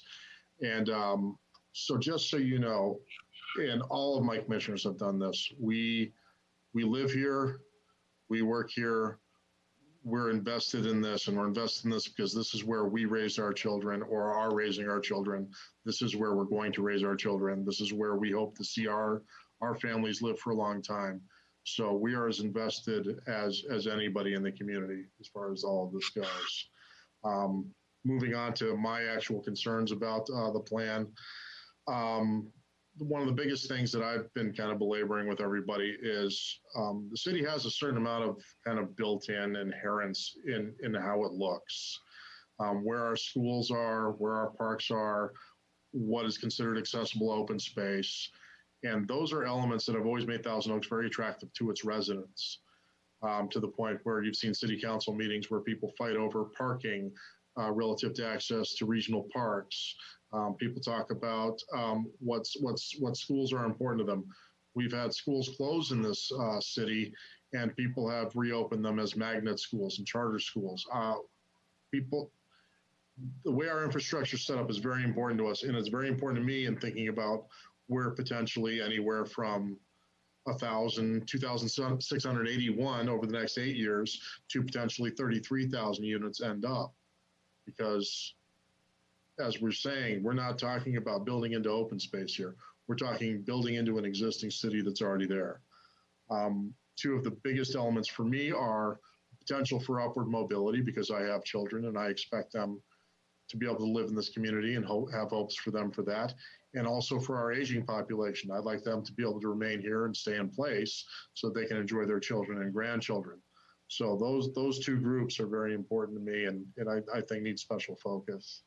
The other thing, as a number of commissioners have pointed out, is that accessibility, mobility, and thinking beyond where the car culture takes us is something that we really have to factor into this land use alternative, because cars are a pollutant at this point and are contributing to a number of environmental issues. And so how we think about housing in the future over the next 2 to 3 to, as Commissioner Lance has said, possibly 5 decades, because the last general plan lasted 50 years, is important. So with those things in my mind, I'd like to go into the individual items or individual sections, if everybody's comfortable with that. So I promised Commissioner McMahon that we would start with the village centers. So we will, and I will let you pick up that conversation, Commissioner McMahon, and talk about your advocacy thereof. All right, well, thank you very much. And I guess I jumped the gun a little bit, and I apologize for that. What I did was I looked at all the village centers that were on the first alternatives, and I looked at them with regard to where they were in the city and how close they were to an easy bus route. And there are 3 of them that are at the extreme edges, or they're in areas where the buses it's not easy for them to come. The first was Las Brisas and Villa Rio, Arbalest and Herbs, and Canaan and Lindero. And then Reno and Kimber is possible. I know the one on Borchard and Reno, there's a bus that goes to Newbury Park High, so that's maybe not necessary. And then the 2 that were on Moore Park, sending a bus up and down Moore Park Road doesn't seem to be difficult to do.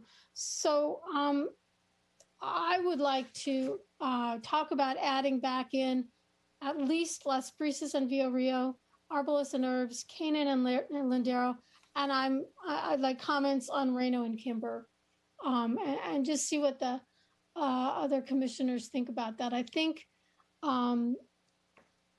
those areas that gives us the walkability, that gives us a place to send a bus, bring people to and from there, and the areas there are I think conducive to village centers. So I'd like to hear what everybody else says about those.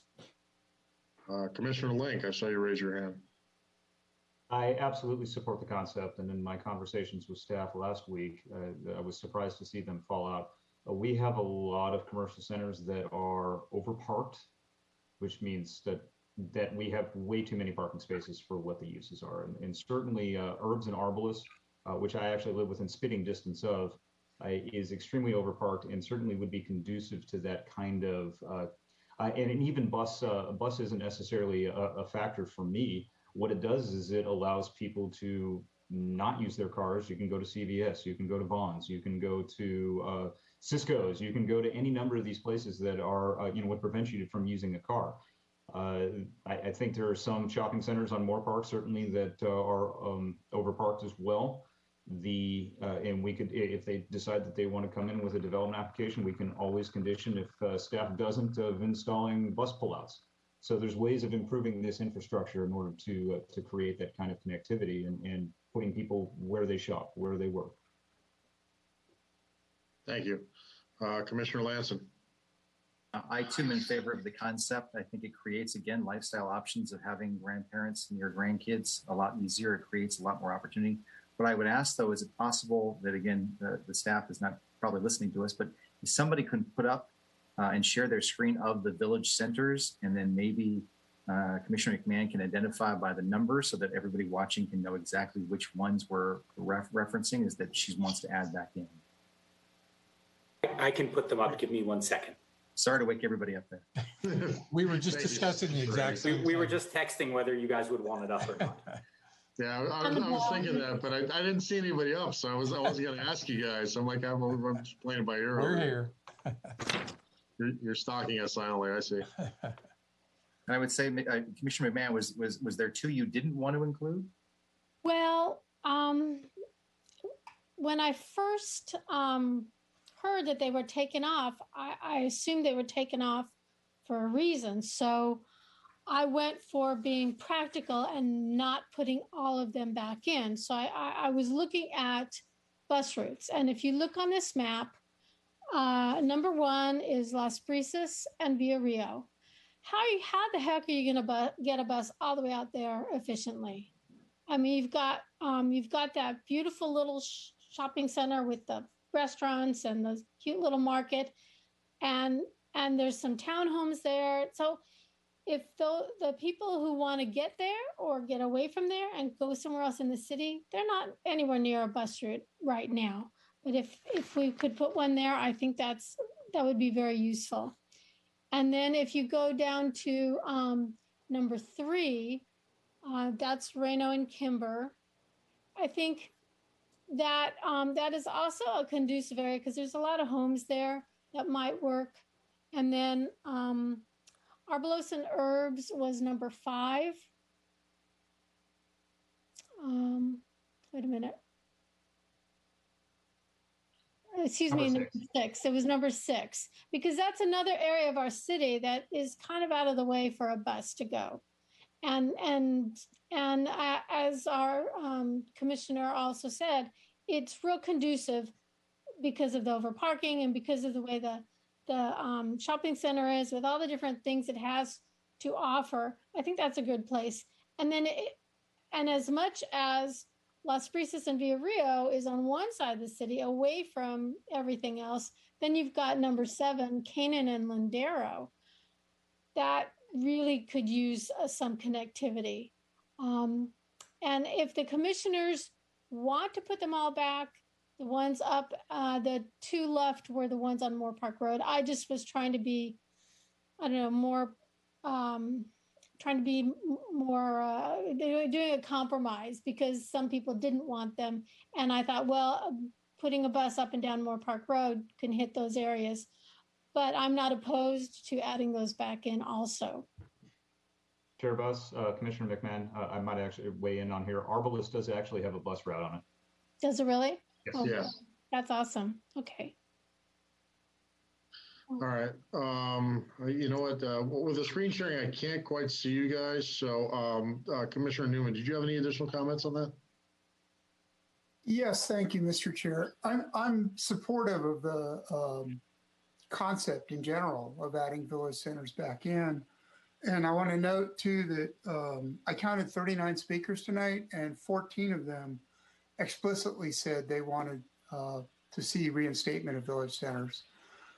I could use some clarity from fellow commissioners about their ideas about how the mixed use would work here. I think I heard Commissioner Link say he's talking about working close to where you live. And is this, I guess it's a question, are you targeting people who would work from home and there would be this convenient, there'd either be residential at the center or they'd live nearby, or they would work at home nearby and do their shopping there? Or how do you envision the work versus live component of the village centers? Certainly, there are certain areas of the city that would not be as conducive if they were talking about population centers. Not necessarily. Well, when you start getting into educational type, you've got, especially for Arbolos and Herbs, you have Los Cerritos, you have Lang Ranch, you have a few that are actually fairly close by that could certainly support that level of professionals that work in and around. The other thought that I had in regard to those, which I just completely lost, maybe come back to me, but yeah, I had another thought along those lines, and it just escaped me. Okay, but you're envisioning this being a commercial support center for people who work from home in the area, not just at the village center. Well, and that was, you just reminded me of my thought. We've recently processed in Simi Valley 2 developments that are geared towards millennials, and what they do is they provide parking spaces for Uber and Lyft. They provide parking spaces for Grubhub or whatever else. And it's not to say that every millennial gets all their food delivered, but they actually have communal space in the apartment complex that they can use, whether it's a conference room or gym or what have you, and they don't have to go anywhere. They can actually conduct business using a conference room from their apartment building. So certainly that can be incorporated. And a big question here, and I defer to your expertise on this, but what percentage of folks who've been working from home during the pandemic will remain at home afterward? Because if we take something like on the other side of town, the Reno and Kimber zone, I think the Arborist and Herbs is a little denser. Commissioner Newman, do keep in mind, we're not just talking about next year. We're talking about decades in the future at this point. Right, but this is my question: is do we envision a future? If we're talking about Reno and Kimber, which today is, up until the pandemic, was really a bedroom community 100%. And there's a shopping center there, but everyone who lived around there drove to work somewhere else. And are we envisioning a long-term change of that pattern? The answer to that would help me answer the question of how much I want to support this village center concept. Okay, Commissioner Newman, I've got thoughts on this that may be a little bit different than Commissioner Links and Commissioner McMahon. Please. Mine is that the village centers happen to be in areas where we already have residential. And that also translates to they tend to be near existing schools. And so for me, I live directly across the street from number 4, essentially. And my neighborhood school is on my street, less than 300 yards from my house. And the shopping center is less than a half-mile walk for me around my neighborhood to get out, but I can out my back fence and be there in 30, 40 seconds. So when I look at these village areas, that's what I think of, is that the accessibility to my shopping center, to my child's school, to things I need, the drugstore, my dry cleaner, all of those things are very, very close proximity to me, and it makes my life very easy, and it makes it easy for me to go without a car. And that's what I think of when I think of these village centers, is that a lot of the things that exist in them already will continue to exist there, but we'll be allowed to even put housing on top of it or create housing next to it that those people could enjoy. Because I think a lot about the ABCD, and what's lacking there is a lot of that infrastructure that already exists in other parts of the city. And I think it would be remiss of us to miss out on the opportunity to put housing in places where the infrastructure could actually support it and where those things already exist. So if I understand correctly, you're saying this is a benefit for people who might work somewhere else, but there's still all kinds of reduction in car trips and convenience from having a commercial center with some mixed use nearby. Exactly. Mm-hmm. Okay, thanks. Commissioner McMahon, I see your hand up. Just a real quick comment on that. Until the future, when people are maybe where it's built out and people are working from there, think about a weekend. You get home from your long commute and you don't want to get back in the car, and you can walk to the grocery store, you can walk to the coffee shop. You park your car in the garage, and all weekend it stays there. And that's less cars on our street. Yeah. Thank you. Commissioner Lanson. I also think in looking at these village centers, there's a better chance of that kind of development happening at these centers, sometimes better than some of the other areas we're going to talk about. Some of these areas and these centers are in need of this type of involvement to create that kind of different type of housing that they're missing right now. I think that will be a nice synergy between all of this as we're talking about, and again, create those neighborhood centers which will then alleviate traffic for them having to go to other places. So I think this is a good solution in terms of incorporating these kind of areas in terms of that kind of concept. The question being, by the way, is do we want all of them, or are there ones we're going to say we should include? I was going to say, I need to defer to staff for a second here. Can we line item make changes here? Or like, can we say, hey, we want low zoning, low mixed at 4, 5, and 6 and leave 1 and 2 alone? And can you guys make these changes on the fly for us? Well, maybe I can jump in here. You can handle it either way. In other words, you could, as shown on this slide, you could express support for the idea of village centers, the idea of adding mixed use to these locations, and we've included some policies in the general plan that are supportive of that. But you could either just take a more broad brush approach and say we support the idea of mixed use in these locations, and the details will be essentially worked out at a later time. Or if you feel strongly that certain sites are really inappropriate for a village center concept, but others are, you could go down that path. I think professionally, each of these centers is unique. They all have special attributes. Unless there's something that's really of concern to the commission, I would lean toward a more general expression of support, which is still very significant for City Council. And if you want to qualify that in some way, that's of course fine. And leave sort of the topic somewhat open so that the various sites can be analyzed more in greater detail going forward. You got it. I'm going to defer to my fellow commissioners here. Is that a satisfactory answer to all of you? Chair Buss, I would prefer to use the broad brush sort of approach. I mean, there's probably a few of these that Commissioner McMahon had mentioned that would probably not be necessarily conducive, but I also know that number one, the Las Brisas and Villa Rio has been a fairly depressed shopping center for a long time, and maybe that kind of revitalization could bring some vitality back to that area. And again, it is adjacent to high density or multifamily. Agreed. And I've lived along Moore Park Road for all of my adult life. So I lived very close to number 5 up until about 2 years ago. And now I live next to number 4. And I would agree that number 5 has not changed significantly in my lifetime. But number 4, I remember going to the New Art Theater once upon a time. Mm-hmm. A few of you might remember. So do we vote on this, or do we just collectively say this is something we all agree with and move on? Yeah, so I believe that Marktown's advocating. I would recommend that someone make a motion and then you take a vote on it. Okay. Okay, I'll make the motion if that's okay. You got it. I move that we recommend to the City Council the reinstatement of village centers as an area of change.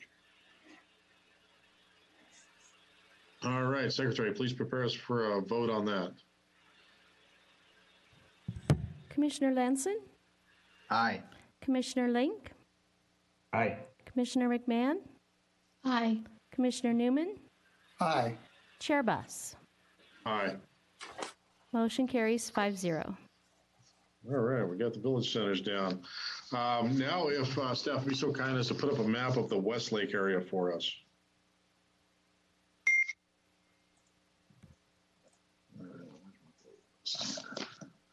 All right, who would like to kick off the bidding on this one? I do not see any commissioners expressing themselves. Commissioner Newman. Just a question on this is the Baxter property part of this? Yes, Baxter property is, and I prefer to call it the GTE property. But, yeah, seriously, GTE, Verizon, Prudential, right? I was going to say, my brother, when he worked for Verizon, actually came out to this building, and it was a fun field trip. But yeah, that's right. Actually, they marked it for us. Thank you very much. So actually, I'll throw my suggestion in first. I think that we should have that property already kind of match what city council has guided the property owner as acceptable to them. And I would say that the mixed use low next door in the promenade and across the street makes less sense if we need to account for units and leave those as commercial as they are, because those are relatively new developments. And I don't know that even if we designate it, that it would be of any interest whatsoever to the developer to change those up at this point, unless staff knows something I don't. Chair Buss, I'd be happy to weigh in unless staff is. Yeah, I think they're just nodding. So Commissioner Link. Okay. I would be supportive of that. I think that the GTE, and incidentally, my wife's mother used to work there and my brother-in-law used to work there. So I think everybody's had a hand in that, that building. So I would be supportive of that change. I hesitate to add any kind of intensification at the T.O. Boulevard Westlake intersection. To my knowledge, this is the only intersection in the county of Ventura that actually has triple left turn lanes. So certainly very peaky intersection, very high demand. So I think, yeah, moving that intensification away from that intersection in particular would be beneficial. Commissioner Lanson. I agree with Commissioner Link. I think the feasibility and the actual prospect of it happening here is tough. And by the way, if at some point in the future the property owners here want to submit something, they obviously can at that point for whatever zone change or whatever issue they may look at that point. But I think conceptually speaking, that's probably not going to be an area that housing is going to look to go anytime soon. So I would agree. Commissioner McMahon? I agree with everything that's been said here. I think it's out of fairness, we need to have it as a residential area because the city council has given them that kind of a green light to go forward. And I also agree that it's unlikely that that new shopping center, newer-ish shopping center will get. Okay, we can call it that. We'll get housing soon. So I agree completely. Then I think we can go through this. Oh, Commissioner Newman. Thanks, Mr. Chair. I partially agree, but only partially. I'm fine with putting GTE, Prudential, GTE, Baxter. Prudential, yes. Yes, go all the way back to the origins, right? I'm fine with reinstating the previous designation for that, particularly given the city council's previous action. I think I'm going to be a no vote on the rest of these, in part because of the general comments I had and the issue I raised in questioning staff. We don't really know for anything that we do going forward. We don't know where we're pulling units from. So all the yellow or light yellow or darker yellow around there might actually end up, even though it's supposedly protected, it might actually end up with increased density. And we don't know that yet. And I think we should have that be part of the discussion before making any further changes.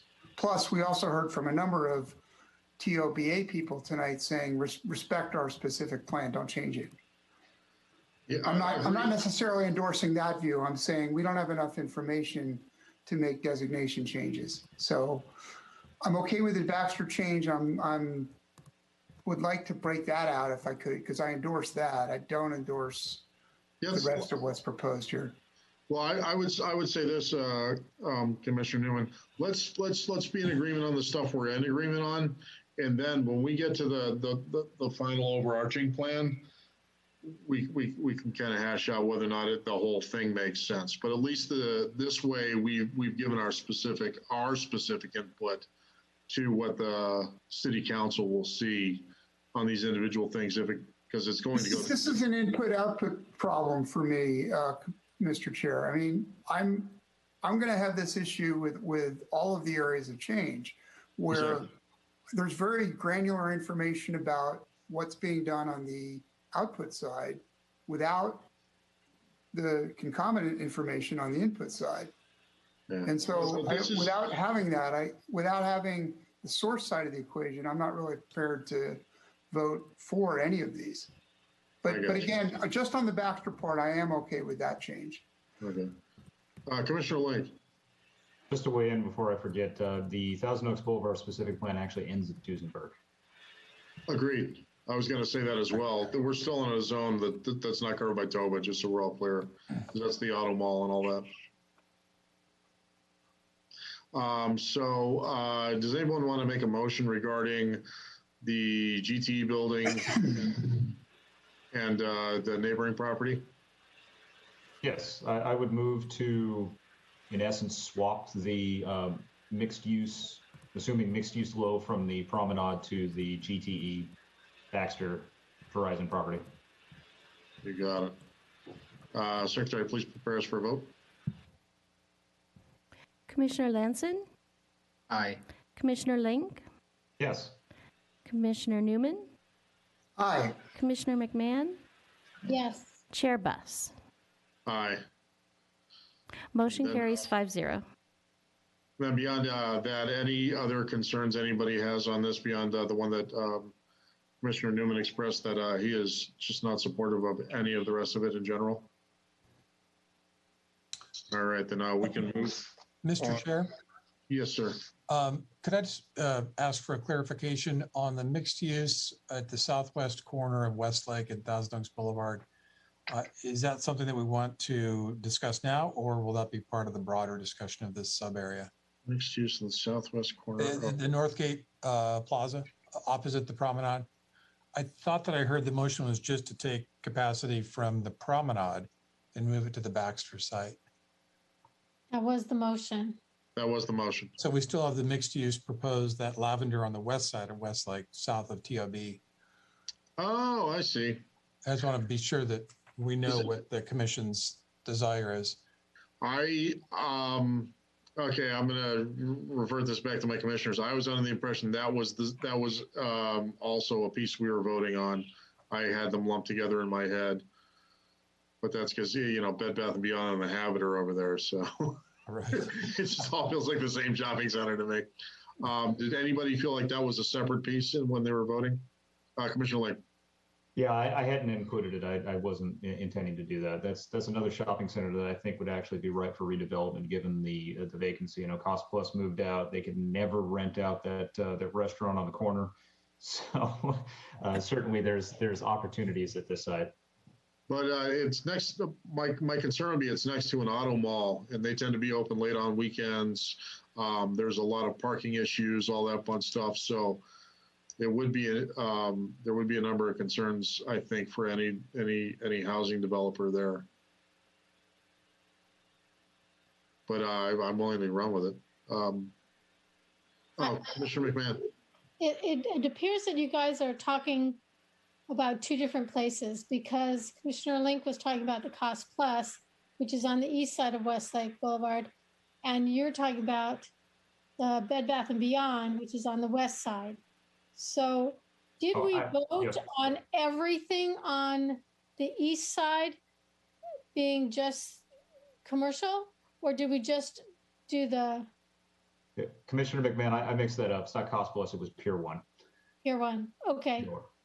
Okay. Oh, so you're talking about that's. Yeah, so talking about the western, so when you would refer to the auto mall, that's correct. That was the parcel we're referring to, not Cost Plus. We already swapped the promenade, which is where Cost Plus actually is. I had made my mistake there. Yeah, I was gonna say that wasn't a Pier 1 either. That was a World Market. No. World Market's on the other side. It was Urban Home. Urban Home. Yeah, that's it. Yeah, so Urban Home is over there. Yes. So are we going to end up taking the designation away from the west part? Yeah, the question is, does anybody in favor of taking away the mixed use designation from the west part? Commissioner Link is in favor of keeping it. No, I would be in favor of removing it as well. Okay.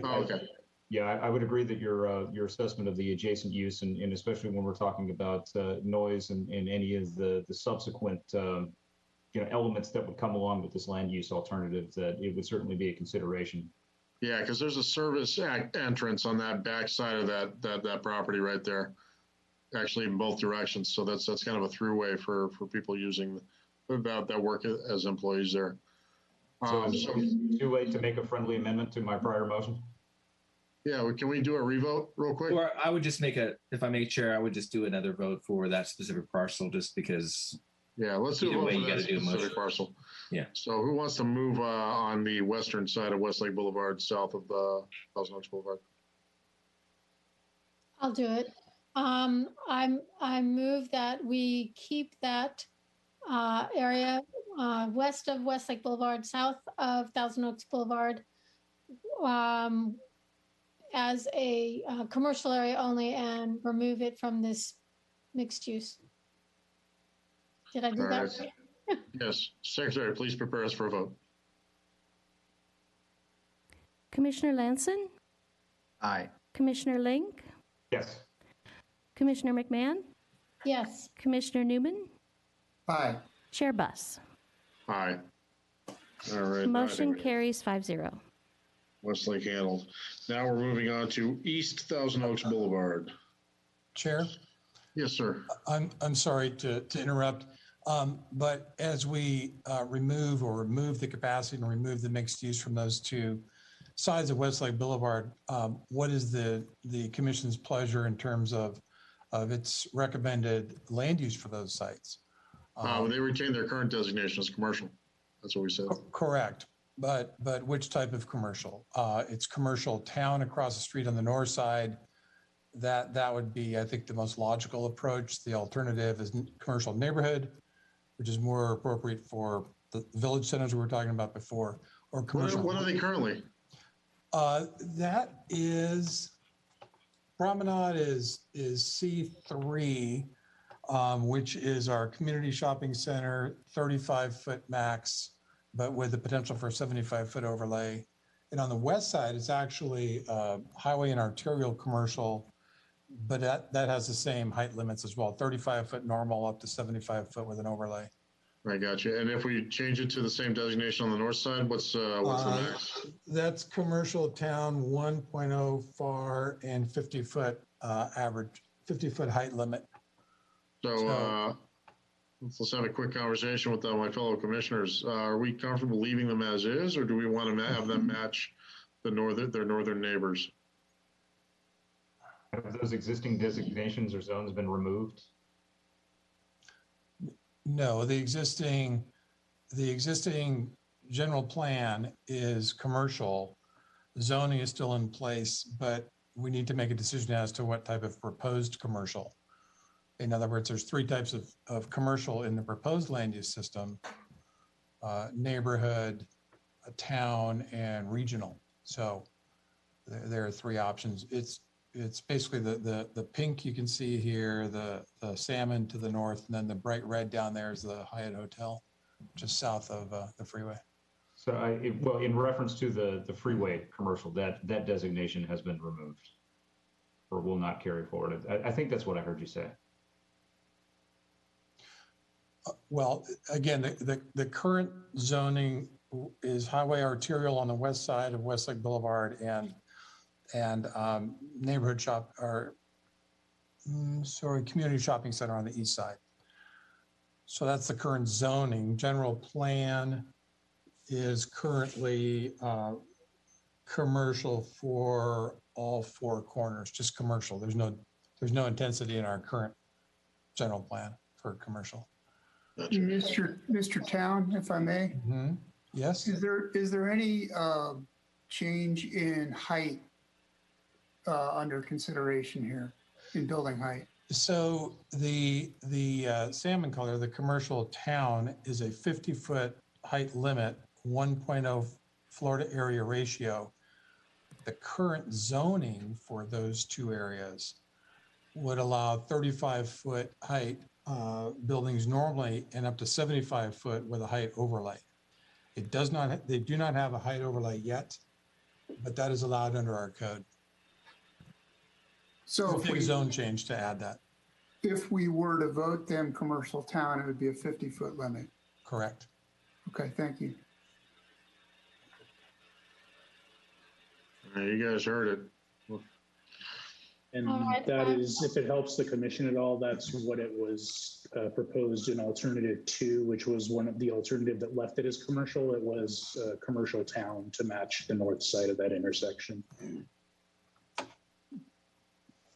I'd be in favor of having a commercial town. Yeah, I believe that makes the most sense in my head. Mark Town, do you have your hand up or? No, I don't. Okay. His virtual hand. All right. So did you want to make Commissioner McMahon?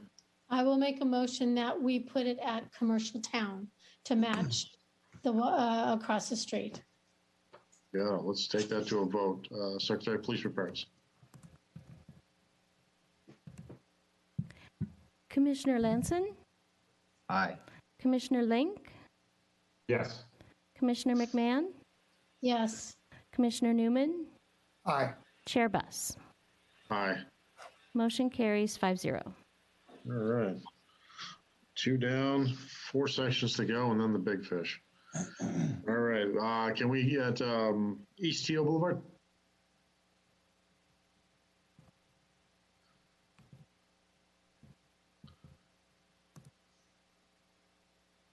Easy for you guys to do. Where are we? That was Oaks Boulevard. All right, here we go. So this is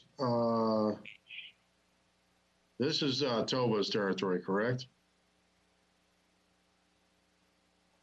Correct.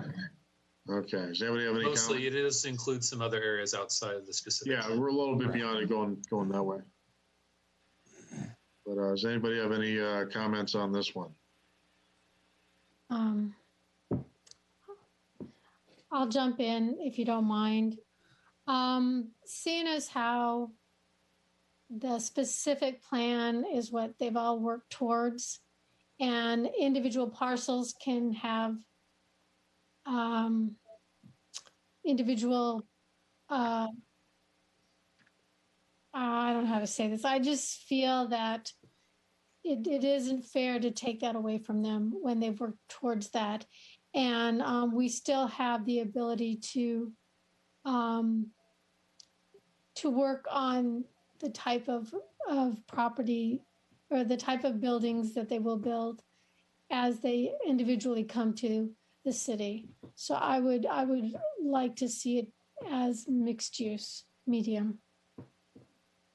Throughout. Okay. Commissioner Lake. Question for staff. What is the current designation for Toba? Is it mixed use low? Is it mixed use in general? It's the equivalent of mixed use low. It's 50-foot average building height. Typically 3 stories, but you can fit 4 stories into a 50-foot building envelope. So that's the current, and that's comparable to mixed use low, which is the lavender color. Well, then I want to change that. I was under the impression that they were currently at mixed use medium. So I would like to keep it at mixed use low. And if I may, Chair Buss, I think this is important for Commissioner McMahon and all of you, frankly.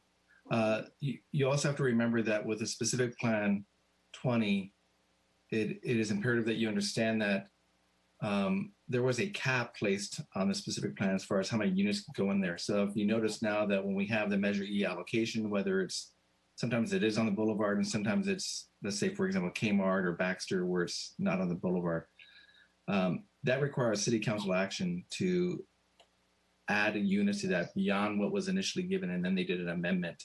So when we talk about they all have this concept that they could all do mixed use to the extent that they wanted to, they actually, after they hit that first limit of units that was allocated to the boulevard, and then again they had an amendment where they added, say, approximately another 200 units.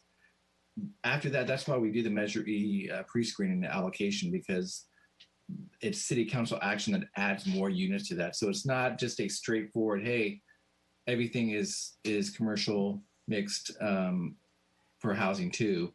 I hope that brings clarity to that, just because I think it is important that you understand it wasn't like they can just go and build homes or residential units on the boulevard without unless they had allocation from before. Are they aware of that? Absolutely, yeah. There's many of them that actually asked for allocations that they initially got them and then they didn't build anything, and after 1 year they had to return them. I'm sure you all heard about the Nazar Beacon property that recently was allocated some. There was one before the Principe project that was just west of City Hall. They were not allocated units, so they did not change that to add housing to that location. The one across the street from the lakes that's in the Boulevard, it's in the specific plan, excuse me. They initially were allocated, but then after a period of time, they realized they were not going to, I apologize for that. They were not going to make it happen. So they returned the units back to the capacity, the bank, if you will. Thank you. Okay. Commissioner Link, I see your hand up. I would be supportive of that, moving towards the mixed use law, which would return it to the previous designation that they had sought. The one thing I guess would be the two, or maybe two caveats would be that the lakes is its own specific plan. So we might behoove us to treat that separately from the Thousand Oaks Boulevard specific plan. And then I would assume that, and for the life of me, I can't remember the name of the project. The high density project that's going in towards the west as you get closer to Rancho. No, is it Rancho or Moore Park? But I think that's. 99? Are you talking about 300 or the Nazarian? Possibly either, but I think that's where Tarantula Hill is, where you have the kind of the U-shaped area, which is mixed use medium. That I would imagine we would want to keep that. So if I may, this is an important point because the downtown corridor along Thousand Oaks Boulevard does have two specific plans. One is the Thousand Oaks Boulevard specific plan. The other is the Civic Arts Plaza specific plan. And the CAP specific plan is basically, you can see it on the west side of Canejo School Road here, on the north side of the freeway, City Hall and the theaters, etc. So I would suggest, it sounds like the commission would like to first discuss or take action on the Thousand Oaks Boulevard specific plan, which is much of the remaining corridor, and then I would suggest that you be explicit about that, about the CAP specific plan as well, so there's clarity. So I think right now the intent is the Thousand Oaks Boulevard specific plan. And I thought I heard a motion or a support for mixed use low, but that's up to you. That's up to the commission. Yeah, just so everybody knows my concerns in this area, we've got one elementary school and very limited park space. There's the park behind Mouthful Eatery. I don't know if you guys are familiar. And that's pretty much all I know over there. So I before we start opening it up, because obviously the number of units was capped previously, if we zone the whole thing mixed use to any degree, we'll probably far exceed that cap, unless I'm incorrect, Mr. Towns. I believe it would increase the capacity. We'd have to run the numbers. Right now you have a mix, right? You have some areas that are medium, some areas in magenta that are high, and you have some areas that are commercial that don't have mixed use. So we'd have to run the numbers after tonight and see where we end up. But that's your choice. Commissioner Lanson. Can I clarify this? I just want to make sure with the numbers, since we ran the numbers, that there's clarity on this. And sorry, I apologize for jumping in. No, please.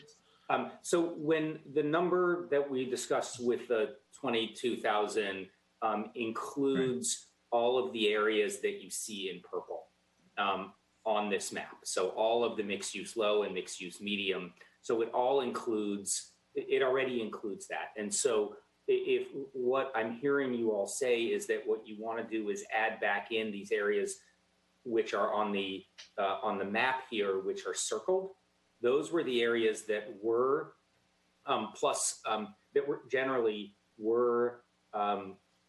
mixed use or are mixed use in the specific plan, but we were proposing putting it back to commercial. And what I'm hearing you say is those should go back to mixed use in order to match the specific plan. It also actually includes another small area, but that wouldn't be, we'd have to run the numbers, but we've already included everything in purple, and the allocation would go away with the allocation method would go away with the new general plan, and they would just be allowed. Correct. I think that's important to note, Chair Bus, is that the allocation aspect would go away. Exactly, So and if you make this all mixed use back to where it was, the allocation product specific plan 20 is no longer going to be there, because you're going to allow all of these to have that mixed use density to, let's say, a minimum of 30 units or maximum 30 units even. But now you get to go through the whole boulevard with that number, and that's obviously.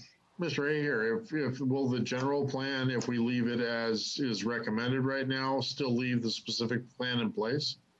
It will leave the specific plan in place, but that again, it goes back to the process that we've talked about from the beginning, where we do this vision, and then after we do this visionary process, then we start going back and making sure everything else is going to be consistent with the general plan once it gets adopted. So we look at the zoning, we look at all the specific plans, because ultimately those all have to be consistent with the general plan as you go from top to bottom. So you need to do that vertically, you need to do that analysis, and that will be done with all of these things, including as well as with the EIR as well. Gotcha. If you're asking specifically about the way that the units are allocated now, whether you leave it as it is on this map or take it all back to 30 units an acre, that allocation process will go away. So whatever is reflected on the map, those units will be there for property owners to use. There won't be allocation either way. So that's going away no matter what we do. Correct. Thank you. That is the clarification I was looking for. All right, Commissioner Lanson. Yeah, and looking at this, one thing that kind of strikes me is that this is the one area where the City Council has already made an order and made a ruling with regard to this issue, and I'm not as comfortable kind of contradicting that as part of a recommendation. If the City Council at the end of the day wants to go back and change it and leave it this way, they obviously can, but I kind of want to honor what the specific plan ruling was at that point and then leave it that way, with the understanding that it's up to the City Council then if they want to then incorporate this revised concept. That would be my 2 cents. Commissioner Lanson, I've got a question for you on that. But if the City Council passed that knowing that they had a cap on the number of units, but they were just kind of opening the door for all of the landowners there, but knew it was just going to be a specific number of units that were going to be constructed, it was going to be kind of first come, first serve, are we really negating their intent by now picking and choosing winners, knowing that no longer will there be a cap and we could create a free-for-all? Yeah, I mean, yes, at the same point, I look and realize, again, we go back to how many projects were actually started.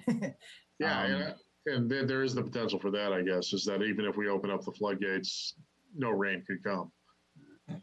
That's the whole thing, is that yes, it opens it up conceptually, but I think the practical reality is I don't think we're going to see as much, and then we haven't seen as much in the last 10, 15 years. So it's one of those things where I would defer to the City Council at that point in terms of what they previously ordered.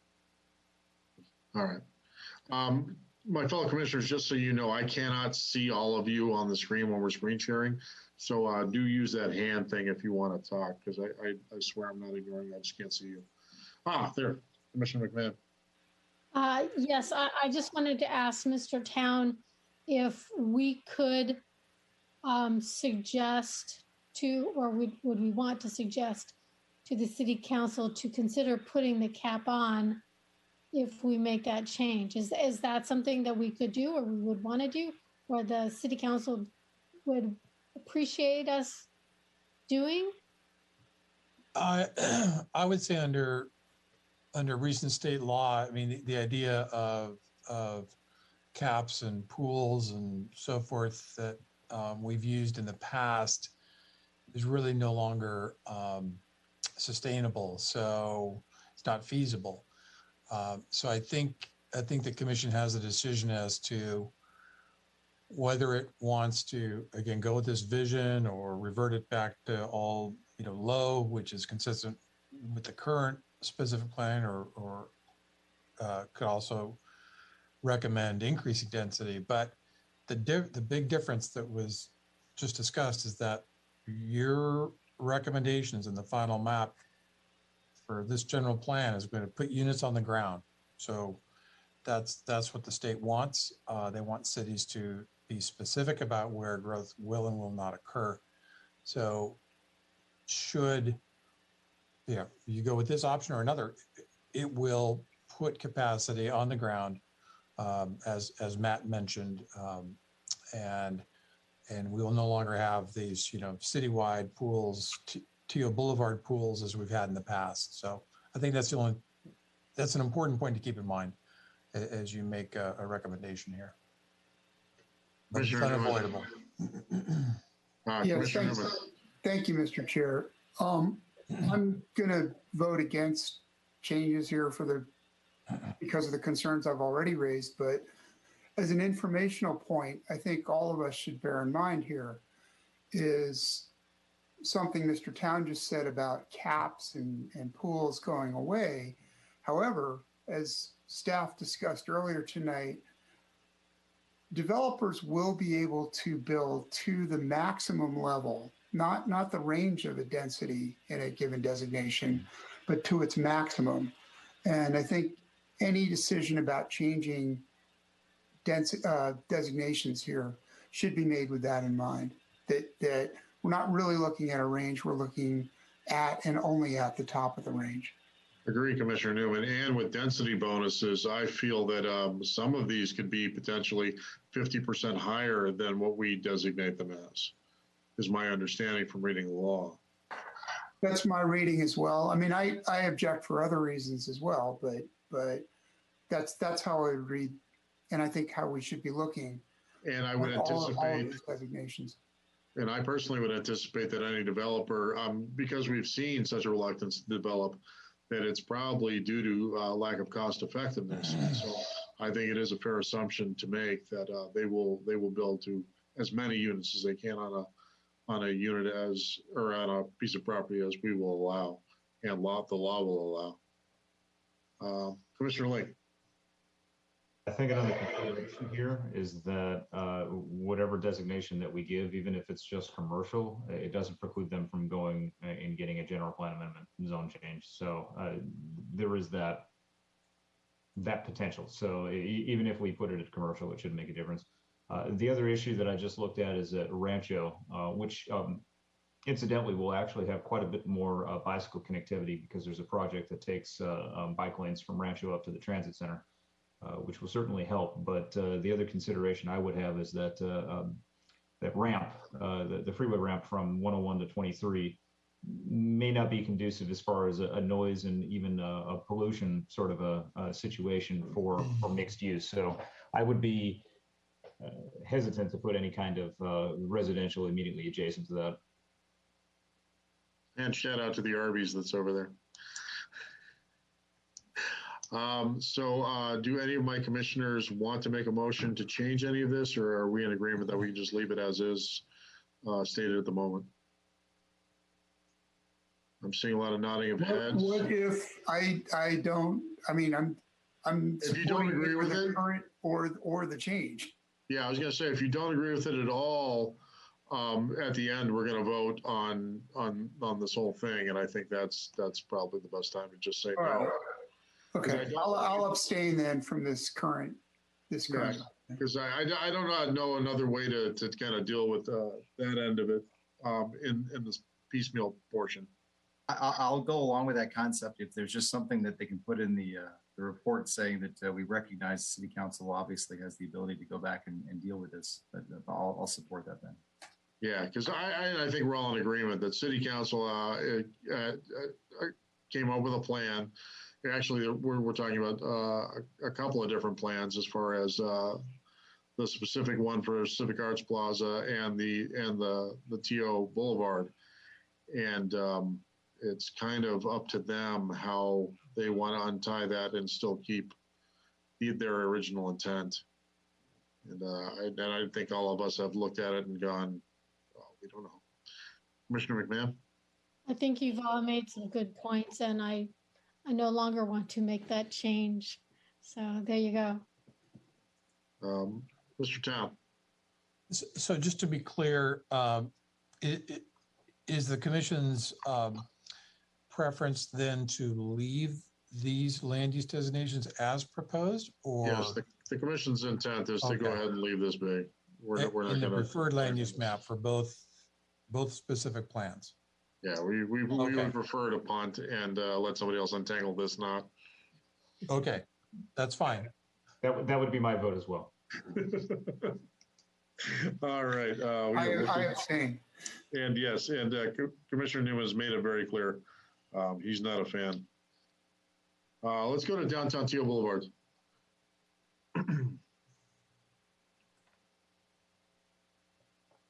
Oh no, is that where we are? I'm sorry.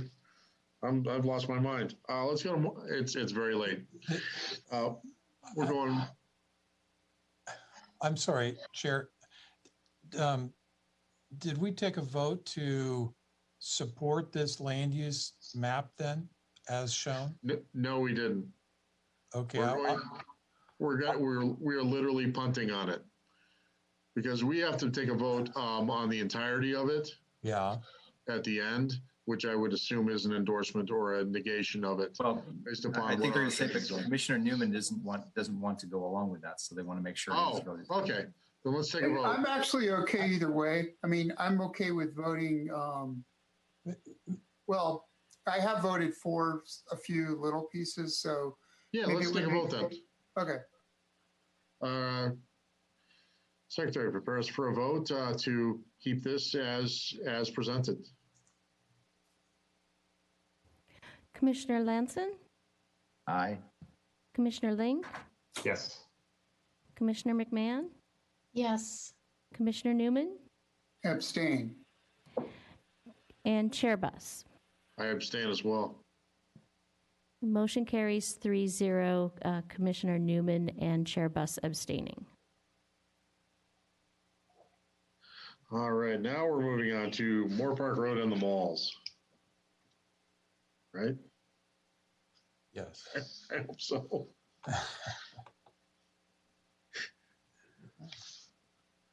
All right. Does anybody have any opening comments for this one? Raise your hand because I can't see all of you. Commissioner Ling. Sorry, I'm just jumping in on this. I would actually support an increase in density for the Oaks and Jans. Again, echoing some of my comments about centers that are underutilized, maybe depressed, especially Jans. I know that with the vacation of Sears and other uses, that is an extremely overparked shopping center. So certainly they could use the existing capacity they already have to increase density. I mean, the Oaks Mall is probably up in the air for me, but I would definitely support mixed use medium for the Jans Marketplace. All right. Commissioner Newman. Commissioner Newman, you're muted, sir. Pardon me. If we're going to have a pilot project here, this is where I'd like to see it, with some sort of introduction of mixed use at Oaks Mall and Jans Marketplace. I do have a question for staff, though, about how we proceed here. As currently proposed, is the are the 5,400 units that were identified as being able to be redesignated back in 2018, would that be sufficient to cover this specific part of the plan?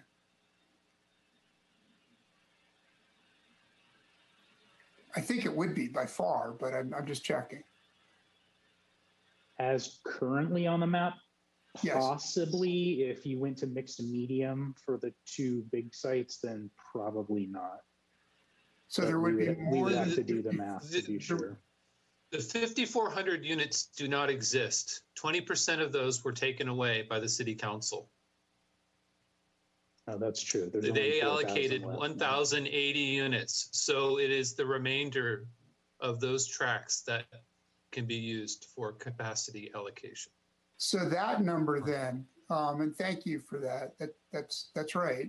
So that number, the 3,000 whatever, is that sufficient to cover this, or would additional units be needed? I think additional units. I don't think it would be enough to cover this map. Okay. So you're including all of Thousand Oaks Boulevard specific plan there. Yeah. Yeah, okay. I'm torn on this because I do support smaller pilot projects at the two current shopping centers. But again, without information about where those additional units are coming from, I don't think I can support this. Gotcha. But let's hear from some more folks. Commissioner Lanson.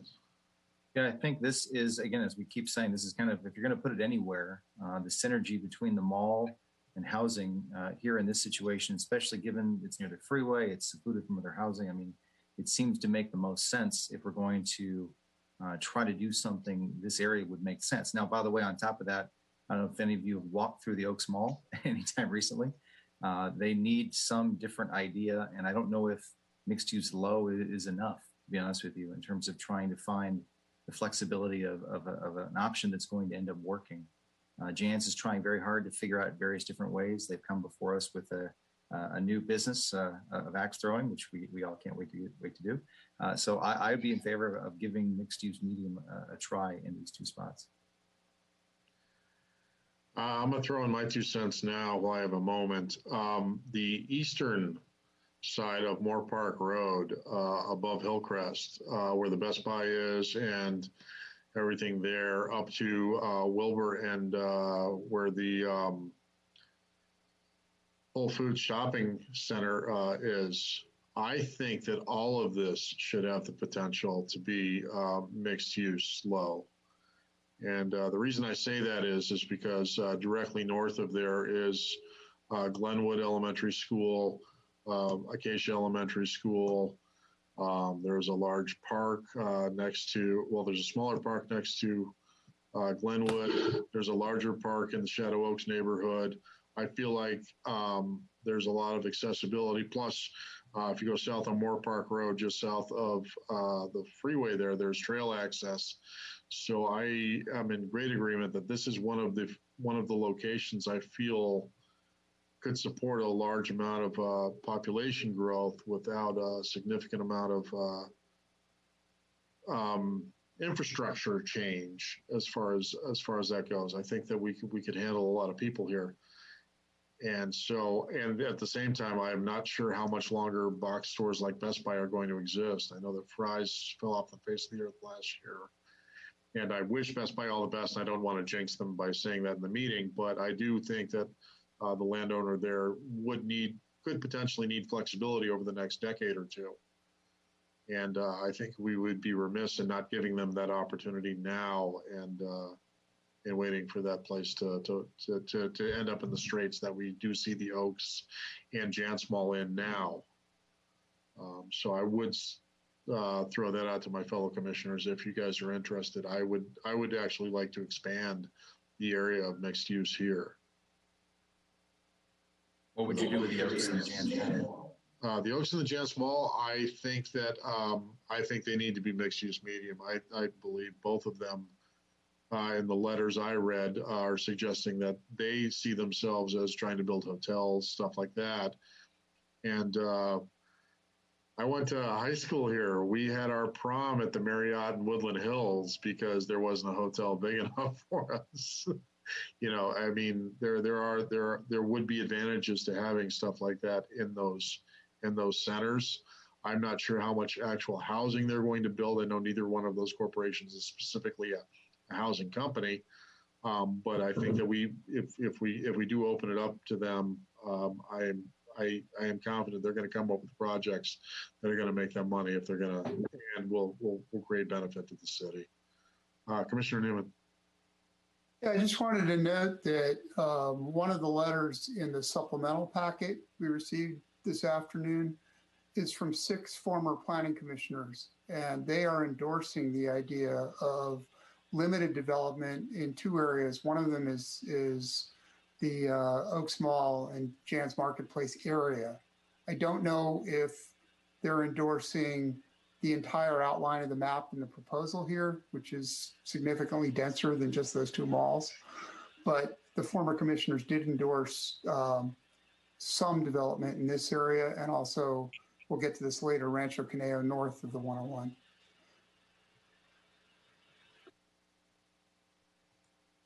Commissioner McMahon. So if I'm hearing you correctly, you are suggesting that the Oaks, the Jans, and the Best Buy area all be changed to mixed-use medium. Is that correct? That's what I would throw out there, because I see it all on Thousand Oaks Boulevard, and I feel like there's a greater opportunity up at the top here. I'm actually less enthusiastic about mixed-use medium in the lower part along Thousand Oaks Boulevard than I would be in those areas, because they're such large parcels, and I feel like there's a lot more room to play with there. I think I tend to agree with you.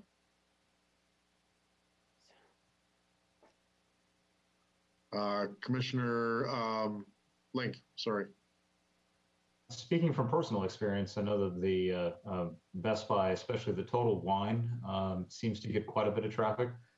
So, I mean, I could certainly see, certainly see, some. I mean, it does seem like a fairly utilized center. I mean, again, the big box stores notwithstanding. I think the bigger concern for me would be the regional malls and where they're going. I know, I think it's called the Promenade, but in Woodland Hills is certainly, it's basically empty. It's that new kind of paradigm with, what's it called? The Village, which has seen a huge amount of success. So encouraging something like that for these regional malls that are kind of going out the door would be my preference. I don't have any opposition to making those mixed use, but I don't know that I would necessarily push for it. All right. If I think everybody's had their say. If any commissioner wants to throw out a motion, I'm more than happy to entertain it. Chair Buss, why don't you tell us specifically on the east side of Moore Park, what areas? Are you looking from Wilbur down to TO? I would be looking at, basically Wilbur to Hillcrest. So, that region right there, those three pink lots. And the reason you would designate those as mixed use low. I'd go mixed use low there, and I'd go mixed use medium at Jansen and the Oaks. I just say, is there anything the staff would have to say about that as a concept? Mr. Town. Thank you, Mr. Chair. Only a point of clarification. The area on the north side of the Jan's marketplace that is currently shown in pink there as commercial neighborhood, correct? That's where Bandits is and Pollo Loco and so forth. It is the intent to retain that area, leave that area as commercial neighborhood, or is the intent to include that as mixed use as well? My personal feeling would be I would prefer that be mixed use as well. I know that the Bandits obviously is highly successful. I'm sure the car wash is doing fine, but that mall where there's been a number. There was a pizza place there. There's been a couple of Mexican restaurants. They've had some issues keeping that open, as well as the candy store. So I know that there may be a potential interest by that landowner, and it would be fun to give them the ability to at least pencil it out. And so, if I can also ask one other question, that I got a quick inspiration looking at the list here. Number 3, create a new land designation or special land use for, I'm assuming, the mall area. What would that entail? Shrinking the map. Just narrower. I actually would be supportive of that. Just to have a smaller area for the boundaries here. Basically what Nelson described. I think our intent when we said create a new land use designation was going back to what I mentioned earlier about revisiting the height and the FAR in relation to the density and whether it made sense to mix and match those numbers on these sites given how large they are. And that kind of ties in with the next bullet to increase height limits in some areas. Is there a potential for an overlay? Yes. Yeah, I mean, overlays aren't often used in general plans, but there may be other ways that we could go about doing it. I think if you can tell us, what you would prefer as far as height and density, and then we can, as staff, kind of talk about it and figure out the best way to implement it. If you give us the direction on what you're looking for. Yeah, my personal feeling is that we should give this area as much flexibility as possible. I've seen this area change significantly in the time that I've lived here since '88, and I feel like it. One of my first jobs was at the Jantz Mall. Shout out to Larry Singer, the big and tall store. That is very long gone at this point, but yeah, I think that these potentially could evolve again in my lifetime over the next 20, 25 years. And I think that we should give them the ability to do so. So I'll let my fellow commissioners, if they want to throw out a motion on any of that, though. So it sounds like, again, I'll try to do the motion here to change the Oaks and Jans to mixed use medium, and then the area on the east side of Moore Park from Wilburn to Hillcrest to mixed use low, right? As well as the peninsula above, up to Wilbur Road, above the peninsula up to Wilbur Road. And you're referring only to the commercial neighborhood areas east of Moore Park between Wilbur and Hillcrest? Correct. And one more point of clarification too on the Oaks. They're on the southeast end there's a commercial piece. Are you suggesting change that to mixed use medium also to match that just make that whole thing the same? I think so. Yeah, absolutely. That's where the old bowling alley is and that other shopping center, correct? Big Five. Yes. Yeah, Big Five. Yeah, yeah, absolutely. They should be able to, if they could come up with a grand unified plan for all that, that would be amazing. I'm sorry, but just a quick point of clarification. Are we talking about the area shown in red underneath? Correct. Okay, right. Okay, so the proposal is mixed use medium for that area as well? Correct. Okay, and for the peninsula, peninsula is mixed use low, correct? Yeah. Okay. So when we're referring, Big Five. Okay, so we're not talking about Starbucks, Men's Warehouse. No, Starbucks, Men's Warehouse stays as is. Commercial town. What about the Ventura County office there? I think that needs to stay commercial town too. Yeah, it doesn't make sense to change. Again, they can always change it later. Yeah, they can always say they don't want to be a bank anymore. So do we have that motion? Then Secretary, please prepare us for a vote. Commissioner Lanson? Aye. Commissioner Link? Yes. Commissioner McMahon?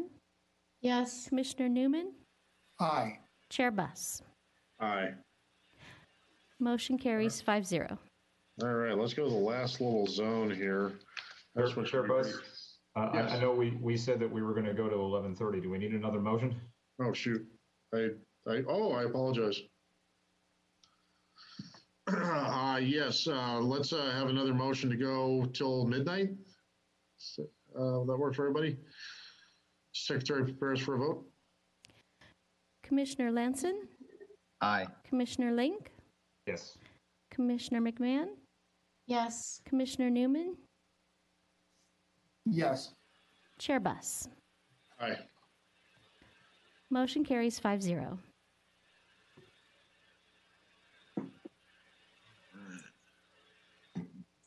Moving on to Rancho Canejo. This one should be quick and easy, right? Who would like to open the commentary?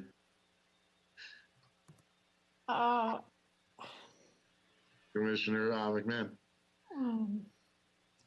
Okay, this one is tough because I am in Newbury Park and I travel these streets a lot.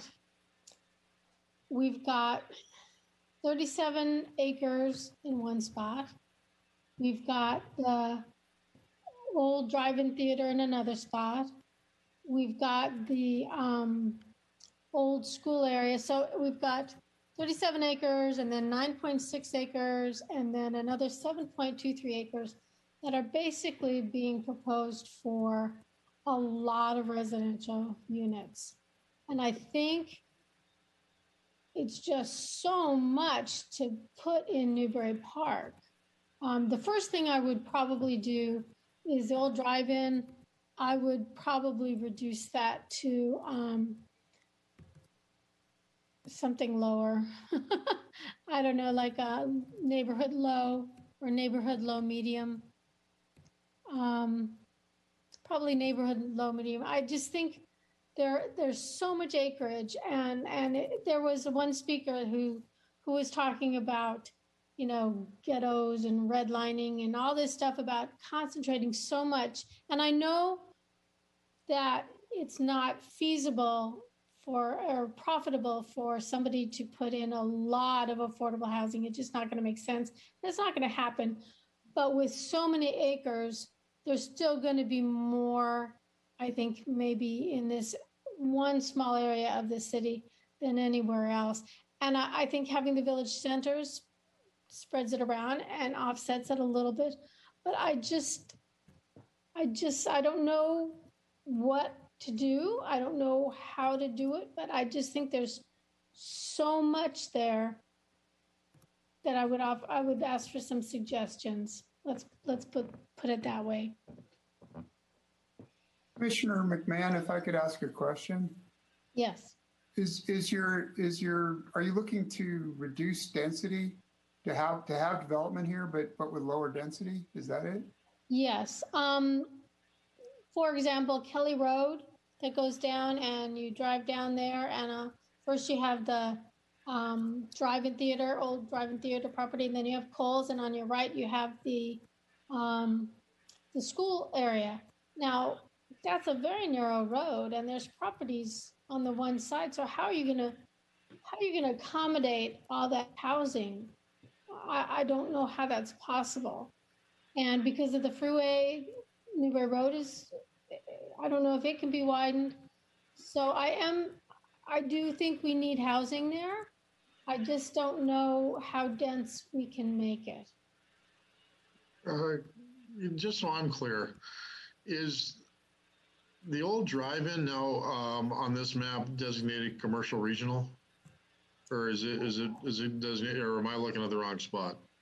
I think it's neighborhood medium. Am I correct, Mr. Town? You're correct, Commissioner. Yeah. Okay, so it's okay, that one. All right. Commissioner Link. Yeah, I would agree that we are certainly packing in quite a bit of residential, especially on the south side of Newbury Road. I don't think I would support mixed use low at the library site. I think we're kind of putting a lot of stress on that intersection. I would certainly support I guess it's the Amgen Visitor Center, which I think for the most part is fairly empty. And the proximity to Amgen and the industrial flex would be conducive to that. I would add additional either restaurants or other opportunities for people who work for Amgen to actually walk to places. Same thing with you can call it workforce housing. I know that's generally reserved for not to sound facetious or anything else like that, but lower income type brackets, but certainly could go a long way to reducing trips and keeping people close to where they work, especially an employer as large as Amgen. Copy that. Commissioner Newman. Yeah, what's the scope of what we're discussing here? The slide says north of 101, but the boundaries are both sides, and we've been talking about Kohl's and the old schoolhouse and all. So are we talking about north and south or just north? I believe we're talking about both north and south at this point. All right. Commissioner Lanson. Are you sure? Is there that this is the last slide? Yeah, I believe so. I think it is. Maybe Mr. Ramey can confirm. Yeah, Mr. Ramey. Sorry to jump in. I put this slide up just because it covers the whole area. There is a separate slide that had the Borchard Alice property, but I figured that just one image so you could look at it. And I think you should just direct us with this slide, which area, and I think figure out how you want to go through and give us and make a recommendation for all of this area. Great, and I can do that, so I'll look at both.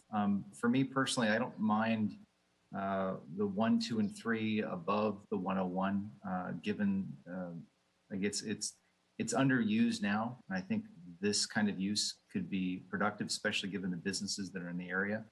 So I don't have a problem with those. Below 101, I don't think the split zoning is an effective concept. I think it essentially renders the property unusable. And by the way, I'm putting aside the issue as to whether it's a protected issue or not. I'm assuming that would come out as part of the discussion as to whether it was a wetland or not. But I think a split zoning just creates an untenable situation in that nothing would end up happening, which is, and I understand that residents, believe me, I understand the residents' frustration and desire not to have a bunch of stuff happening here. But I think given the size of the lot, and again, I think Commissioner Lincoln made a good comment. It was empty land. Something was going to be put there. I think mixed use makes sense for that entirety of that strip. I agree about the area lower on Borchard, maybe not necessarily being mixed use and staying commercial, if that's what it was previously designated. But again, I think the split zoning of that property is I know an accommodation that was trying to be made, but I think that ultimately is not going to make anybody happy, because even if homes are built there, it's not going to make them happy. The mixed use that's going to be abutting and is going to be difficult to do. Again, I just think it's a creative idea, and I appreciate the concept, but I think we have to kind of be more realistic and again appreciate what that property can be. Again, taking out the protective issue from it. But I would make that all mixed use. Would you make it mixed use low or medium? I think if we take away the mixed use below it, and then I would make it mixed use medium, because the one below it at the end of the day then can stay the commercial. And then you have the mixed use medium on that segment that would then be accessible from the freeway. So there's ways to kind of have that buffered and go right into the freeway and right into other transportation issues without necessarily affecting the residents. On the other side. Commissioner Link. I still hesitate with that. I mean, certainly that there should be some expectation that a vacant lot would be developed at some juncture. I still kind of harken back to the context sensitive type of approach. And I don't know if Sean Maradian has the ability to make a predominantly single family home, or even some greater intensity to that neighborhood medium high pencil out. It's just the other thing that I also see is access, and again, the primary access points for this is going to be the adjacent neighborhood, or if they are able to actually get access over the easement with that channel there, it would be immediately adjacent to a single family home, and not only would it be on top of his residence essentially, but it would border his entire side yard. So. And I hate to single out that one person and sort of make that the crux of the issue, but it certainly should be an issue that comes up. And access, I think, is just going to be a difficult part, because if they can't get that easement with the county, well, then all of their access is going to be taken from the adjacent neighborhood. And even then, with the two roads that split out, it's when we go back to this lack of a grid system, and predominantly you're going to have one access point, or you're going to have a very circuitous access point that all leads back over to Wendy. So if it were me, I would more than likely, I would support neighborhood low medium, or even neighborhood medium, maybe neighborhood medium high. I would try to, create or sort of make that just residential predominantly. Gotcha. Mark, do you have your hand up? I do. And it was simply to say that once the commission is sort of done with this particular area, we will put up another image that shows the entire Rancho Canejo area. This is a zoom in on this interchange of the freeway and Rancho Canejo. So just so you know, we have that graphic ready. And can you go ahead and move to that one? My brain cannot wrap its head around this zoomed in area. It's just hard for me. There it is. I appreciate that. Thank you.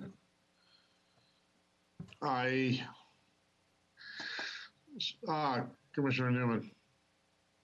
Well, this change of slides raises the question of what's under consideration here. I agree with Commissioner Lanson about his comments about the parcels north of the 101. And if we were voting on just that, I would probably vote yes. But if we're looking at this entire area, I think I would probably abstain again. Okay. Are there particular parcels that are you're not comfortable with that you'd like to address, or no? Well, I mean, two things. One is on general principles. I'm not comfortable with the exercise of saying we're going to allocate outside of Jantz Mall, which we've already done, okay, and Oaks Mall. Just on general principle, okay. Right. There's that, and then really the only designations I'm comfortable with here are the ones north of 101. All right. Commissioner McMahon. I'm sensing that we are all comfortable with the ones north of the 101. So maybe we just vote on that and get that out of the way and then discuss the others. All right, let's do that. Go ahead and.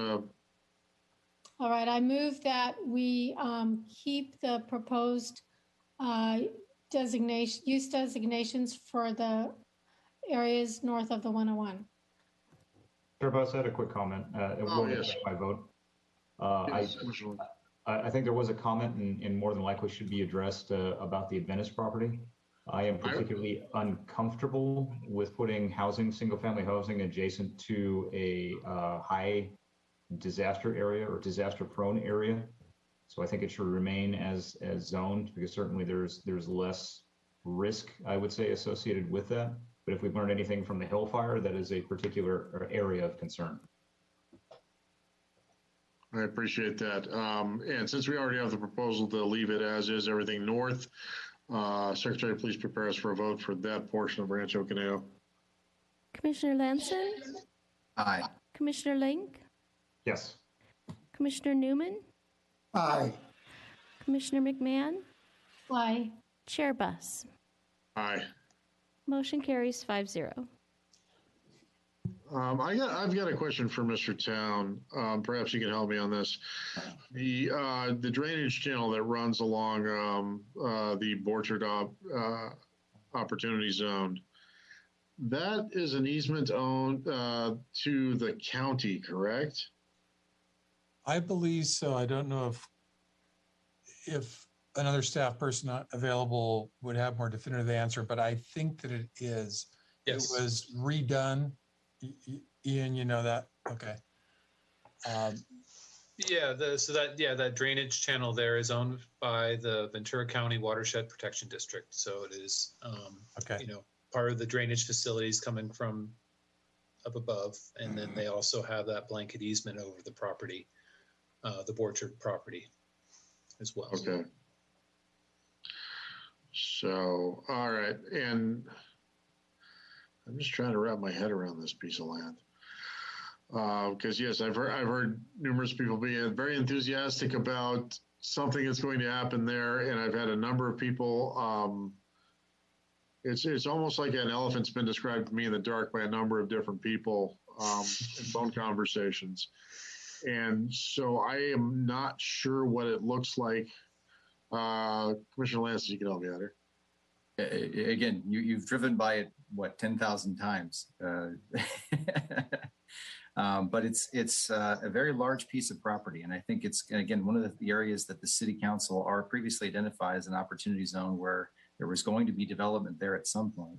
That was one of the 6 areas that they had identified, and they were looking forward to having that occur. That's kind of what I was looking at kind of furthering that concept in terms of what they already had laid out as an area that they wanted to see development happen.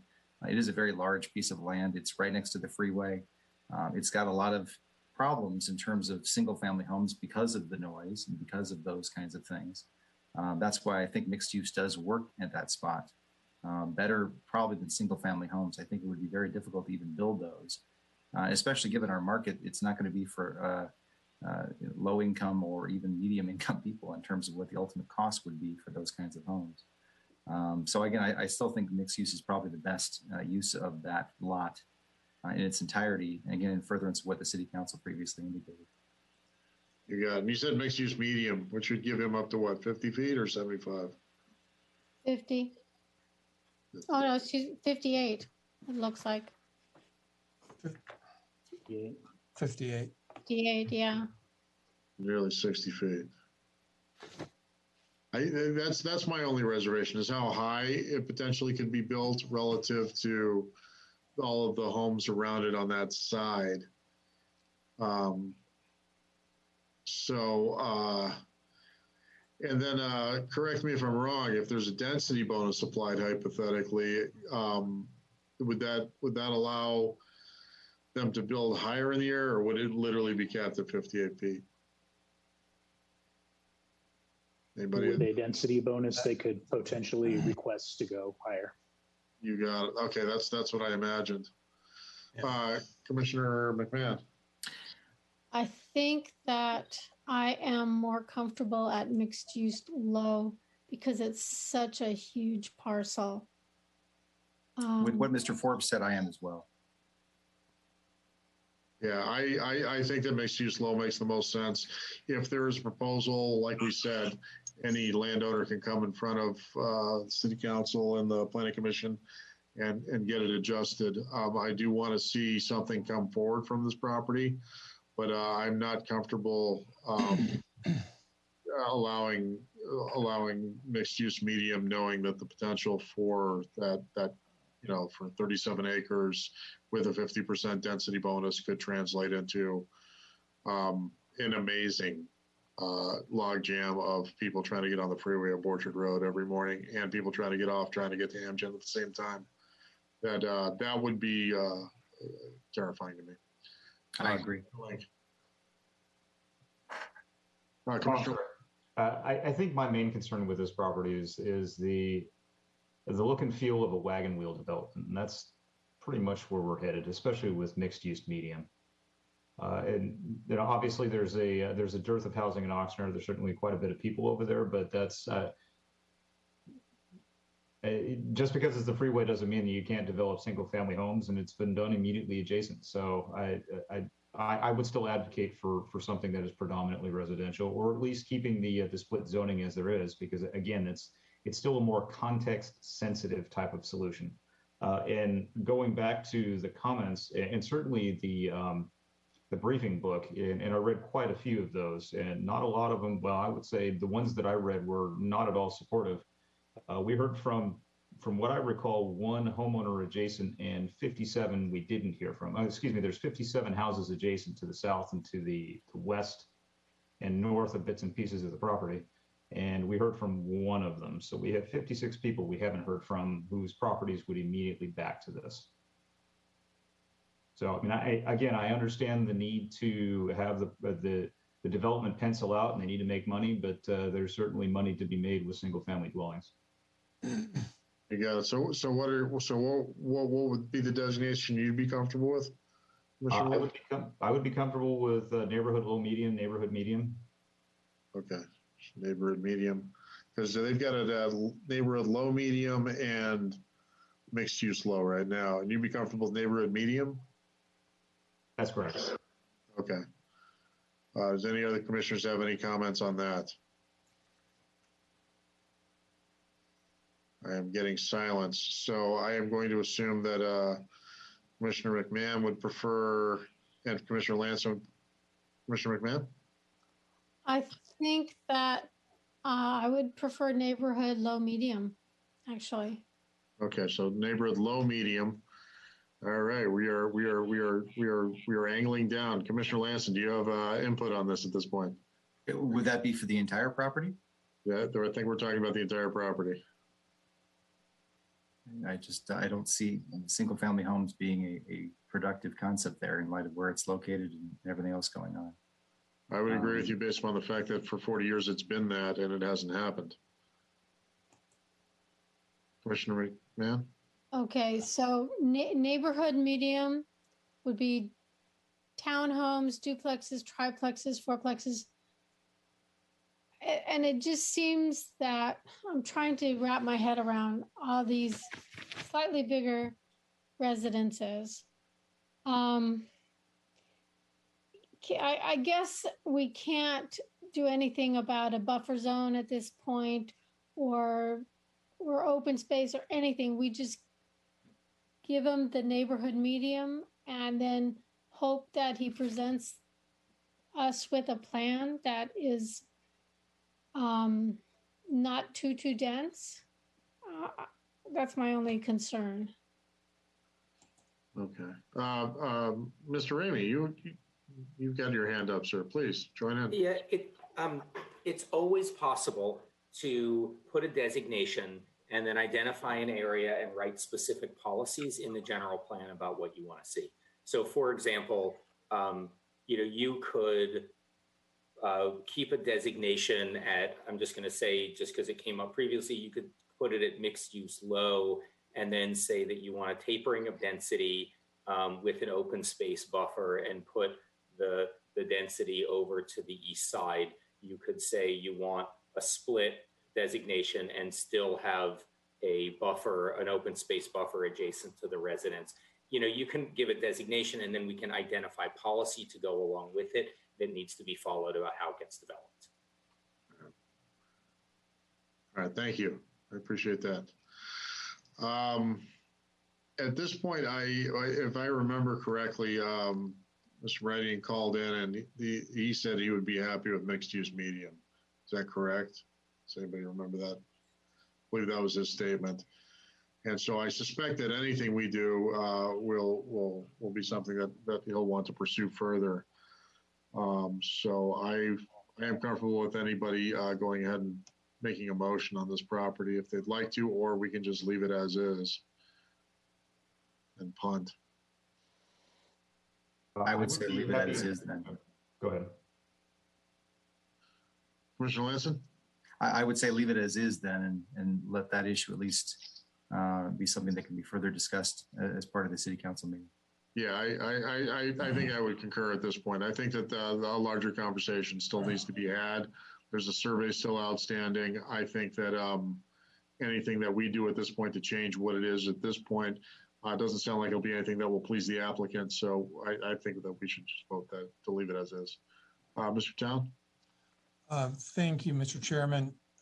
Before we hear a motion for this area, I just wanted to ensure that the commission was aware of they were switching gears, but the red areas in this Rancho Canejo area, the bright red areas are commercial regional, and that would allow heights up to 75 feet. We included that land use designation because that is a reflection of community input, and these are freeway close locations. But I just wanted the commission to be aware of that and before we finalize this vote. And then I had one other clarification on the property north of the freeway when we're done with this particular area. I apologize, but I need to go back and revisit one particular area, one parcel. So those are my two comments. This is all the red. The bright red here is commercial regional, up to 75 feet in height. It would allow hotels, which is a positive. And then when you're done with the vote on the southern area, I'd like to go back and revisit one parcel on the north side.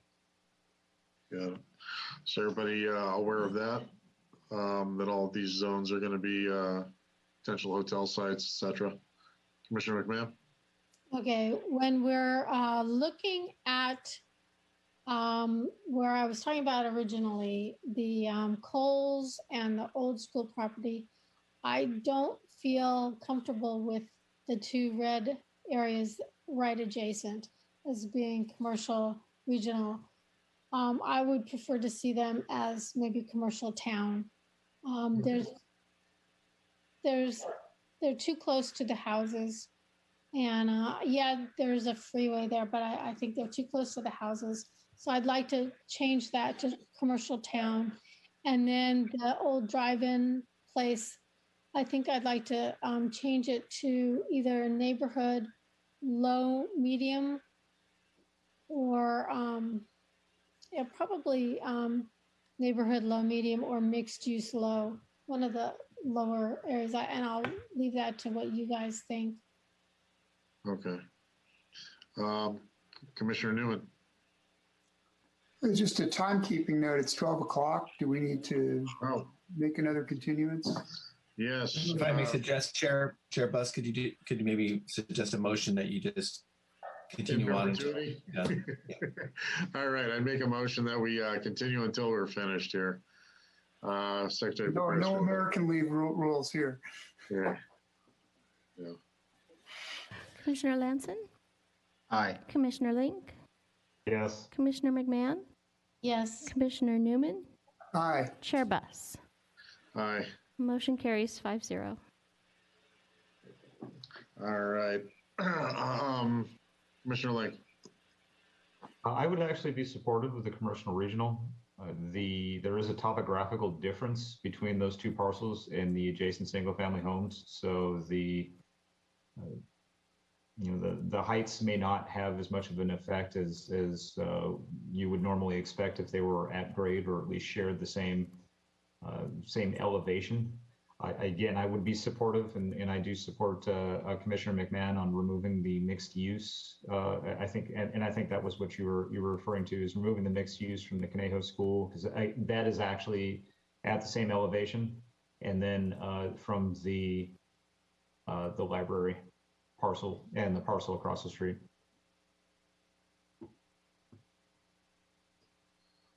Parcel across the street. Got it. Okay, I'm following. Does everybody follow that? If I may, Chair Buss, and I apologize for interrupting, but yes. As far as the Timber School property, that is already a project. Just so it's already been approved, right? Yeah, I mean, it's still in the development stage, and we don't have a final development agreement on that because of the changes. But that was recently, in the last 2 years, it was approved for residential and a mixed use type of aspect to it. So, right, that's the Daylight property, correct, which was approved for horizontal mixed use with a hotel. Okay, and it's already happening, so right. we can't change any of that. Okay. So that is what it is at this point. Okay. But if I may, Chair, but to Ms. McMahon's comments about the property to the west and then just south of that, those have not been, and those are listed as they are, and you can certainly modify those if you wish. Oh, okay, so the one just south of it. So Commissioner McMahon, I defer to you. What do you want these properties to be? All right, so I would suggest the one that is currently neighborhood medium to go to neighborhood low medium. Okay. And then we're talking about the one that's right next to the commercial property, which is mixed use low. Is that the other one we're talking about? Yeah. I think I'm okay with that mixed use low. Okay. Is everybody else? I don't know. And then Commissioner Link said that he supports commercial regional immediately to the east of that. Are you comfortable with that, or would you prefer it be lower? I would prefer it to be lower, but I thought we can't change that. Oh, you can change that. We can change that. We can't change the mixed use in front of it. or to the north, because that's already in development. Okay. So commercial town. Does anybody else have any input on the two commercial properties? I would prefer commercial town. I don't know about anybody else.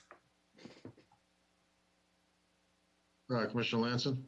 Yeah, I think I would as well. I think 75 feet is a bit tall for that area, so I would agree. I think I would concur as well.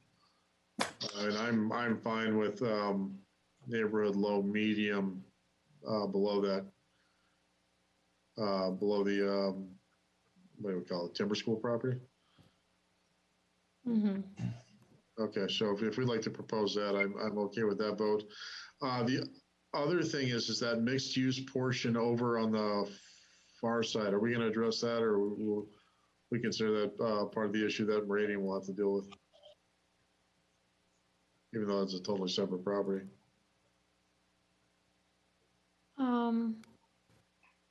I don't have any strong feelings about that. All right, we'll just let all of that lie then. So we'll just address this portion over here. Okay.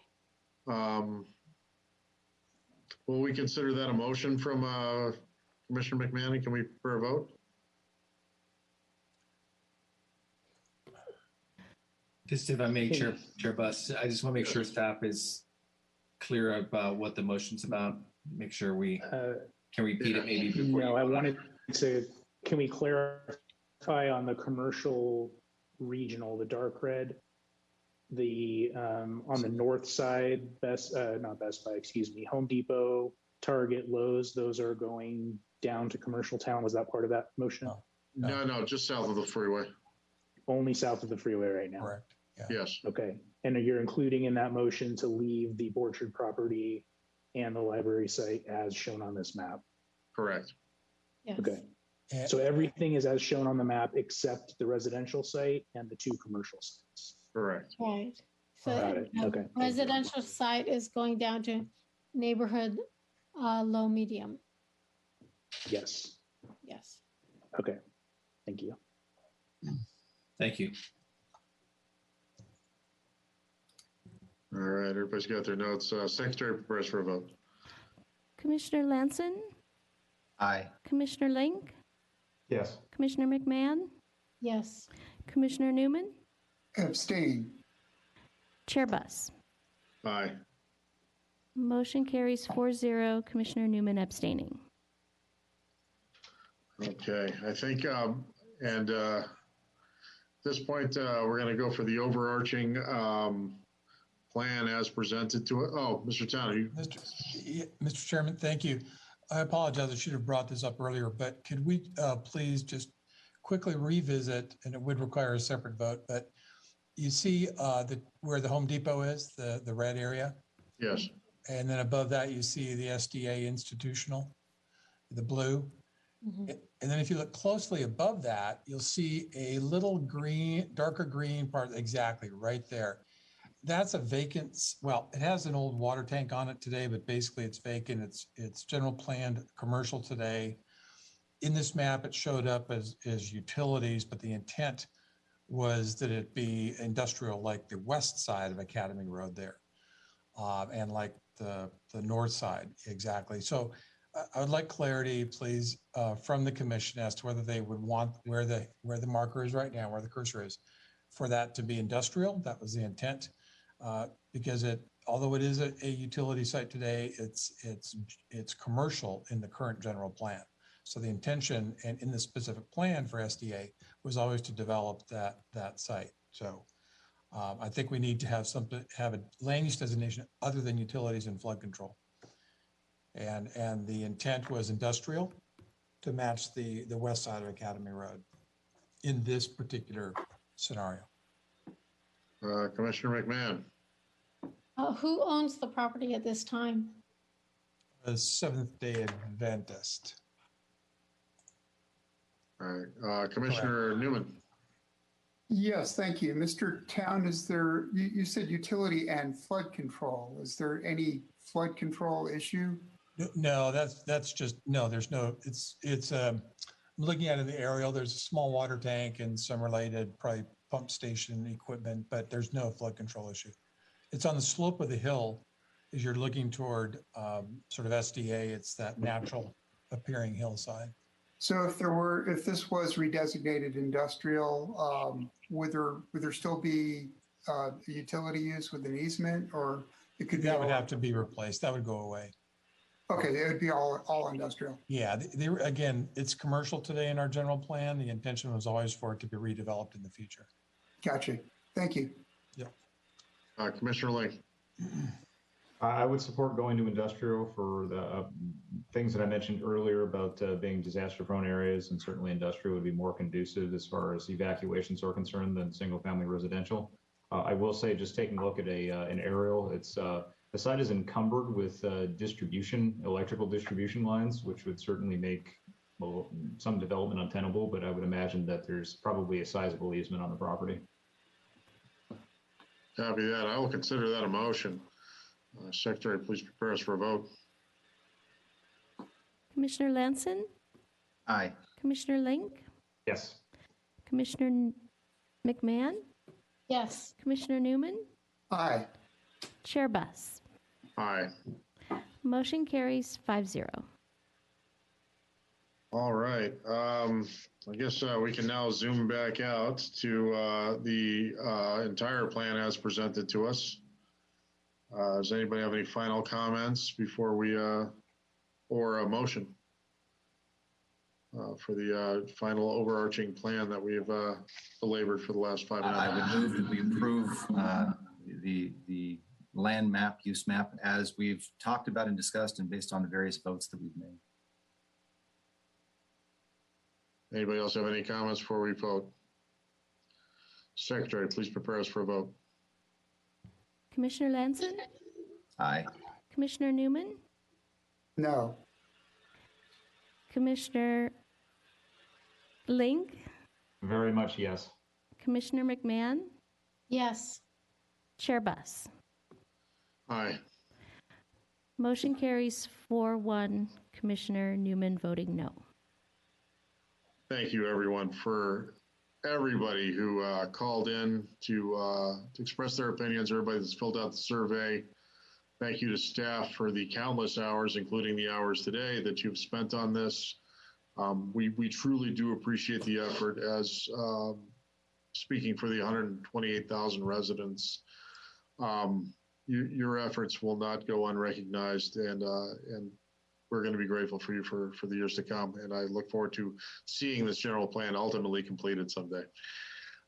All right, let's move on. Now's the time for commission comments and or any AB 1234 reports. Are there any comments from my fellow commissioners? Commissioner McMahon. I just wanted to also say a quick thank you, because I know the staff has worked really hard and now you're up really late. And it's been a big project, and I also want to express my appreciation. Commissioner Newman. I'll endorse Commissioner McMahon's comments. We may not agree, but I appreciate the competence and the professionalism that staff has shown. And I very much appreciate the many people who showed up to write, to speak, to provide input into this process. This isn't over, and I hope people will continue to give their valuable input. Thank you.